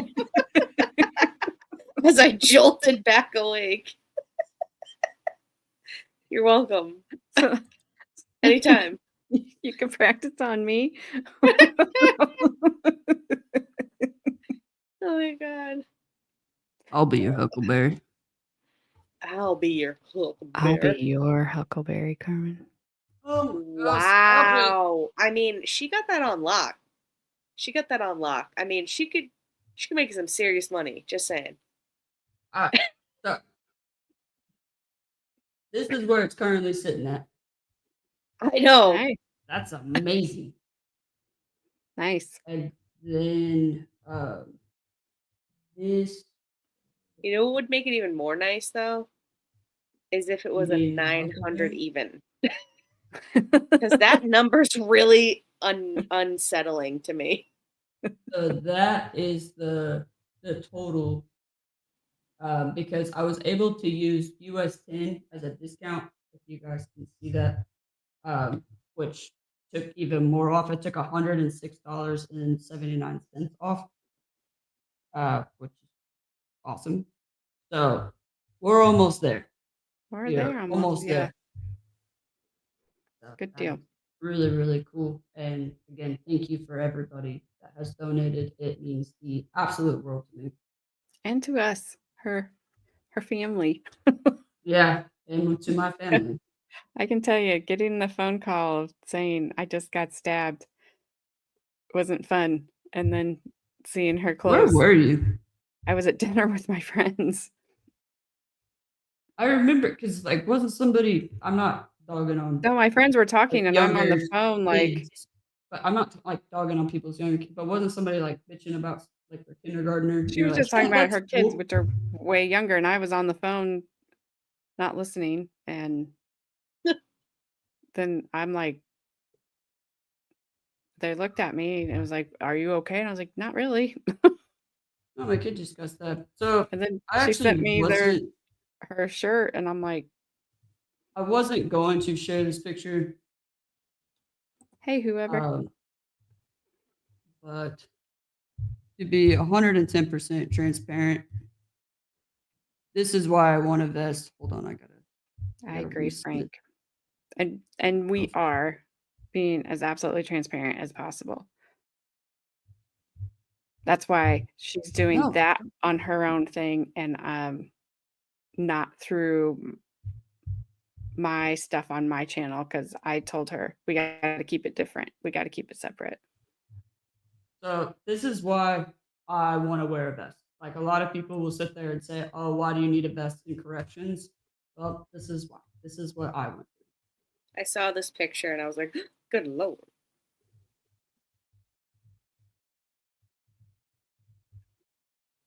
Oh, I'm That's sorry, the front. whoever.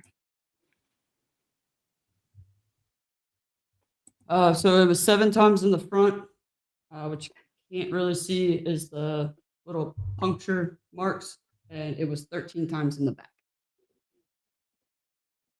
And if you look at where it was, those were unaliving attempts. So that is why I wear a vest, is because that vest saved my life.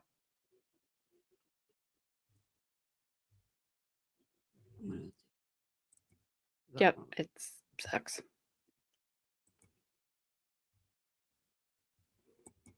Heidel, have a good rest of your night. Thanks for hanging out. I know this one Hey, Heidel. went long. Yeah, I don't like that picture. Yeah, trust me. I didn't. Honestly, I didn't like it either. It's like I don't know what to do right now. Like throw up or. you have a belly button. Shani, I love you. But honestly, I'm just glad.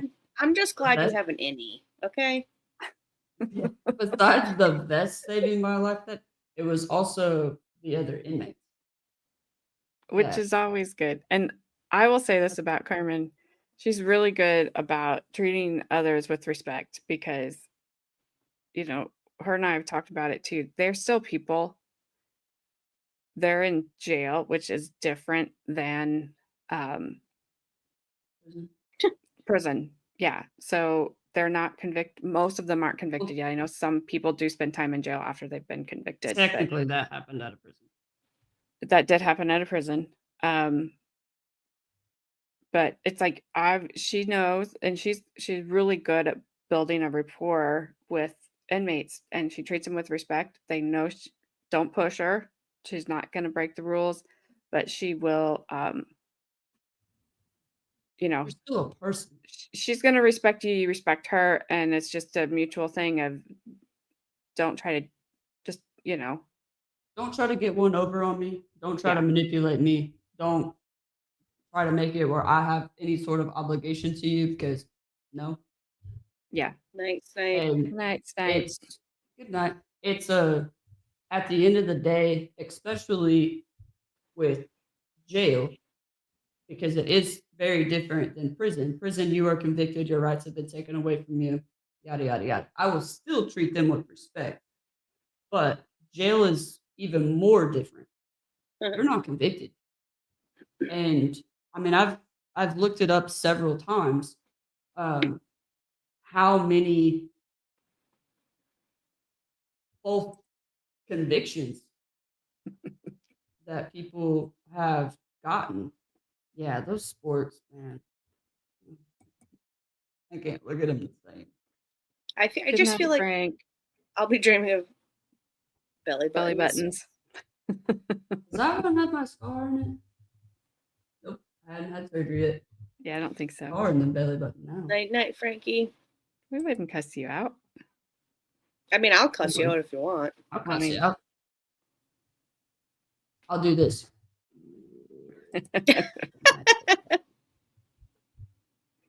But yeah, that's why, like, I've seen it. I have read some comments, not necessarily in this stream. And I get it. I'm not mad at anybody. It's just A lot I'm of trying people to just be don't understand. They just don't Exactly. understand like the level of officer corrections, all the levels it goes, like state versus, county type of stuff. kind of, but like what they really don't understand is these people have not been convicted. So therefore, I could be dealing with the baddest of the bad $4.99 because I have to, because you're not convicted yet. Right. And I dealt with a dude that had unalived one of our own officers and then laughed about it. I couldn't eat pork chops for like 2 years because he was like, oh, yeah, I set a body on fire and chopped her up in little pork chop sized pieces and laughed about it. And he did. But as much as I want to hurt this person, I can't. Right. And, but what a lot of people don't get, and I have the utmost respect for roadside. I think every jail should. I think every department, like sheriff's department, should make roadside do the jail side first because you get a better understanding. Roadside arrest them, takes them into the Sally Port, fills their paperwork out. Here you go, and they never see them again. Me, I see them for 12 plus hours every day. Right. And I got to go through jail shock. Are you detoxing? Or do you have mental health? Are you a gang member? Are you going to It's more extensive be a gang member? It's more extensive than roadside. Yeah, like I have to deal with all these different what ifs. Are you going to try to do a gang initiation for your protection in the jail? Like all of these questions are constantly going through my mind. Yeah, bad Dazzer. We call that the troll under the bridge. Well, we haven't heard it in a while. You guys, We haven't. I haven't actually. I eat Flashman. Don't you say a word. I have to do it because of time, but I eat dinner really early because I have to be ready to be down here by 6 at the latest. So we got to eat, get it cleaned up. We got to get it made, get it eaten, get it cleaned up, and then go our separate ways again. So I eat really early. It's been a long time since I've had food, but it's okay. I'm not going to eat anything else, and I'm going to go to bed here in a minute. I will do so I can get yelled at. If my computer will load. One more thing to just lighten the mood so I can get yelled at for this. Don't you dare flash those lights. She's not. This is my niece crawling. She's so cute. So cute.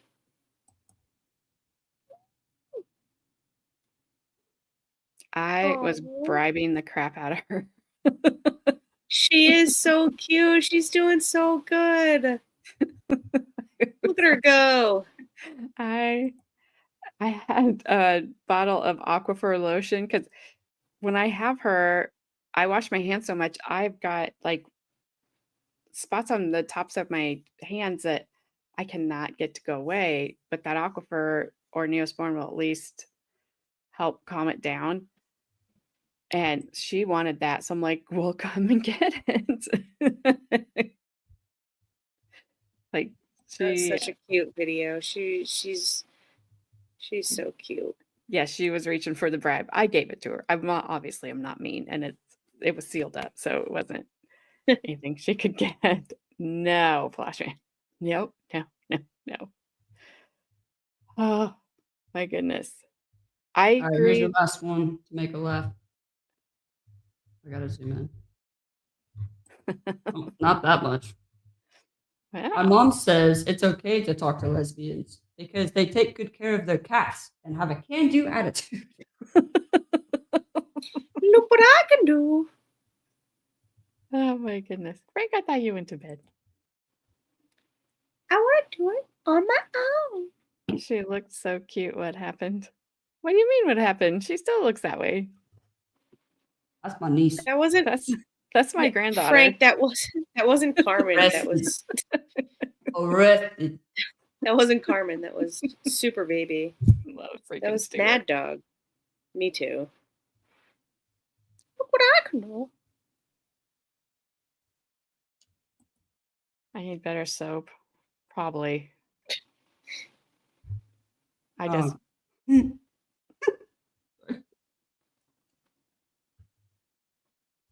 Carmen, are you stroking out over there? I mean, she might be. Delayed reaction from all our flashing lights. Yeah. I was gonna say this was Rachelle and Jason, Oh, but I'm Rachelle. I can see it. Just put it up there. Oh, good Lord. Dang. That is just terrible. That's terrible.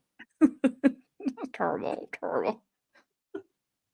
It's so terrible. Yes, Frank, go to bed. Yeah, go to bed. What is it, like 5 a.m. No right kidding. now in Waffle Land? Yes, same time tomorrow. Dude, Tracy's so tired she forgot to put the other L. She's just like low. She's just like low. Low.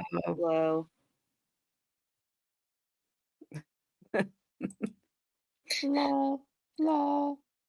Makes me laugh every time my car reads out text messages. I gotta go too. Yeah, I gotta go. I'm gonna lose my voice. Is gonna be like, I'm done. So, 6 p.m. tomorrow. I think we got Carmen for one more day. You're off tomorrow, right? Nope. And then Bye, Frankie. drink some what? Flash man, stop trying to corrupt me. She's going to bed. Don't worry, I got you. We will tell you how to live your Belgian life. You'll like it. Yeah. I better get them waffles in the mail next week. Frank, are you in NATO? NATO? Man, my stomach's gonna make all kinds of noises. Tell you how to live your life if you want. I have no idea. All right, I gotta go. Bye. Bye, everybody. Okay. All right. See you later. Bye. Peace out, Cub Scouts. Hot mannequin love is kinda uncanny. Click, like, subscribe, ooh, piece of candy.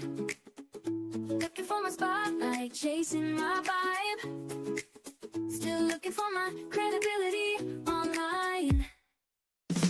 Ooh, hot mannequin love, candy on the floor, don't pick it up. Chasing all the clicks, chasing all the views. Credibility's hiding, but I'm bringing you the news.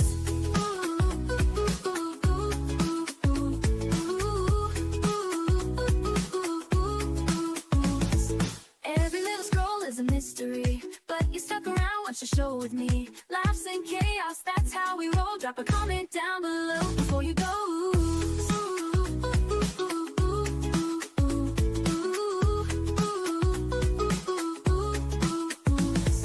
Every little scroll is a mystery, but you stuck around, watch the show with me. Laughs and chaos, that's how we roll. Drop a comment down below before you go.